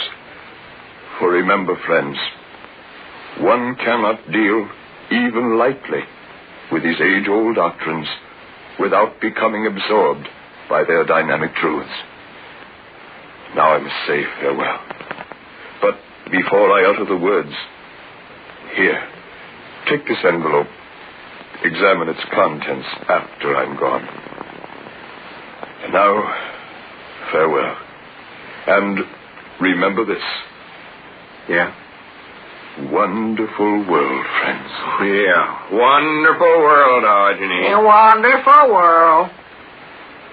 Granny, I don't know what to say. I feel sort of funny inside. Yeah, me too, Lon.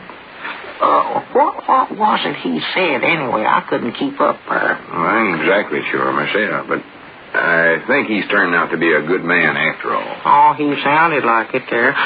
Look in the letter there, Lum. Maybe that tells what he was saying to us. Oh, yeah. I almost forgot about that. Hurry up, get it. Yeah. Oh, what does it say? Oh, wait, don't rush me. Well, hurry up, Lum. Let's see. Dear Lum and Abner and citizens of Pine Ridge, I know you all believe now that my offer of $10,000 to your most honest, kind, and generous citizen was merely a hoax. And you are right. That was the original plan. Now, however, that plan has been changed. Naturally, I cannot remain with you to judge the winner, so I am leaving the enclosed check for $10,000 to the entire community of Pine Ridge. Wait a minute. Enclosed check? Is there a check in there? I don't know. But yeah, here it is, still in the envelope. Oh, where? Look at that, Abner. There it is. Well, I do know. Doggies. $10,000 for the land sakes. Well, wait a minute, old Lum. How are we going to divide this up twixt everybody in the whole community here? Maybe the letter tells. I never finished it. Yeah, go ahead. I leave this money in your care, Lum and Abner, to be spent in whatever way you think will do the most good for Pine Ridge. Well, bless his heart. Your faithful servant, Diogenes Smith. Postscript. Let's all try to make this a wonderful work.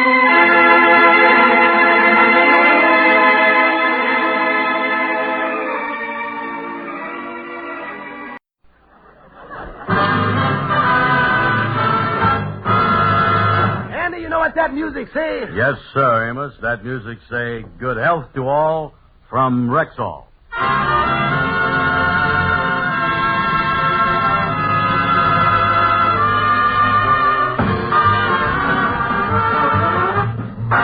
The Amos and Andy Show, transcribed, written by Joe Connolly and Bob Mosier, featuring Ernestine Wade, Johnny Lee, Amanda Randolph, Roy Glenn, Corny Anderson, Lillian Randolph, Jeff Alexander's music, yours truly, Harlow Wilcox, and starring radio's all-time favorites, Freeman Gosden and Charles Correll. Amos and Andy!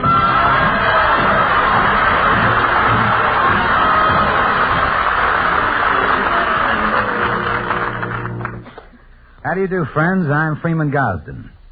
There's one subject of conversation I always join in, and that's the subject of vitamins. Because when I hear the word vitamins, I just have to interrupt with two words that come right into my mind, Rexall Plenamins. They're the vitamins we have at our house and the ones I always recommend to my friends. So when you think about vitamins, remember Rexall Plenamins. That's Plenamins, Plenamins. Ask for them at any Rexall drugstore.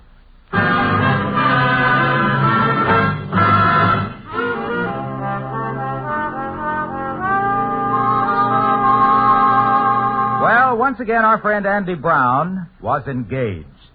But, as has happened so many times in the past, the romance stopped short of the altar. Yes, when the girl found out that Andy had no money, no job, and no ambition, romance went out the window. Right now, it's the topic of discussion at the home of George Kingfish Stevens. Yeah, the gal turned him down right at the altar, Sapphire. Well, personally, I can't see what any gal would see in Andy Brown in the first place. Can you, Mama? No, I don't.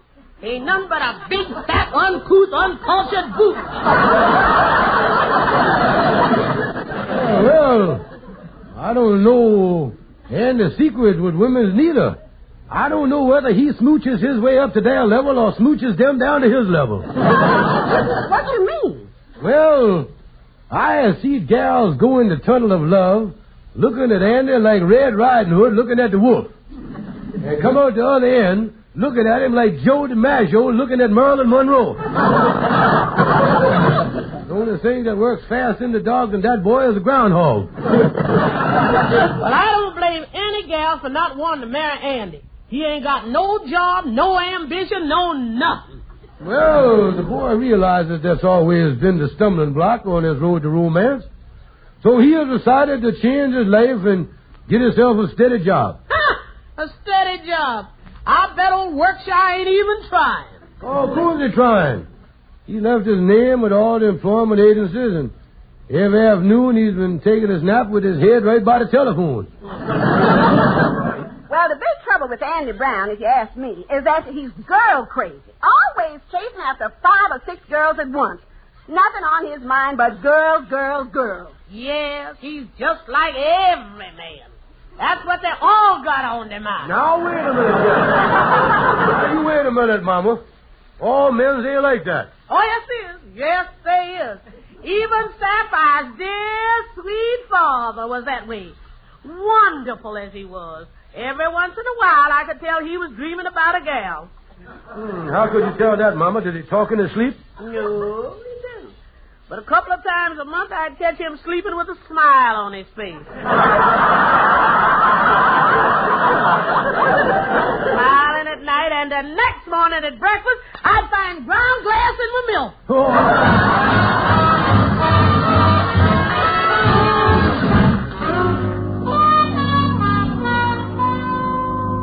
Yeah, Kingfish, I've been sitting here in the lodge hall reviewing all the chances I had to get married. Yeah, you missed getting to church more times than a Sunday golfer, didn't you? Yeah. You think I ever going to get married, Kingfish?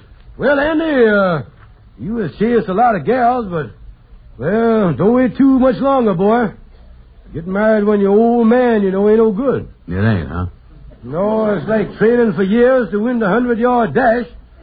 Then finding out you ain't got enough strength to accept the trophy.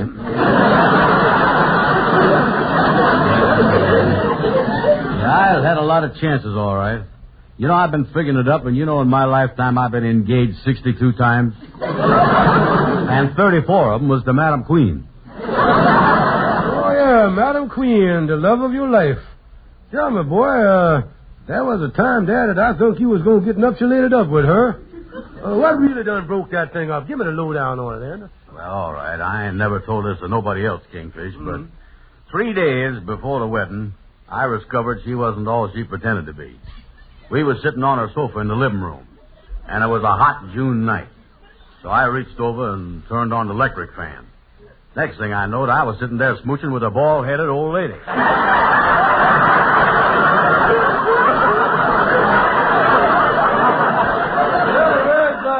Her hair was gone with the wind, huh? Yeah, she screamed, jumped up to grab her toupee, and her whalebone stays let loose. Boy, her waistline spread out like chicken fat on a hot griddle. Turned out to be bald and bloated, huh? Yeah. Right then and there, I decided I didn't want no wife that looked like a kangaroo with a butch haircut. Well, you has done popped back in your life on other occasions since then, ain't you, boy? Oh, yeah, I hears from her once in a while. You know, threatening letters, poison pen postcards, little things like that. Oh, yeah, the love touch. That's right. She never really forgave you, though, for jilting her, did she? No, and the worst thing she done was back in 1939. She wrote a letter to the FBI saying that I was the brains behind the German-American bun. Tell me something. Whatever happened to the sour old monster? Well, last thing I heard, she was back around New York here somewhere, going around with some big shot or something. Yeah, well, that's one thing about Annie. You gotta hand it to her. She always attracted men. Always had some fellow on the string. Yeah, I don't know what there was about Madam Queen. She was fat and homely, and had a nasty disposition and a personality like an alligator. 6 days out of 7, you knowed what she had was nothing. But somehow on Saturday night, she had the knack of making you think you had a big week. Well, my wife, Sapphire, has all them qualities, too, except in 23 years of marriage, I ain't never run into a Saturday night, you see. Well, I tell you, I was lucky that Madam Queen is out of my life. The only thing I is interested in now is getting the job. Yeah, well, I trust you was approaching the subject with great caution. Oh, yeah.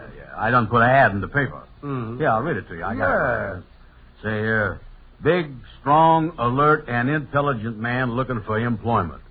Prefer non-walking work, such as desk job or chauffeur. Reason, sore feet. Call Atwater 97598. Yeah, that's a nice sounding ad there, Andy. I'd be careful about the chauffeur job, though. Well, ain't chauffeuring a good job? Well, most of the time, Andy, but I done applied for a chauffeur's job once, and it turned out to be driving a hearse. I really left that job in a hurry. You did, huh? How come? Well, one night on the way up to Woodlawn, somebody started backseat driving on me, boy.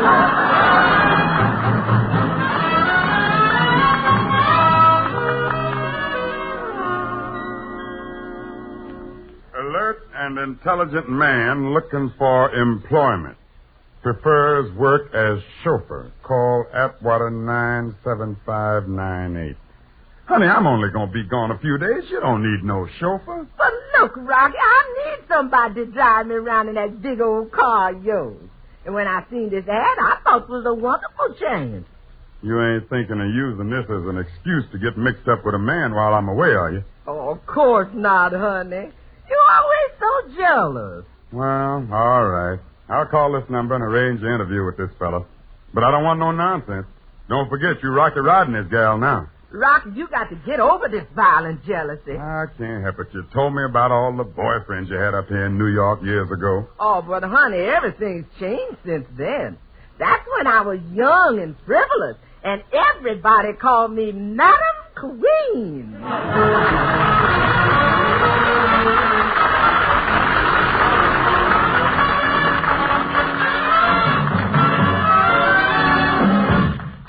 Good evening. This is your Rexall family druggist speaking to you for the 10,000 independent druggists who have made the word Rexall part of our own store names. We've done that because we recommend and sell the 2,000 or more drug products made by the Rexall Drug Company. One increasingly popular benefit brought to you exclusively by Rexall family druggists is the Ann Delafield Reducing Plan. This famous beauty authority and dietitian can help you lose up to 5 pounds a week and lose where it shows. What's more, Ann Delafield's reducing plan is easy. It's fun. You don't starve. You don't count calories. You don't take back-breaking exercise. And there are no drugs, no unbalanced dieting. Instead, you get vitamins to help keep your diet safe. And delicious appetite-reducing wafers for hungry moments between meals. If your extra pounds are not due to an organic cause, ask about the Ann Delafield Reducing Plan. Available only at Rexall drugstores.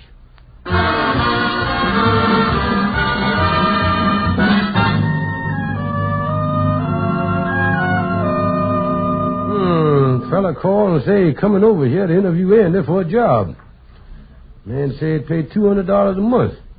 I wish that boy Andy was here. He could, maybe... come in. How do you do? My name is Rock Rodney. I'm looking for a fella here who advertised to take a chauffeur's job. Oh, yes, sir, Miss Rodney. The boy ain't here right now, but I, as his business manager, I could handle a deal for him. Well, I'll tell you what I want. Yeah. You see, I'm going to be out of town, and I got a girlfriend who has a roving eye.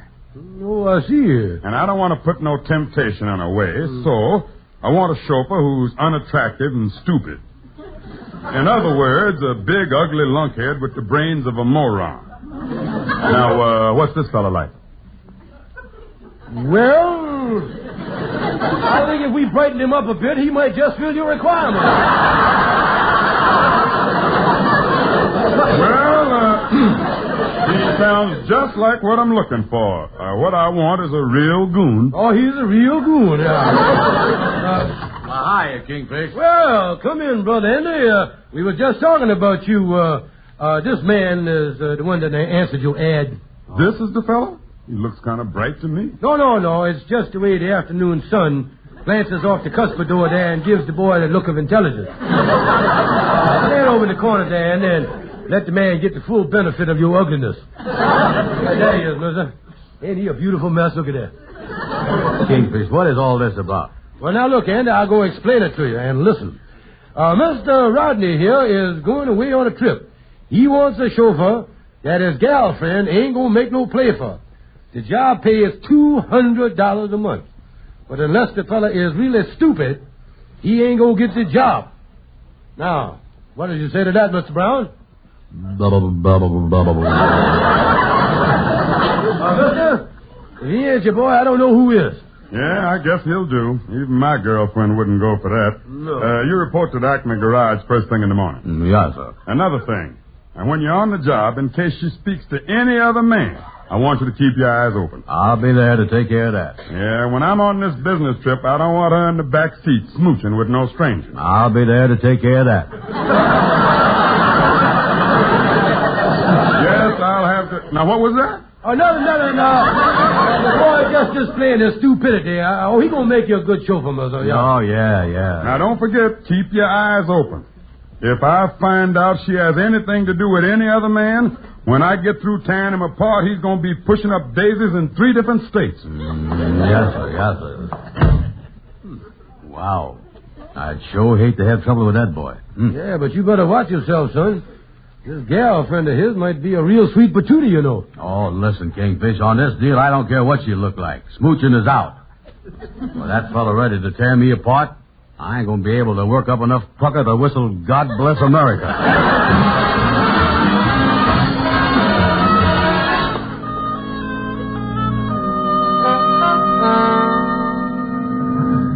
Well, this is the department where they say to bring the car. Thanks for riding over with me, Kingfish. Yeah, well, boy, this sure is a beautiful Cadillac you got you, ain't it? Oh, yeah. Got all the latest features. Mm-hmm. Tell me this, has you met his girlfriend yet? No. The garage told me that Madame called him and said to bring the car around. Madame, huh? Yeah, must be one of them high-class old dowitchers. I better check the back seat here, see if everything's in order. Yeah, open up the door there. Let's look in there. Oh, boy, that's plush looking, ain't it? Yes, it is. Oh, what a car. Look what luxury that is. Yeah, this is one of the, Say, Kingfish, you get a whiff of the perfume in here? Yeah, she must be an older woman. Smells like Chanel No. 5 with overtones of Sloan's liniment in there.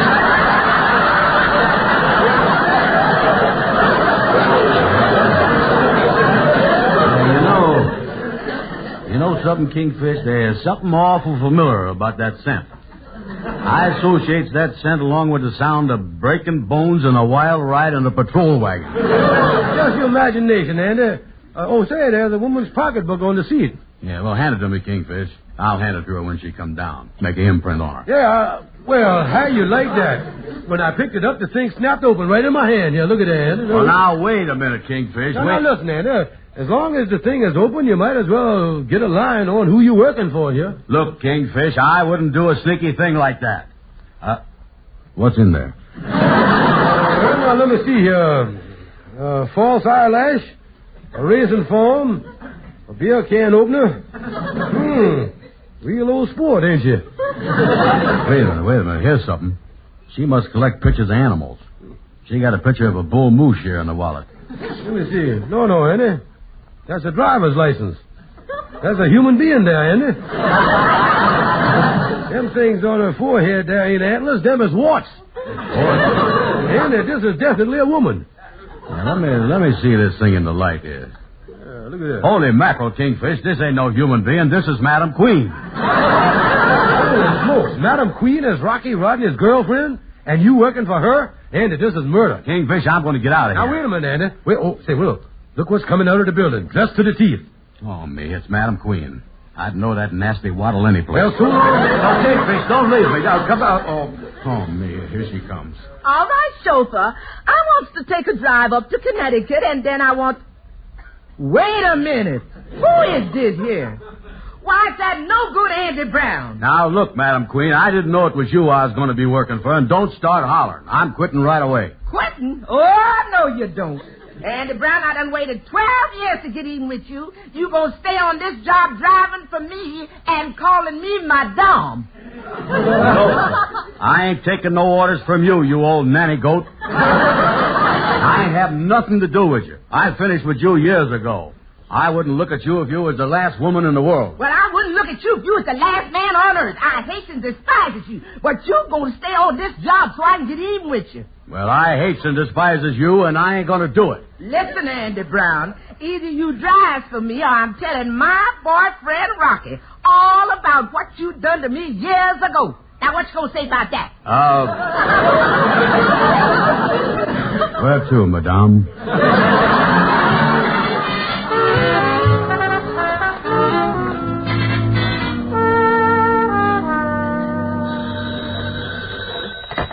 Hello, Frank speaking. Frank, this is Rocky.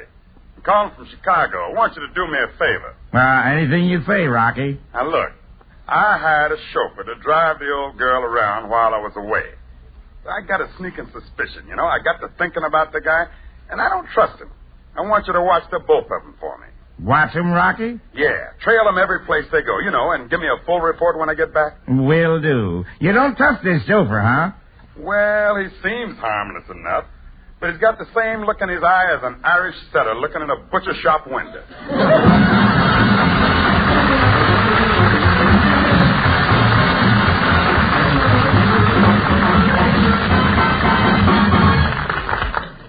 Now, here is your Rexall Family Druggist.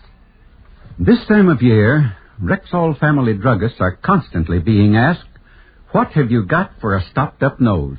And believe me, we have an answer, a good answer. Rexall Nasothricin. Nasothricin are double-action nose drops that combine certain ingredients for the relief of congestion with the antibiotic tyrothricin. That way, Nasothricin not only opens up the nose more quickly and thoroughly, but also inhibits contacted bacteria. We recommend that you read the directions on the package carefully before using. Remember, for a stopped-up nose and all the discomfort that goes with it, try Nasothricin, the great new double-action nose drops, available now at Rexall drug stores everywhere.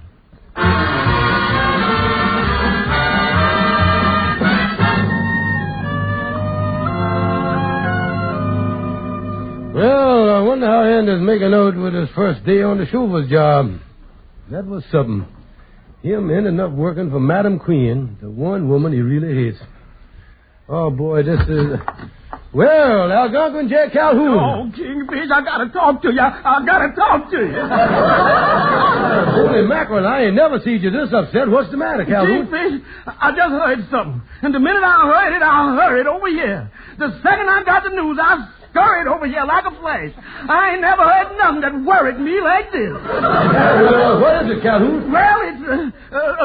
the thing is... Well, how you like that? Between the hurrying, worrying, and scurrying, I done forgot what I'm excited about. Now, listen here, will you please calm down, slow down now. It must be something important. Wait a minute now, Jay. Oh, yeah, it all come back to me now. Oh, good. And they're gonna get killed. What do you mean by that, Calhoun? Well, he done got that job driving for Rock and his girlfriend, and it turned out to be Madam Queen, didn't it? Yeah, and he also was supposed to keep an eye on her in case she get interested in any other fella. Yeah, well, that's it. While Andy keeping his eye on Madam Queen, Rock Rodney got a guy keeping his eye on Andy. Now, slow down here. Where did you hear this, Calhoun? Down at the pool hall. Some fella named Frankie is out following them right now. Yeah, well, that don't matter. Andy ain't got no use for Madam Queen. After all these years, and she ain't got no use for Andy. Yeah, but you know how Andy is around gals. Man, that boy's a real smoocher. Oh, no, Calhoun. It couldn't happen. Mm-hmm. That is all over and done with. It's just a job to Andy.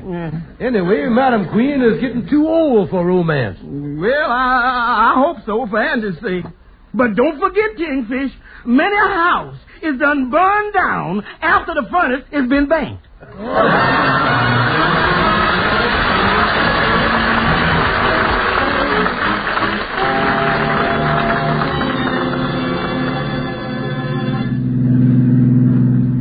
Is this beat all right for you, madame? It's a lot better, Brown, but don't you try no fancy stuff. You always was a no-good driver. Yes, madame. You know, I'll never get that time you took me to that large picnic. You almost killed me with your crazy driving on the way up there. And I'll never forget that picnic neither. We was going canoeing, and you done stepped off the dock and went right through the bottom of the canoe. Well, I'll give you credit for one thing. You did dive right in and pull me out. Yeah, I remember. I done hauled you out on the shore, and you was unconscious. I put my arm around your waist and give you artificial respiration for 20 minutes before I could bring you to. Well, I got a confession. I was only unconscious for 10 minutes. Well, then why did you let me keep giving you artificial respiration? Honey, I know the good thing when I saw it. Brown,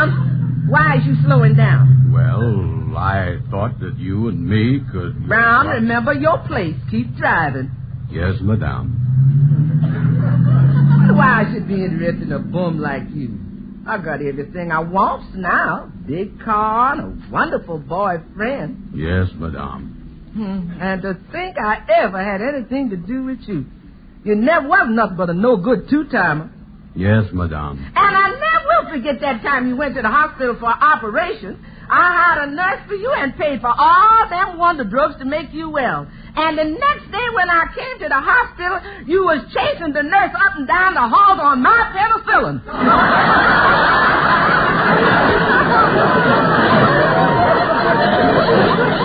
2 more shots and out a quarter, too.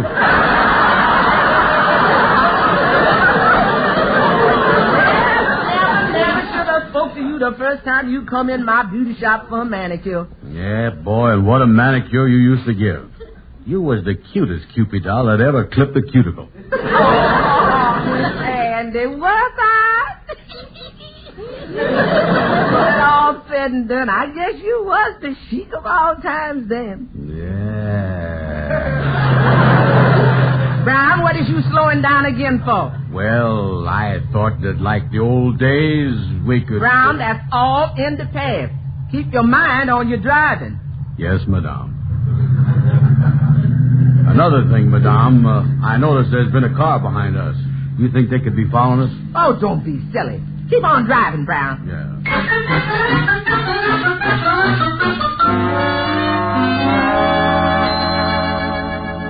Is you ready to go home now, madame? In a minute, Brown. I want to sit and watch the sunset. This is the favorite spot where me and Mr. Rodney always park. Well, guess I'm ready to go home now. Well, get the car started. What you waiting for? For you to get off my lap so I can get in the front seat. Oh, Andy.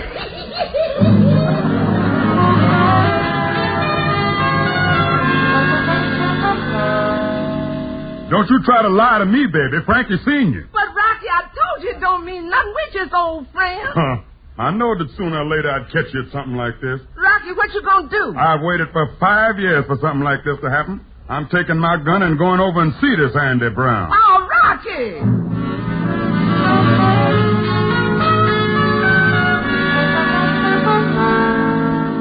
Is you sure we're safe up here, Amos? Oh, yeah, take it easy, Andy. You are safe up here in your own room. Oh, me, this is terrible. I didn't know we was being followed. Yeah, but Andy, why after all these years did you have to make a play for Madam Queen again? Oh, I don't know, Amos.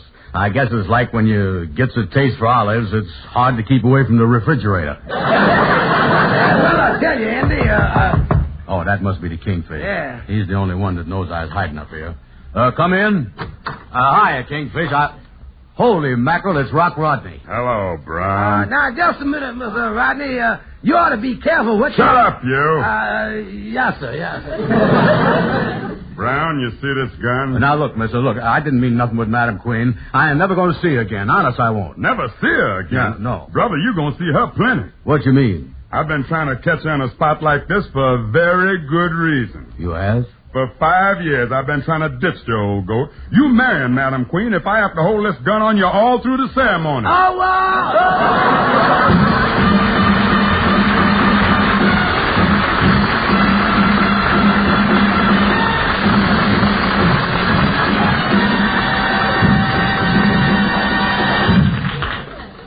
There's no faster-acting aspirin made. Yes, friends, I'm talking about Rexall aspirin. Laboratory tests prove that when taken with water, the 5 full grains of pure aspirin in every Rexall tablet are ready to go to work for you even before they reach your stomach. And remember this, too. In a 100-tablet bottle, Rexall aspirin costs you barely more than half a cent per tablet. So take a tip from Harlow Wilcox. Never ask for just aspirin. Ask for Rexall aspirin at Rexall drugstores everywhere. The store with the orange and blue sign. Yes, and don't forget, ladies and gentlemen, to visit your Rexall family drugstore. Thank you and good night. See you next Sunday.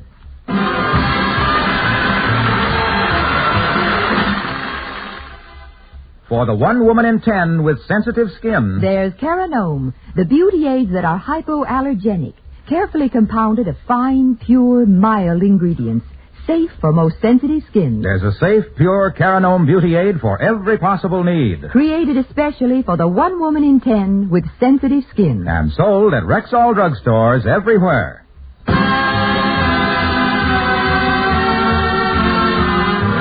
Be sure to be with us at this same time next Sunday when your Rexall druggist will again present The Amos and Andy Show, transcribed and directed by Cliff Howell.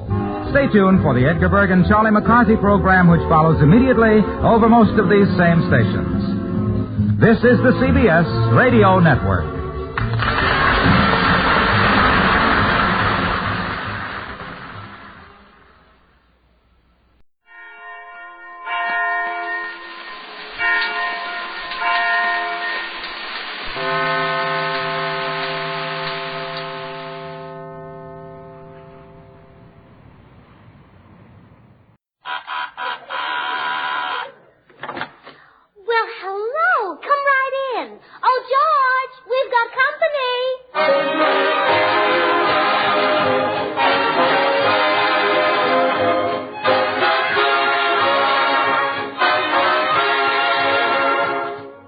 Tuesday night again. Time for another pleasant visit with George Burns and Gracie Allen, their guests, Herbert Marshall, Jimmy Cash, and Paul Whiteman and his music.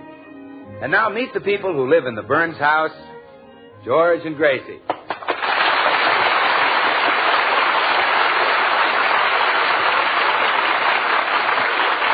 Well, today Gracie has a luncheon date with her girlfriend, Tootsie Sagwell.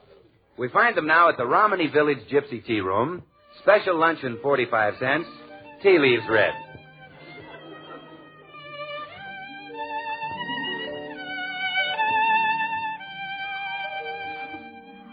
Oh, isn't this place simply marvelous, Tootsie?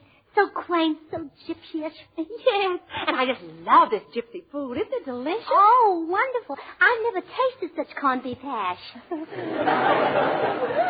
My pig's knuckles are divine, too. Pardon, madame. I am the Swami. Would the ladies care to have their fortune told? Oh, Gracie, laugh. Oh, I love it, too. How much do you charge? Oh, there is no charge, madame. You have merely to order a cup of our gypsy tea, and I will read the leaves absolutely free. Oh, wonderful. How much is the tea? $3 a cup, madame. $3? Oh, my goodness, we're lucky gypsies don't read coffee grounds. Here is the tea, madame. Now then, I shall start with the fortune of the young lady. Me? Perhaps I should start with the pretty one. Oh, well, I would have lost anyway. Come on, Mr. Swami. Tell my fortune. Very well, madame. I see a man in your life. No, wait. It is not a man. Yes, it is a man. What is it? Well, isn't that wonderful, Tootsie? He sees George already. Yeah. And this man's name, it starts with a G. Well, now that's uncanny. How on earth did you know? The leaves are infallible, madame. Oh, I just can't wait. Read my fortune now, Mrs. Swami. Very well, madame. Oh, my. I see trouble for you in the future. It is something about taxes, I think. Income taxes. Why, this man is amazing. Isn't he, though? And I know he's right because there's a letter from the tax department sticking right out of your handbag. Oh, Gracie, you know, you're so lucky you're married to George. You don't have to worry about income tax. I know. Oh, gee, Tootsie, I hope you get married soon so you'll have a dependent, too. Oh, Mrs. Swami, what else do you see in the teacup? I see someone coming into your life in the very near future, madame. It is a man. Oh, that's nice. A man? Yes, a handsome man, and well-to-do. He will cross your path soon. Oh, Tootsie, isn't that thrilling? Isn't that wonderful? What's his name, Mr. Swami? His name? I cannot see his name. Oh, just tell me the initials of this handsome man. Handsome man. H.M. H.M. I don't know any H.M., Gracie. Well, neither do I, Tootsie. Except, oh, gee, could that be possible? You, Tootsie Sagwell, ruling over all those people? Gracie, what are you talking about? Everybody bowing? Oh, no, of course I forgot. What's that? His Majesty is already married.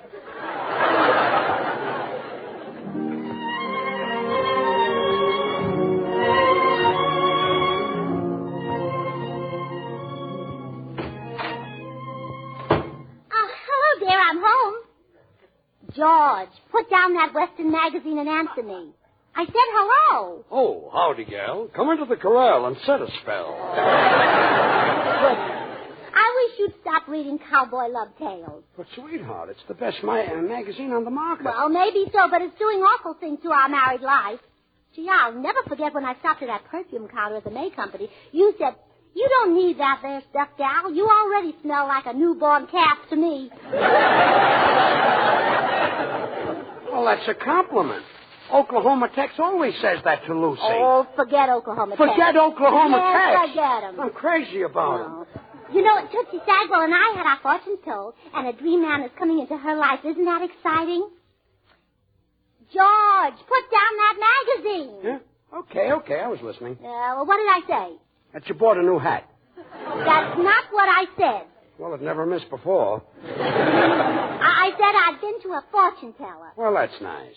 See, George, do you know any wealthy, glamorous, fascinating man whose initials are HM? Yes. Who? Harpo Marx. Oh, George, he wouldn't do. A girl couldn't be happy with a man who just sits there and honks at her. Anybody else? HM. Well, Herbert Marshall. Herbert Marshall.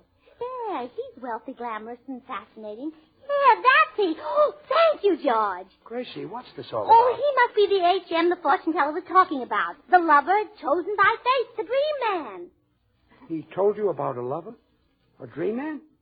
Gracie, I always thought that I was only a man like Herbert Marshall could make up for all those dull, monotonous years.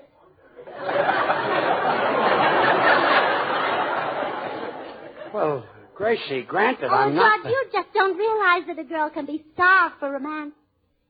Starved? Oh, it's marvelous, George, just marvelous. Well, I'll see you later. Where are you going? Upstairs to put on my very best dress. Gracie. And then I'm coming right down, and I'm going over to Herbert Marshall's house and fix up a date. Gracie, come back here. Please come back. Gracie! Gracie! George, I heard you yelling clear out on the porch. What's the matter? Well, it's Gracie, Bill. She's leaving me. She said I wasn't attractive. She said I wasn't a dream man. Gracie said that? Yes. Well, gee, and imagine those millions of people who think of her as a nitwit. Don't be funny. My wife is leaving me for Herbert Marshall. Step aside. I'm going upstairs to break this up. Oh, no, George. That's exactly the wrong thing to do. It is? Oh, sure. Now, let me tell you how a friend of mine handled the situation when his wife left him. How? Well, he put a notice in the personal column of every newspaper, and it said, "Darling wife, all is forgiven. Come home to hubby, and he'll buy you Swan, the new white floating soap that's purer than the finest Castile soaps. Pure as an angel." Oh, Bill, But George, it worked. It not only worked for my friend, but 10,000 other wives came home to their husbands. They did. You're worse than I am. Look, Bill, I'm going to talk to Gracie. No, now wait, George. I don't say that plan will get Gracie back from Herbert Marshall. In fact, I don't think it will. You don't, Oh, no, you'll have to go further. You'll have to say that because Swan is purer than the finest Castiles, you can use it to help safeguard your hands when you wash dishes or do any other soap and water job that comes along. And those mild, pure Swan suds will really get your work done, too. Just put that in the personal column. Oh, fine friend you are. Talking about Swan. And my heart is breaking. Well, I'm sorry, George.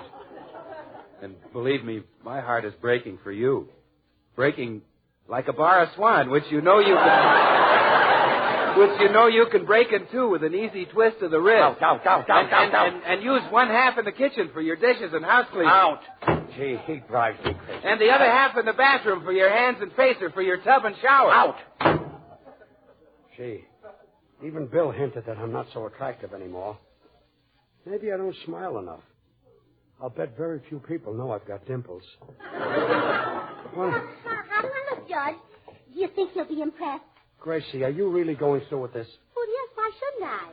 Well, okay, before you go, answer just one question. All right. What's Herbert Marshall got that I haven't got? Oh, well, George, look, I'm in a hurry now. Let's discuss that sometime when we've got the whole day together.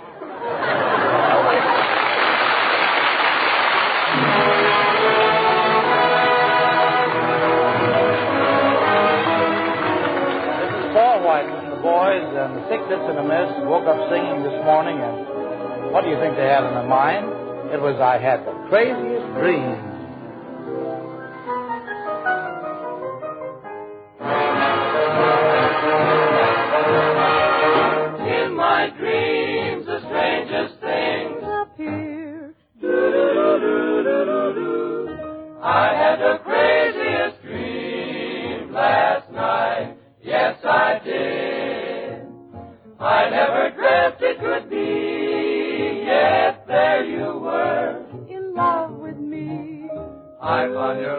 'cause you're mine, so I kissed you, and you didn't mind it at all. But when I'm awake, such a break never happens. How long can a guy go on dreaming like I do? If there's a chance that you care, then please say you do. Baby, say it and make my craziest dreams come true.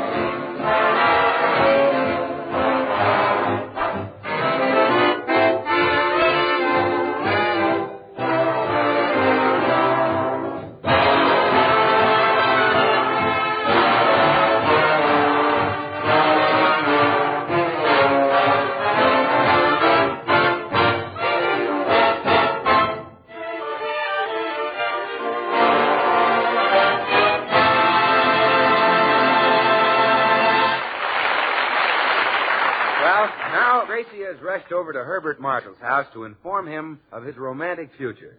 She knocks at the door. Oh, hello, Mr. Marshall. Mr. Marshall, do you remember me? Of course I do. You're Gracie Allen. How's, oh, it's annoying. I know your husband very well. I can't recall his first name. Well, it's George. Yes, so it is. Imagine me forgetting good old George Allen. Oh, Mr. Marshall, it's George Burns. Oh, yes, of course. I guess you got George confused with my father. Well, that is a possibility. Won't you, sit down? Well, thank you. I'm glad you remember me, Mr. Marshall. I don't like to ask favors of strangers unless I know them. I see. You have a favor to ask? Well, yes. I went to a fortune teller today, and he said you're Tootsie Sagwell's dream man. Tootsie Sagwell? Uh-huh. Is that a woman? It certainly is. Here, this is her picture. I repeat, is that a woman? Well, just think, out of 100 million men, the fortune teller picked you for Tootsie. Isn't that thrilling? Blood-curdling. But, Gracie, fortunately for me, I do not believe in fortune tellers. Well, how can you say that? Why, a fortune teller once told my mother that she was going to take a trip across water. And did she? The very next day. She was scrubbing the kitchen floor, and she fell over the pail. Amazing. But, Mr. Marshall, you were meant for Tootsie. Fate. No, but Gracie. Oh, you and Tootsie have so much in common. She's an actress, too. Really? Oh, really? At our club last week, she did an impersonation of Gypsy Rose Lee. Oh, please. Oh, it was so exciting. The orchestra played the strip polka, and Tootsie came out, and all the men in the audience yelled, "Keep it on! Keep it on!"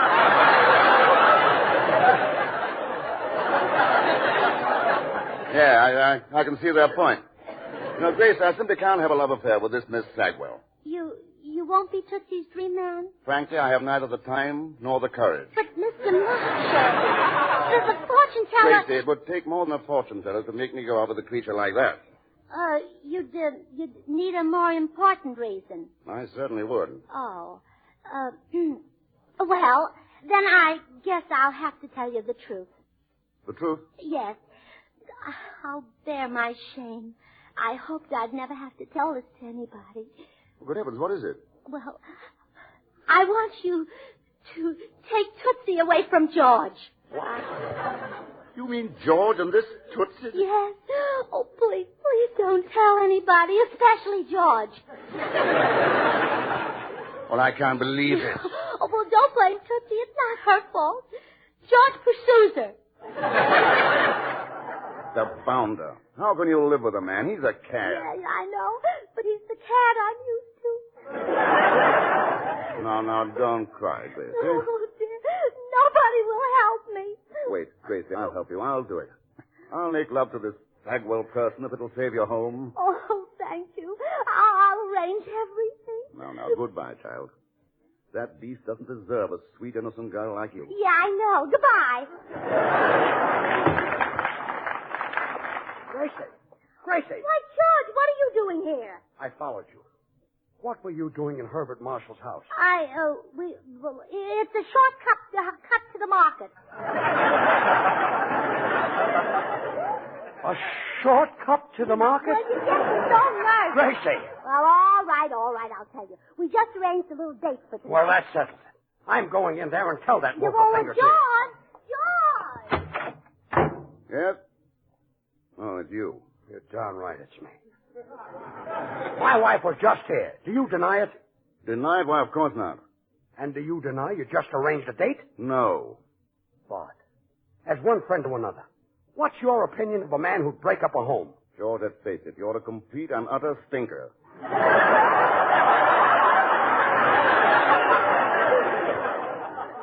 I'm a stinker? Unquestionably. I've seen the woman who's involved in this affair, George. Is she worth all this? She is to me. Why, there isn't another one like her in the whole world. That I will guarantee. Don't be a fool, George. Give her up. Never.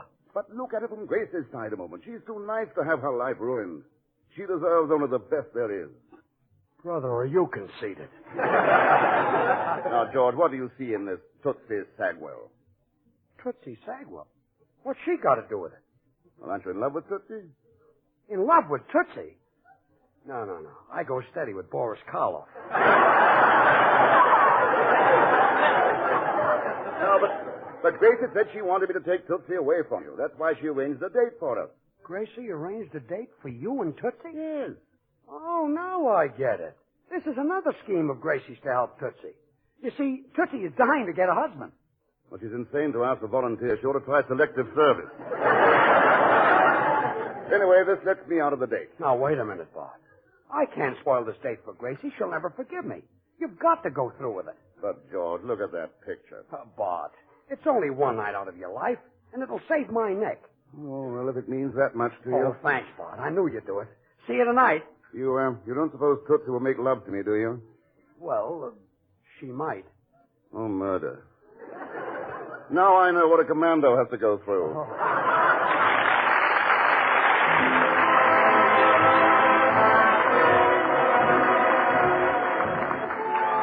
Well, Jimmy Cash has cooked himself up a mighty tasty arrangement of I Cared a Little Bit Less. And here it is, Okay, Jimmy.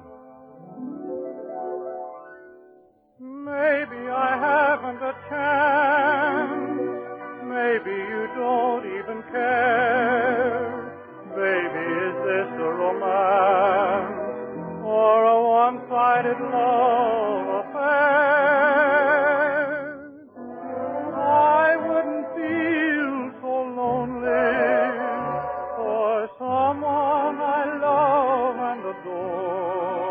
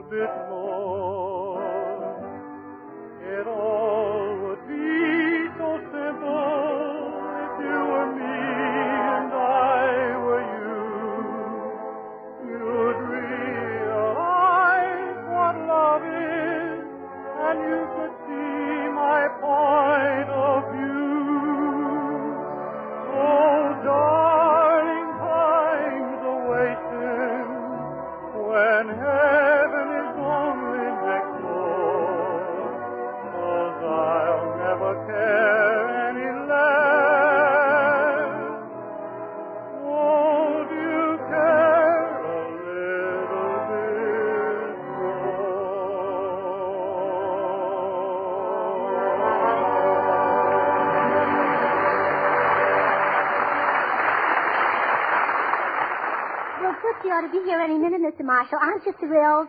I've got goose pimples, if that's what you mean. Oh, I hear footsteps on the walk. She's here. Now, Bart, act like you're glad to see her. George, I'm as hammy as the neck, but frankly, I'm not that good an actor. Here she is. Hello, everybody. Hello. Well, I must say you're better looking than your picture, Tootsie. Huh? Oh, no, that isn't Tootsie. That's Bill Goodwin. You can tell them apart easily, Mr. Marshall. Tootsie's taller. Oh, I see. Bill, this is Mr. Herbert Marshall. Oh, how do you do? Herbert Marshall? George, isn't this the wolf who's trying to wreck your home? Well, Bill, it's all now, right. Quiet, George. Well, but this is what friends are for, to handle these affairs of honor.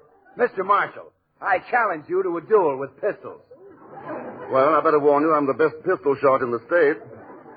Oh. Well, I challenge you with swords. I happen to be an expert swordsman. Oh. Well, I challenge you to find a purer soap than Swan.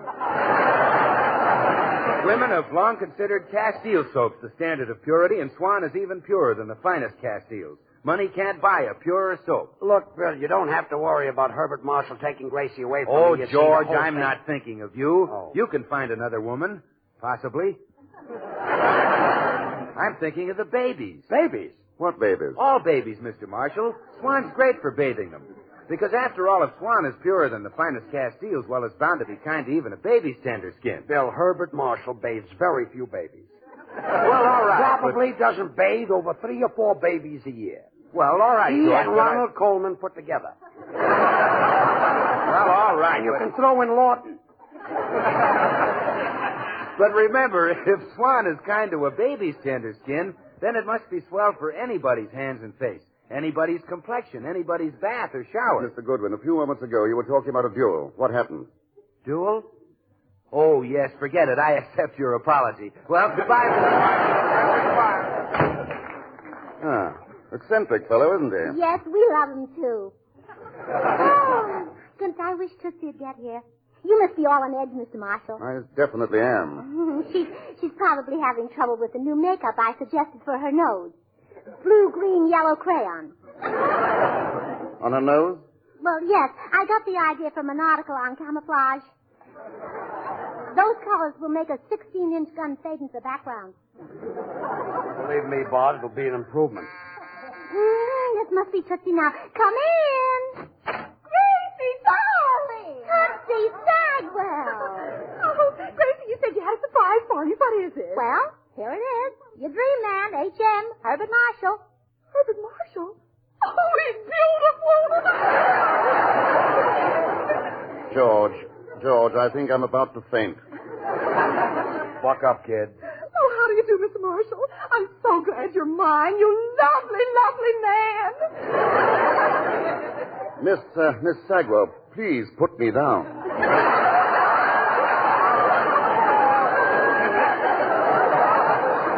Do I have to, Gracie?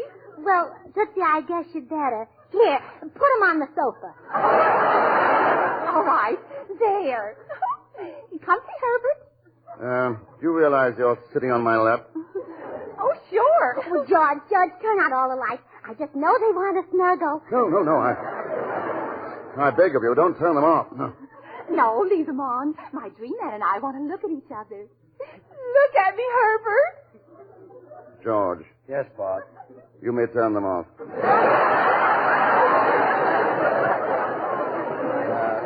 You're safer this way. Miss Sagwell, you realize you're squeezing me very hard. Oh, sure. Well, I wish you wouldn't. It's rather warm in this room, isn't it? Kiss me, Herbert. I'm getting warmer.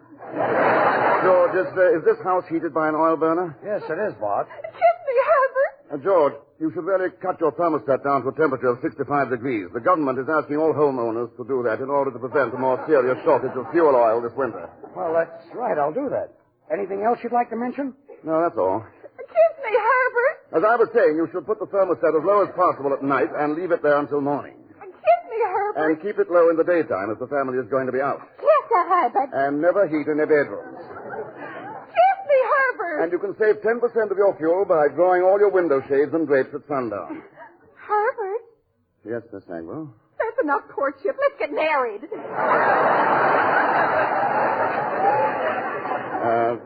George, may I see you a moment, old man? Sure, Bart. What is it? George, you've simply got to get me out of this. That woman, and I use the term loosely, has a gleam in her eye that I don't like. Well, gee, Bart, you're an actor. Make up an exit. Well, I'll try. Oh, Miss Sagwell. Yes, Angel Pie. Oh, me. Miss Sagwell, before we go any further, there is something you must know about me. What? I have a past, Miss Sagwell. I have lived. Is that all? Oh, it should happen to me. No, you don't understand. It all happened when I was but a lad. What did I know of the city or its evil ways? Then she came into my life. Who? She. Oh, her. Yes.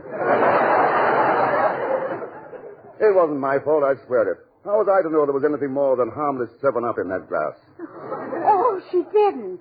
You don't know her. Who? Her. Oh, she. Yes. Gad, how I hated myself in the morning.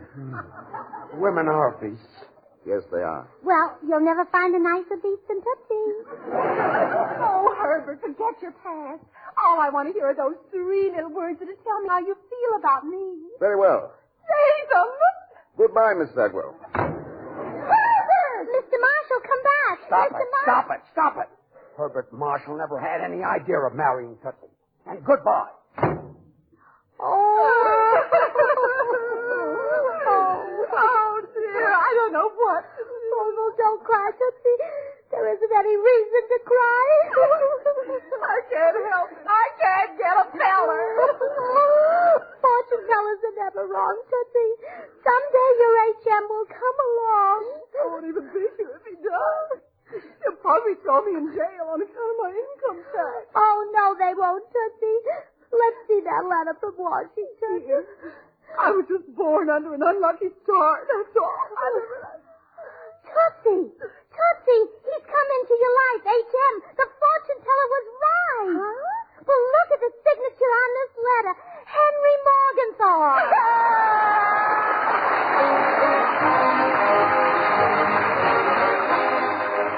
George and Gracie will be back in just a second.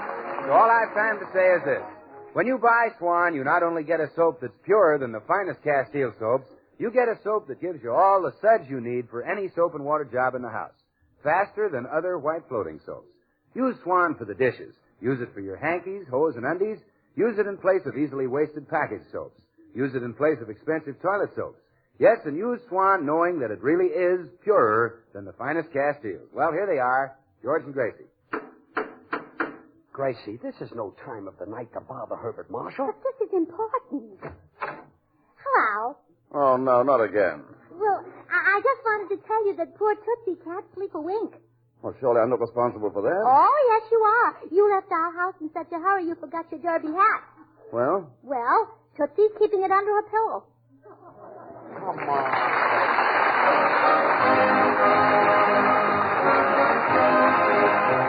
The makers of Swan, the new white floating soap, join George and Gracie in inviting you to tune in again next week, same time, when their special guest will be that bad man of the movies, Akim Tamirov. Remember, Swan also brings you another of radio's top shows, Tommy Riggs and Betty Lou, over another network. Now, till next week, this is Bill Goodwin saying, well, I, Swan, how about you? Good night.